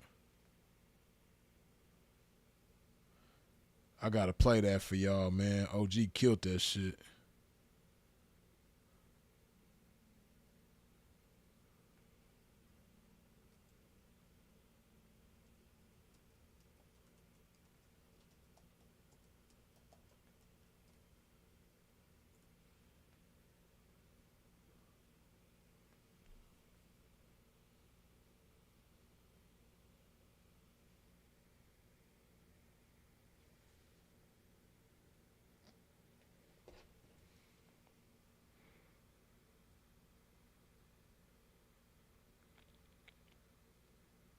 Nah,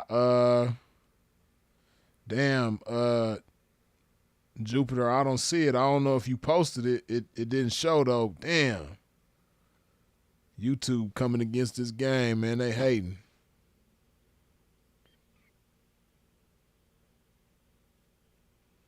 Let me see if this is it. It's a bunch of Stephen Joneses popping up.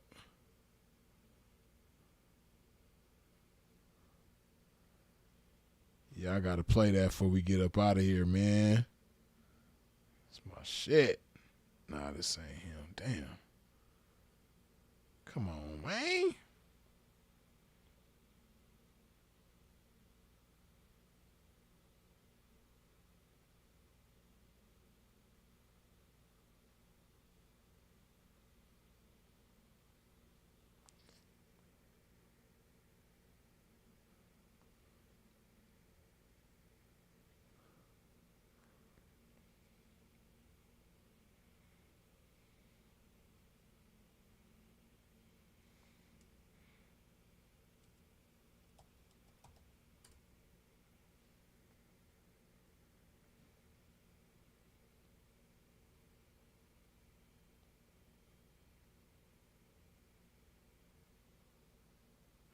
Yeah, Chris Davis. I tried it like that. Hold on.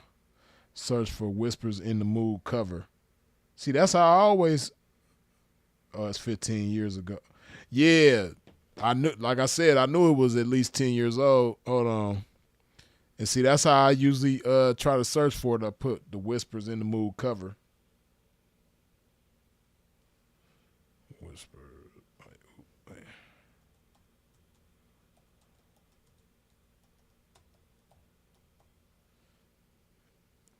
And a whole bunch of other ones usually be popping up.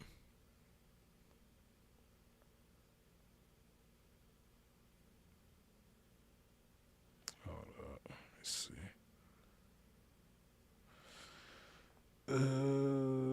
Let's see.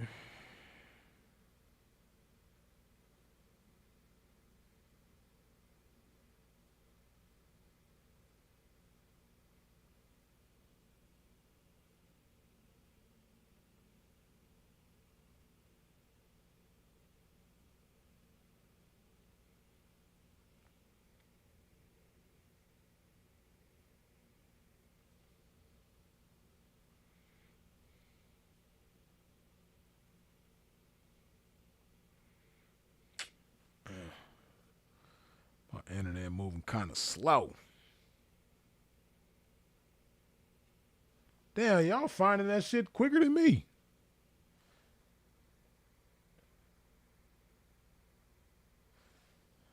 Okay, Stephen Jones, Whispers in the Mood. Let me see. Oh, shit.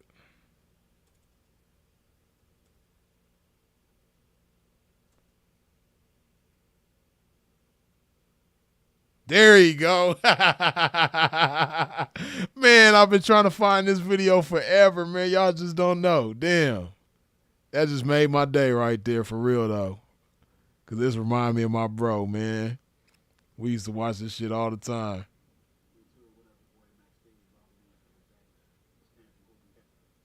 Hell yeah. Hold on, man. Damn.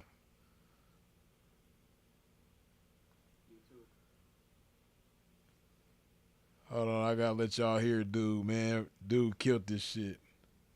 Hold up.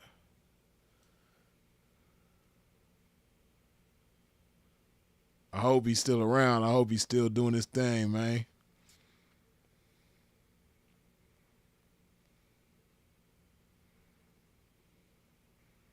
Man, that shit moving slow as hell.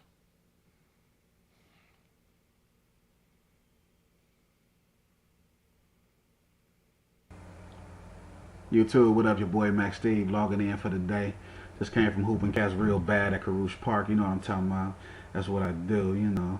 But just feel like doing a little old school today. It's always a great thing to pay homage to the old school because, you know, they paved the way for everybody to be able to do what they do. You know what I mean? Shout out R&B cats. You can always get booked. You know what I mean? Doing them old school oldies. I mean, you see the remix credential wall behind me. You know, we've been beating it up for a long time. We sing everything, country, rock. It don't make no difference what it is. You know what I mean? You know, keep your library open. You know what I mean? Because we've done everything like Motown hits to bar mitzvahs. You know what I mean? Don't make no difference. You know, but it's just having a love for music and having an open mind when it comes to music. You know what I mean? FOE in the building. You already know DeVillians Productions. Lil Walter and Whisper Gang. You know what I mean? Like this. Feel much like romance. How would you like to run it down? I like to take you in the lights. This is my part. You dance to sweet music. Yeah. How about some more than yesterday? Feel like some sexual healing. Just relax and let me do things my way. This is what I do to get you in my mood. Baby, I do it all to get you in the mood. This is what I do to get you in the mood.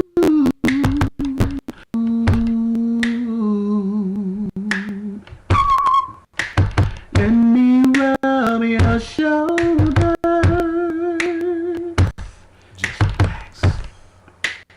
Just let go. Slip on something sexy.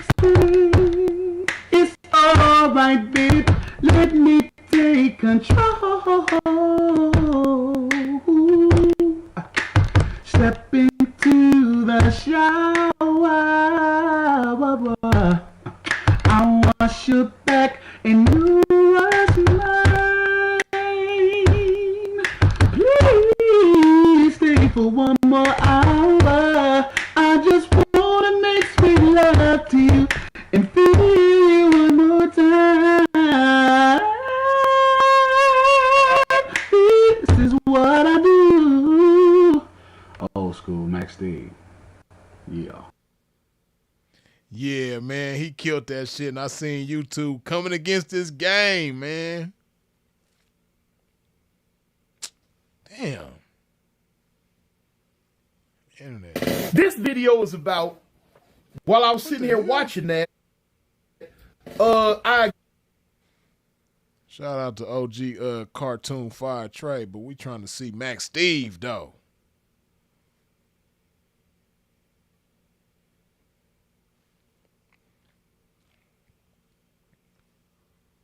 Y'all seen I had the only part that I could chime in on it when he was like, just relax.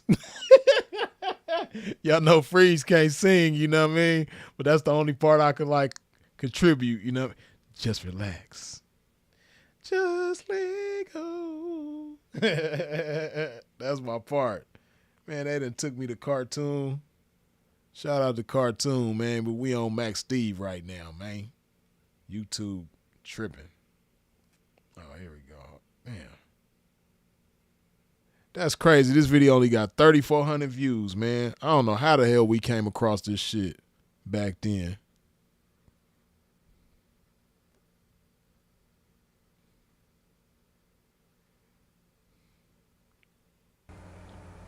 YouTube, what up, your boy Max Steve, logging in for the day. Just came from hooping cats real bad at Carouche Park, you know what I'm talking about. That's what I do, you know. But just feel like doing a little old school today. It's always a great thing to pay homage to the old school because, you know, they paved the way for everybody to be able to do what they do, you know what I mean? Shout out R&B cats. You can always get booked, you know what I mean, doing them old school oldies. I mean, you see the remix credential wall behind me. You know, we've been beating it up for a long time. We sing everything, country, rock, it don't make no difference what it is, you know what I mean? You know, keep your library open, you know what I mean, because we've done everything like Motown hits to bar mitzvahs, you know what I mean? Don't make no difference, you know, but it's just having a love for music and having an open mind when it comes to music. You know what I mean? FOE in the building. You already know DeVillians Productions. Little Walton Wallace, little whisper game. You know what I mean? We don't get in the mood like this. Feel much like romantic. How'd you like to run and dine? I like to take you dancing. Candlelights and dinner.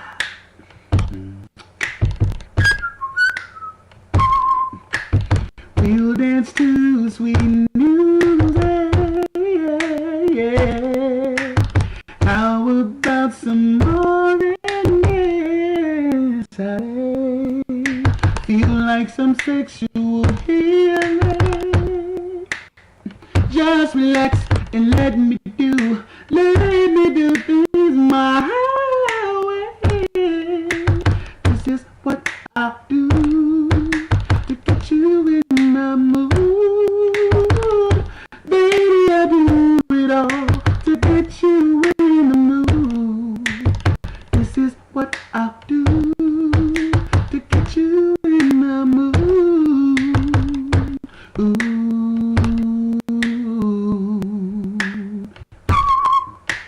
Let me rub your shoulders. Just relax. Just let go. Slip on something sexy. It's alright, baby. Let me take control. Step into the shower. I'll wash your back and you wash mine. Please stay for one more hour. I just wanna make sweet love to you and feel you one more time. This is what I do. Old school Max Steve. Yeah. Yeah, man. Shout out Max Steve. You too. What up, your boy Max Steve, logging in for the day. Just came from Hooping Rouge Park. You know what I'm talking about. That's what I do, you know. But just feel like doing a little old school today. It's always a great. Yeah, man. Shout out Max Steve, man. Stephen Jones, man. He killed that shit. I can't even lie. People probably ain't even listening to this shit, man. They ain't even hip to Max Steve, man. Let me see when the last comment was made.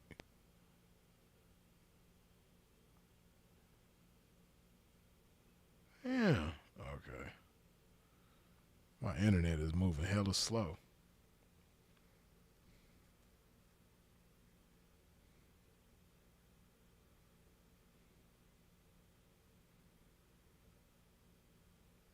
Damn.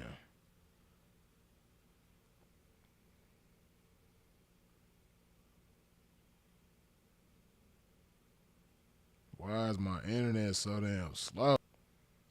Damn, the most recent comment was 3 years ago. They sleeping on Max Steve, man. They need to put him up in the algorithm, man. Hopefully this will give Max Steve a little more shine, man. Let me see when the last time he posted a video.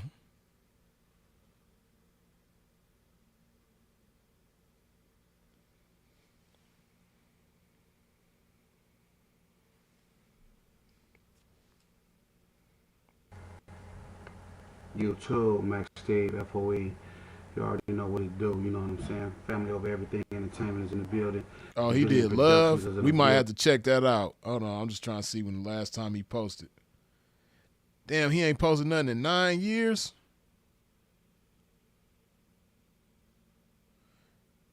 Damn, what's going on with Max Steve, man? I hope he all right, wherever he at.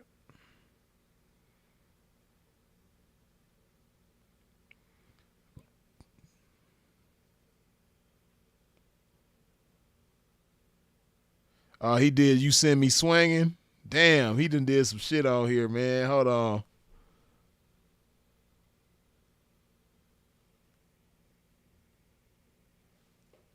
Pimping on the dial-up. Yeah, man, they treat me like I got dial-up right now, man. Shit. I ain't got a whole lot of tabs open, Sepulveda.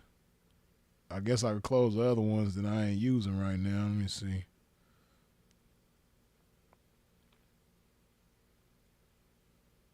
Oh, I know that's part of it. Hold on. I got that Photoshop open. That's part of what's slowing me down. Photoshop always do it. Okay, now I should. Let's see.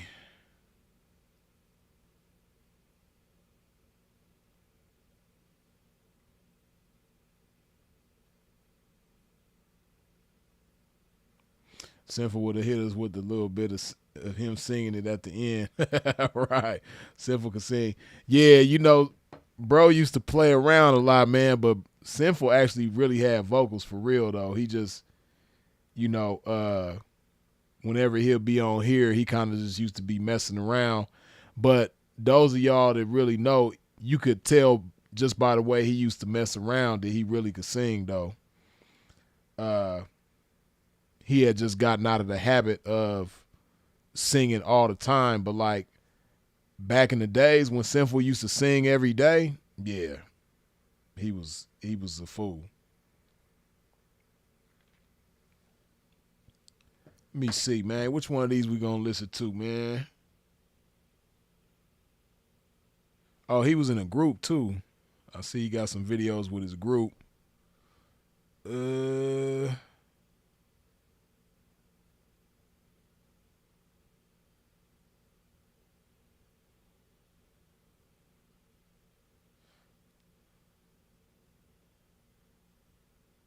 Let's watch the You Send Me Swinging.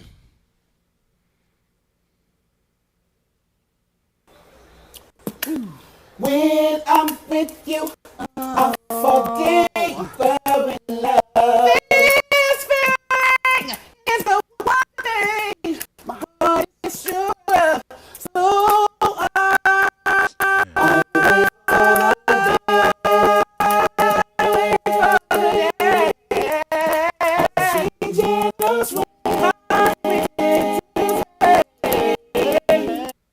hold on, we gotta get this from the beginning. I like the way he put this together. That was creative. This man had turned himself into a quintet. Hold on. when I'm with you, I forget we're in love. This feeling is the one thing my heart is sure of. So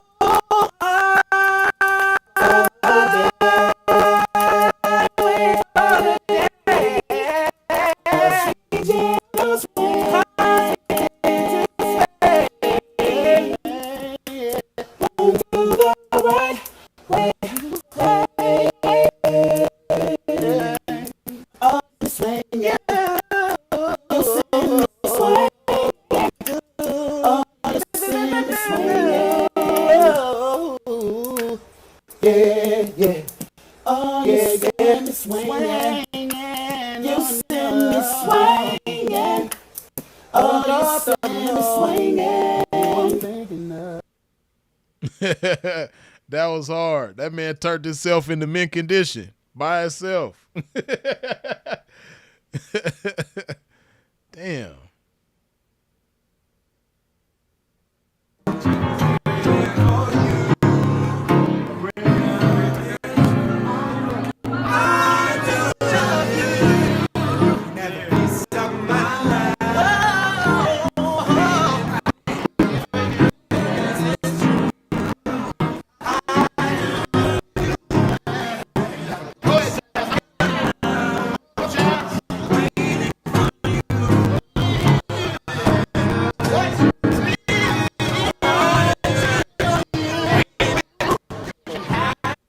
Big ass in the back. Now, even if you don't know who Jazz is, you can just look at his big ass and tell he can sing. You see a big old nigga back there, bald headed with all white on, you know he got vocals. Shout out to Jazz and Drew Hill though. Come on. Tell you everything that's going on. There's a few things in my past. Mine is great. Sing that shit,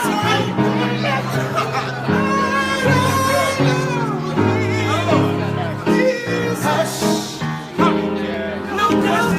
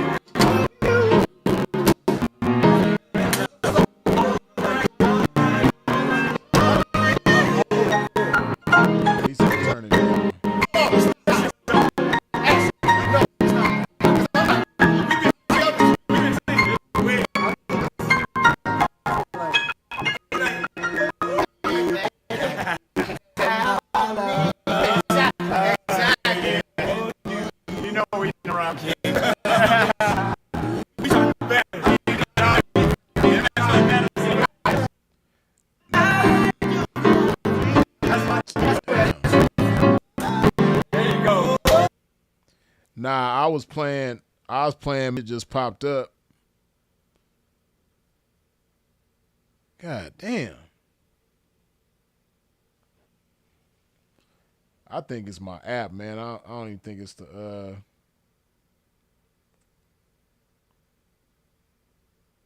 I don't even think it's my internet connection. I think it's this damn app, man. This app always give me problems.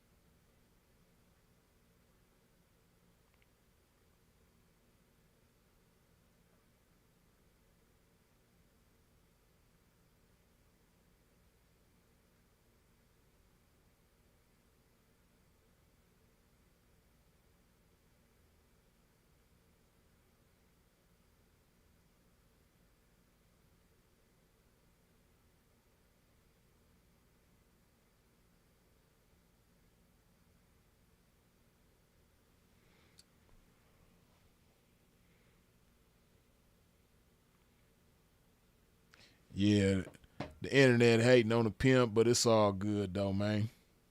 But nah, I just wanted to put y'all up on Mac Steve.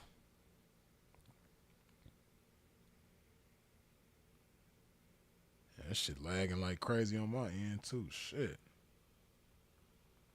You let it catch.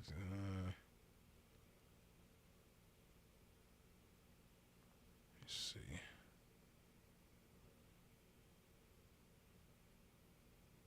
God damn.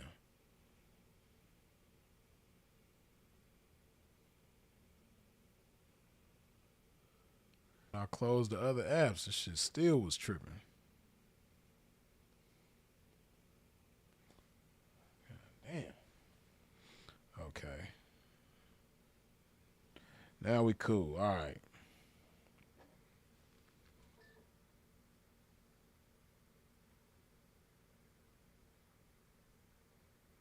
Must be on that bullshit iPhone.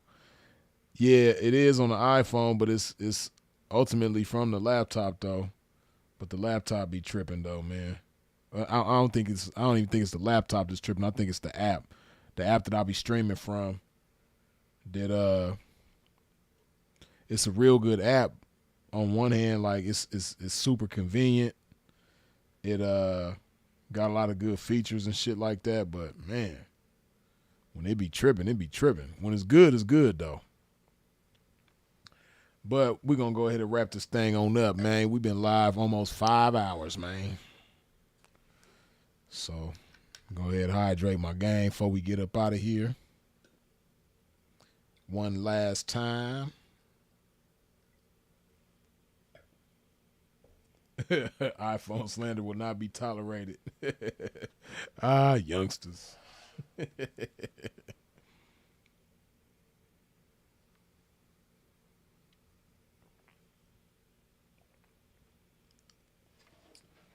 You see what I got in my hand, Team Android.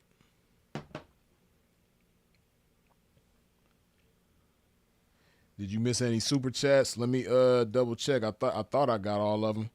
Oh no, I got a few more. Hold on. Glad you mentioned them, man, because a few of them I didn't catch, I don't think. Oh no, wait, I think I did, except for the one that just came in. Hold on. Reap Cash, good looking with the $5 holla. Yo, Freeze, check out my R&B music, Reap Cash. I've been watching sinful videos for a while.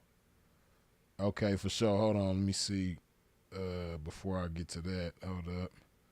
Make sure I didn't miss no super chats. I thought I got all of everybody, but I might not have. Oh damn, tripping. I'm tripping. I missed a lot of super chats in the beginning. I thought I got all of these, but let me get to it. Oh no, I got that one. I remember that one. The Event 214, good looking with the $5 holla. Much love from Dallas P. Appreciate you. Yeah, I'm tripping. I missed a few people. Glad you brought that up, man. Prophet X, good looking with the $20 holla. Blessings to the game. Appreciate you. Twisted Up Scotty the P, as always, good looking with the $5 holla. Blessings to you, P. When you doing a live call in next? I might be able to get one in tonight, but if not, I probably will do that in the next day or two for sure.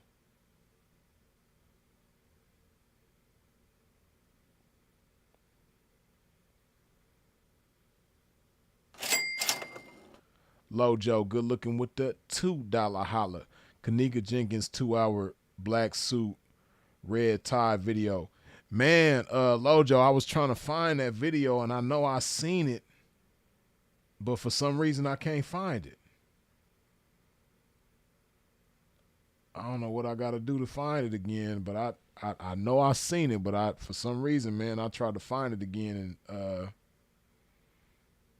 man. But I'll dig for it some more though. If I could find it, I'll definitely post it. And I figured that one that I posted wasn't the only one. But yeah, good looking though. Aaron Moses, good looking with the $5 holla. A fin for the fathers. Every day is Father's Day. You dig? Yeah, man, for sure though. Yeah. Yeah, man. Shout out to the Fajas.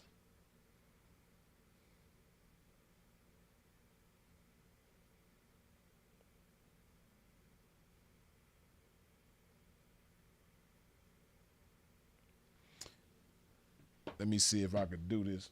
Oh, man. See, this shit tripping. Damn.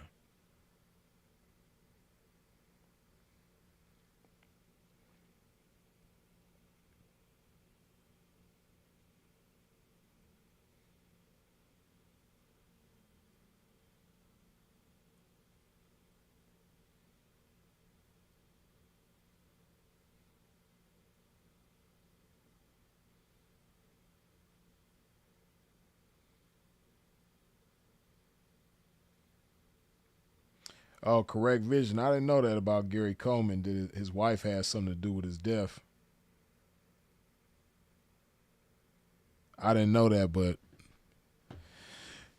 it's crazy, man, because when money is involved, man, people be that's when people's true colors come out.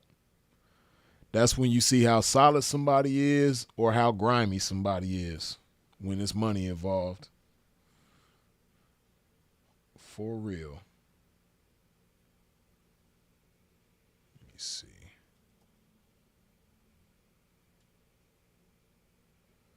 Yeah, this internet's still moving slow as hell. Shit. Shit tripping.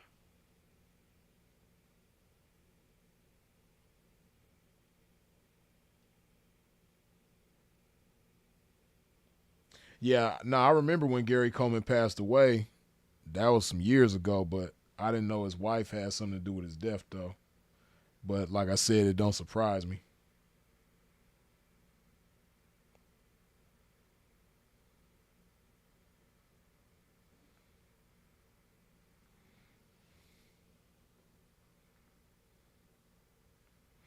Damn.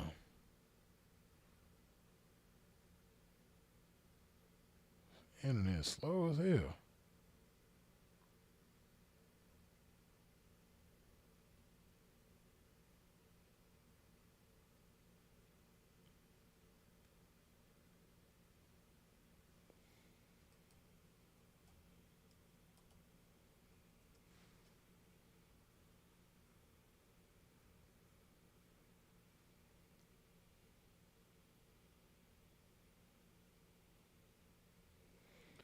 Okay, now. Hold on. Hold up. Wait a minute.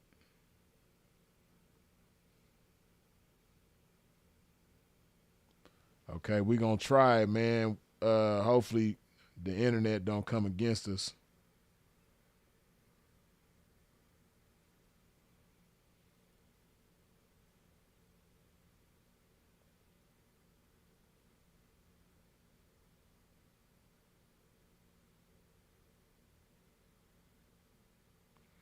Beauty is a gift and hole in my heart. Let me see.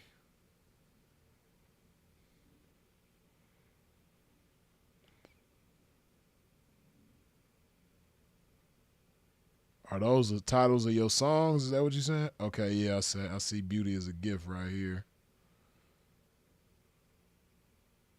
Man, I hope the internet don't play with this game, man. Hold on, let's see.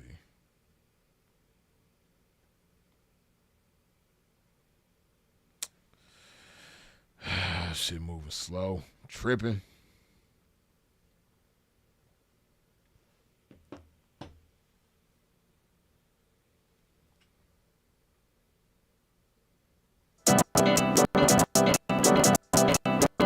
Being beautiful is a gift, and baby, you're the best. Being beautiful is a gift, and baby, you're the best. Girl,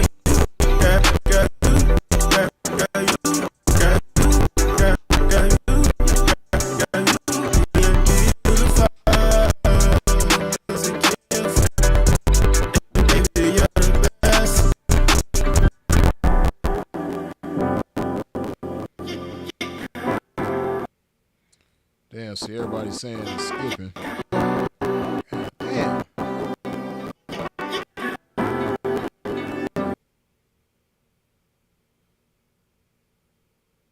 Okay, I'm gonna let it load. God damn, this shit tripping.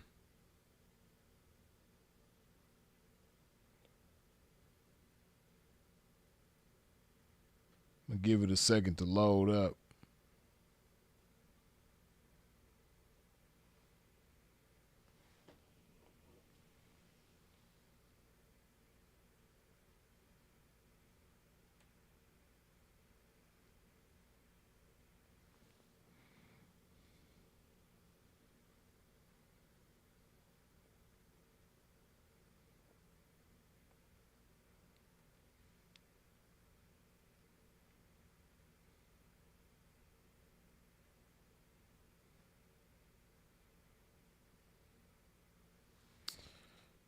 All right, now let's see if we can get it to play smoothly.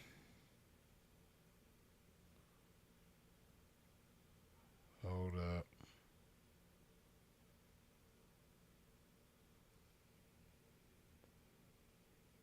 Let me see. Hold on. Damn, see this shit. Damn, this shit crazy. Shit tripping.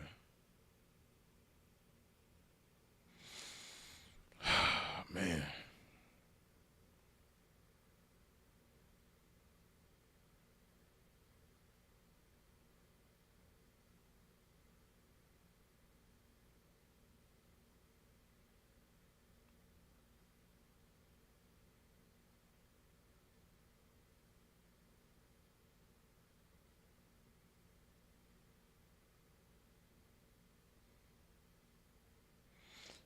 I really want you to hear the end of Beauty is a Gift and beginning of Holding My Heart. Sinful had a big influence on me this whole year. Changed a lot about the man I am. Yeah, I'm trying to see. I know y'all can't see it from my perspective, but I'm like, I can see myself lagging behind, and I don't want to man, some bullshit, man.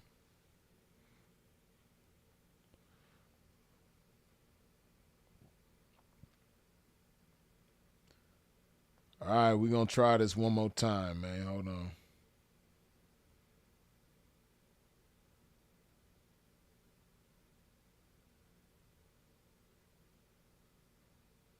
My shit's super behind, though. Hold on. Hold up. Give me just a second. Okay. God damn.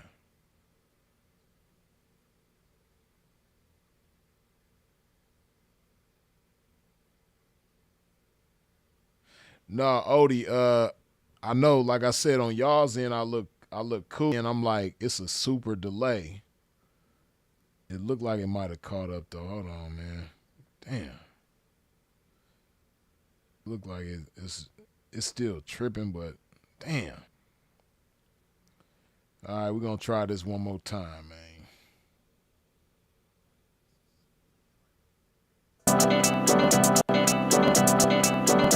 Being beautiful is a gift, and baby, you're the best. Being beautiful, and baby, you're the best. Girl, you, girl, you, girl, you, girl, you, girl, you.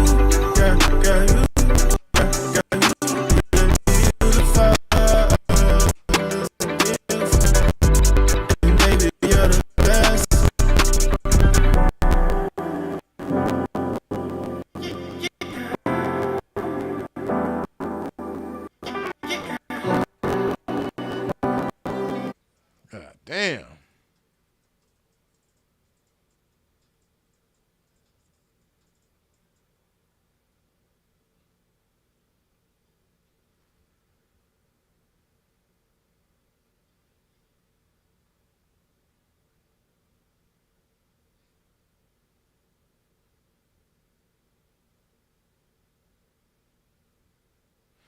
It's probably because you've been on for a while, not gonna lie.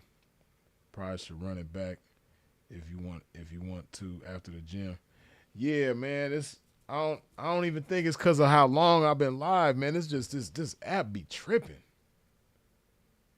That should be pissing me off, man, because it's like I pay $40 a month for this damn app, man, to be shit. $40, man, that, that's a lot of money to be paying for some bullshit. I can see if I was getting my $40 worth, but damn, this shit be tripping. Damn. I don't have no extra nothing running.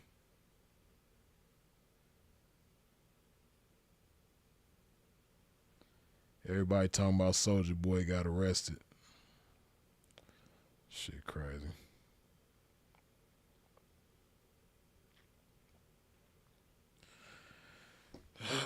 Let me see something, man. We're gonna try this one more time, man. Before we get up out of here. Hold on.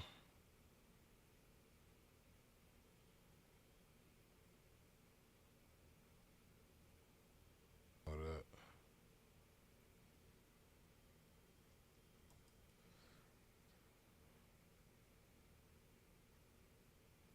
All right, one more time, man. We're gonna try to let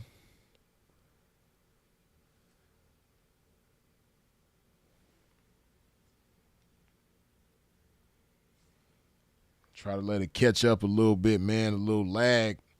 Bullshit.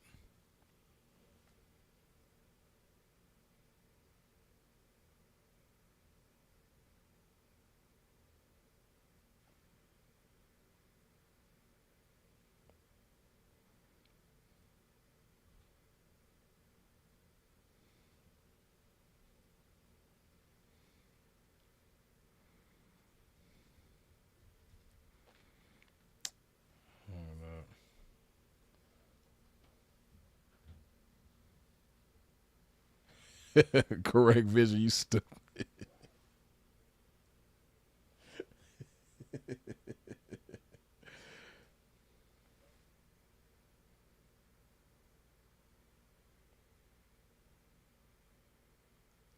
Suppose the Prince, it might be the iPhone, man, because it's funny, like, I wanted to go live earlier this morning, but I was having problems. It was tripping.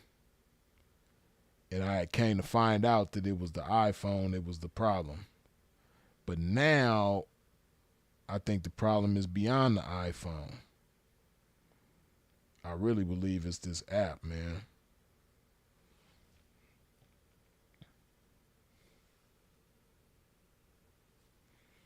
Let me see. We're going to try this one more time, man.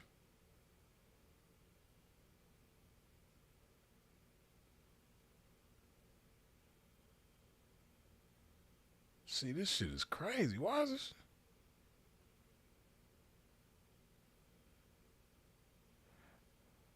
Wait, you know what I could? Let me see.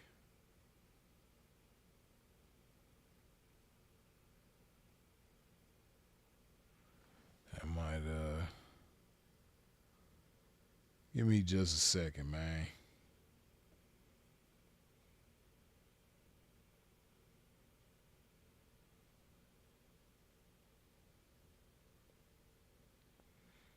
Just a second.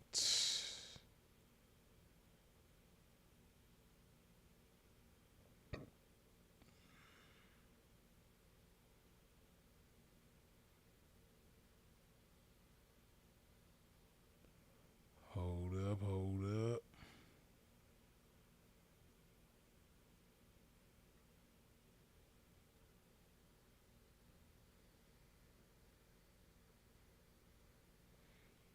This shit is some straight bullshit. Visiting websites, all that.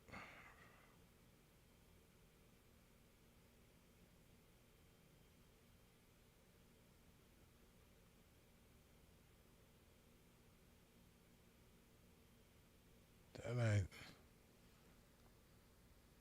Yeah. I don't think that's the problem either. Hold on.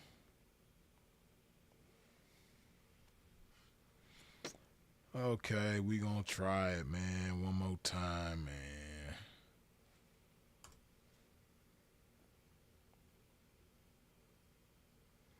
I'm gonna let it load all the way up before I try to play it for y'all.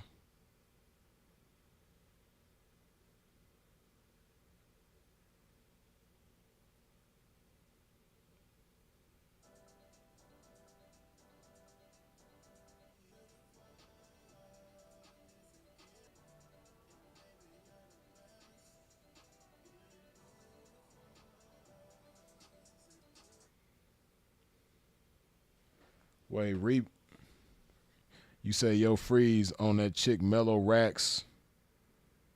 If you look at her story, you gonna see clean through it.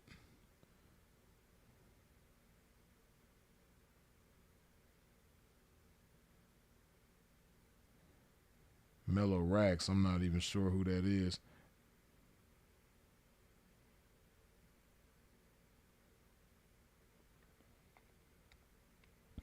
Nah, see, StreamYard, correct vision. StreamYard is cool, but the app that I'm on, Ecamm Live, I actually like this app better.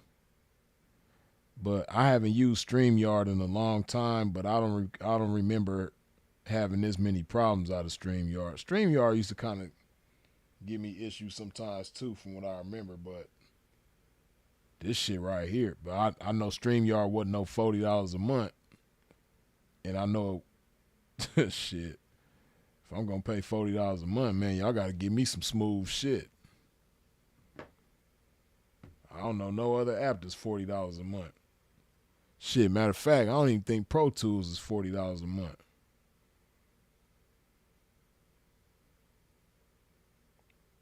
Pro Tools, Photoshop, I don't think none of them apps is $40 a month. Y'all talking about Mellow Racks. Who is that?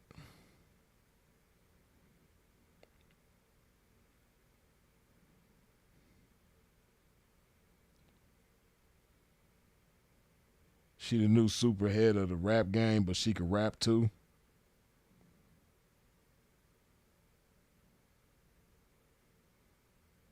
Mellow Racks. Let me see. First, let me, I'm trying to let your shit load all the way up. That's what I'm going to do. I'm going to let it load up before I try to play it again.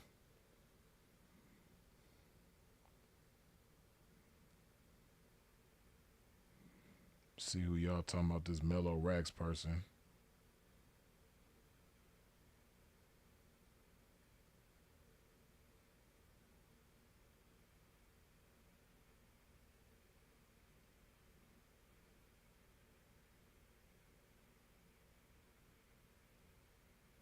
She ain't popping up under just Mellow Racks. At least not for me.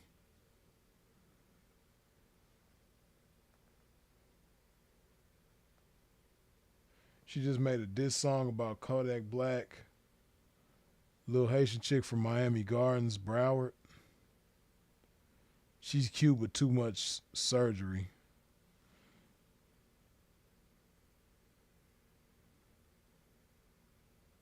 All of y'all familiar with her. I feel like I'm out the loop. Hold on.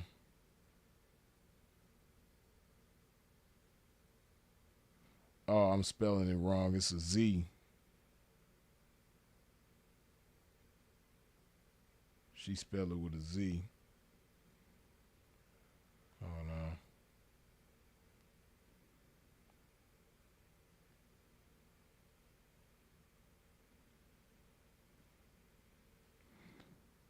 Oh, she pretty big. She got 1.2 million followers.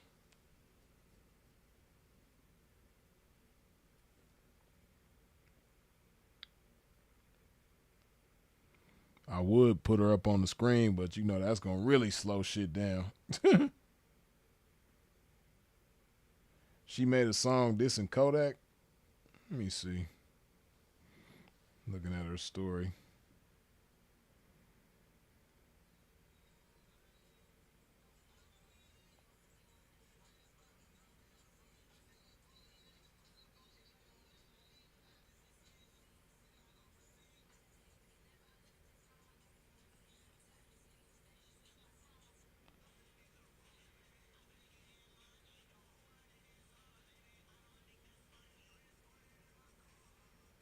Yeah. Oh, okay.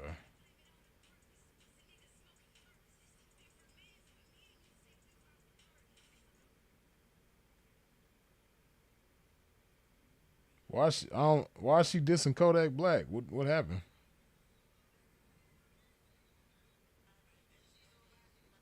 I don't know. I ain't gonna lie, man. I'm really tired of everybody looking the same though. She looked like every other chick on Instagram, man. For real though, like everybody looks the same. I'm tired of that shit. Everybody got the same surgeries, the same teeth. Oh, shit, damn.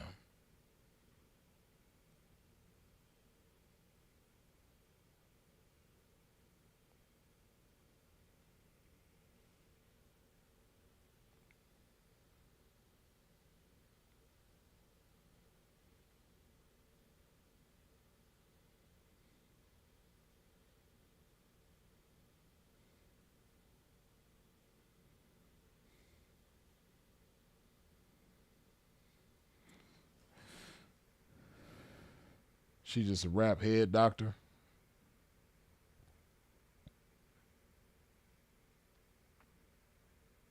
She spit good on both mics. Hell no.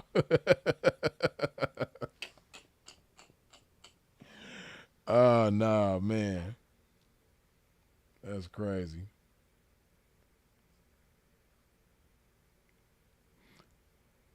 Poke the Bear is a diss song she made. A fake ass rapping wannabe 304.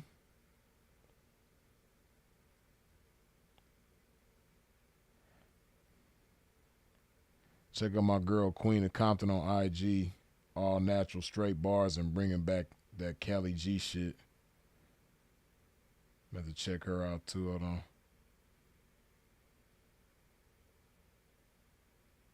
That one hella late, but glory to the game. Yeah, Dave, man, we trying to do certain. I'm trying to play. God damn, I was trying to load this shit up and it, man.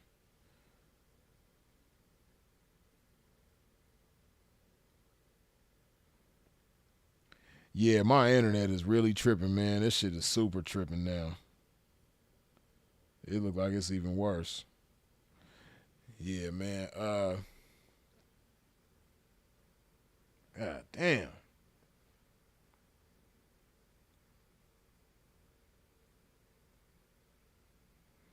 Yeah, Reap Cash, man. We're gonna probably have to do it on the next one, man.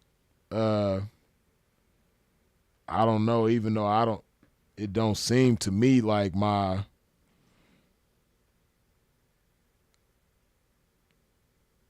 everything seemed fine on my end, but whenever I open up shit on the internet, it's tripping. But on my phone, though, let me look at this Queen of Compton chick y'all talking about now before I end this thing.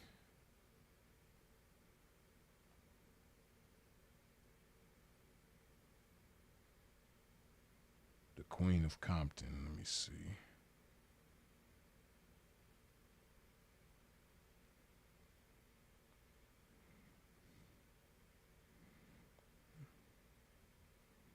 Okay, Queen of Compton got some thickness going on. Wait, I seen part of this where they was all at the Slauson.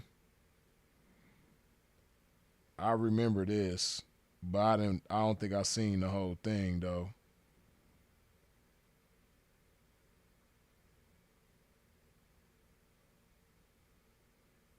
Okay, I got her right here though. I'm gonna check her out. I'm gonna check her out in a minute, man.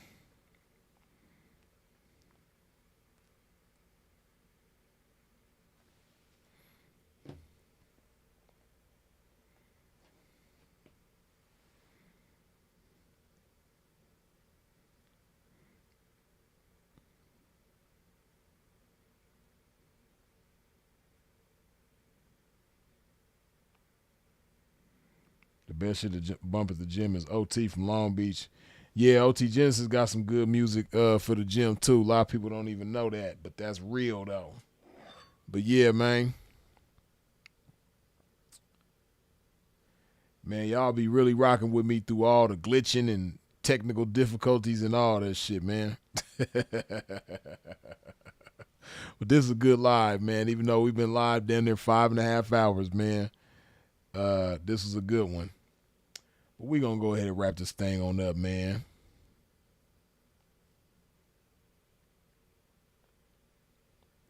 And yeah, Reap Cash, man, on the next one, man.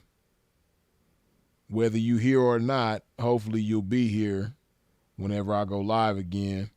We gonna have to play your shit on the next one, man, because this right now is tripping. The internet giving me hella technical difficulties, but we definitely gonna get you up in there though, man. But in the meantime, as always, man, I appreciate y'all for tuning in and tapping in with a pimp. I appreciate all the comments, questions, input, jokes, feedback, all that good stuff. I appreciate you for sharing this video. I appreciate you for subscribing. I appreciate you for hitting the bell when you subscribe. I appreciate all the super chats, the cash apps, the PayPals. I appreciate your support in every which way that you comes with it, man.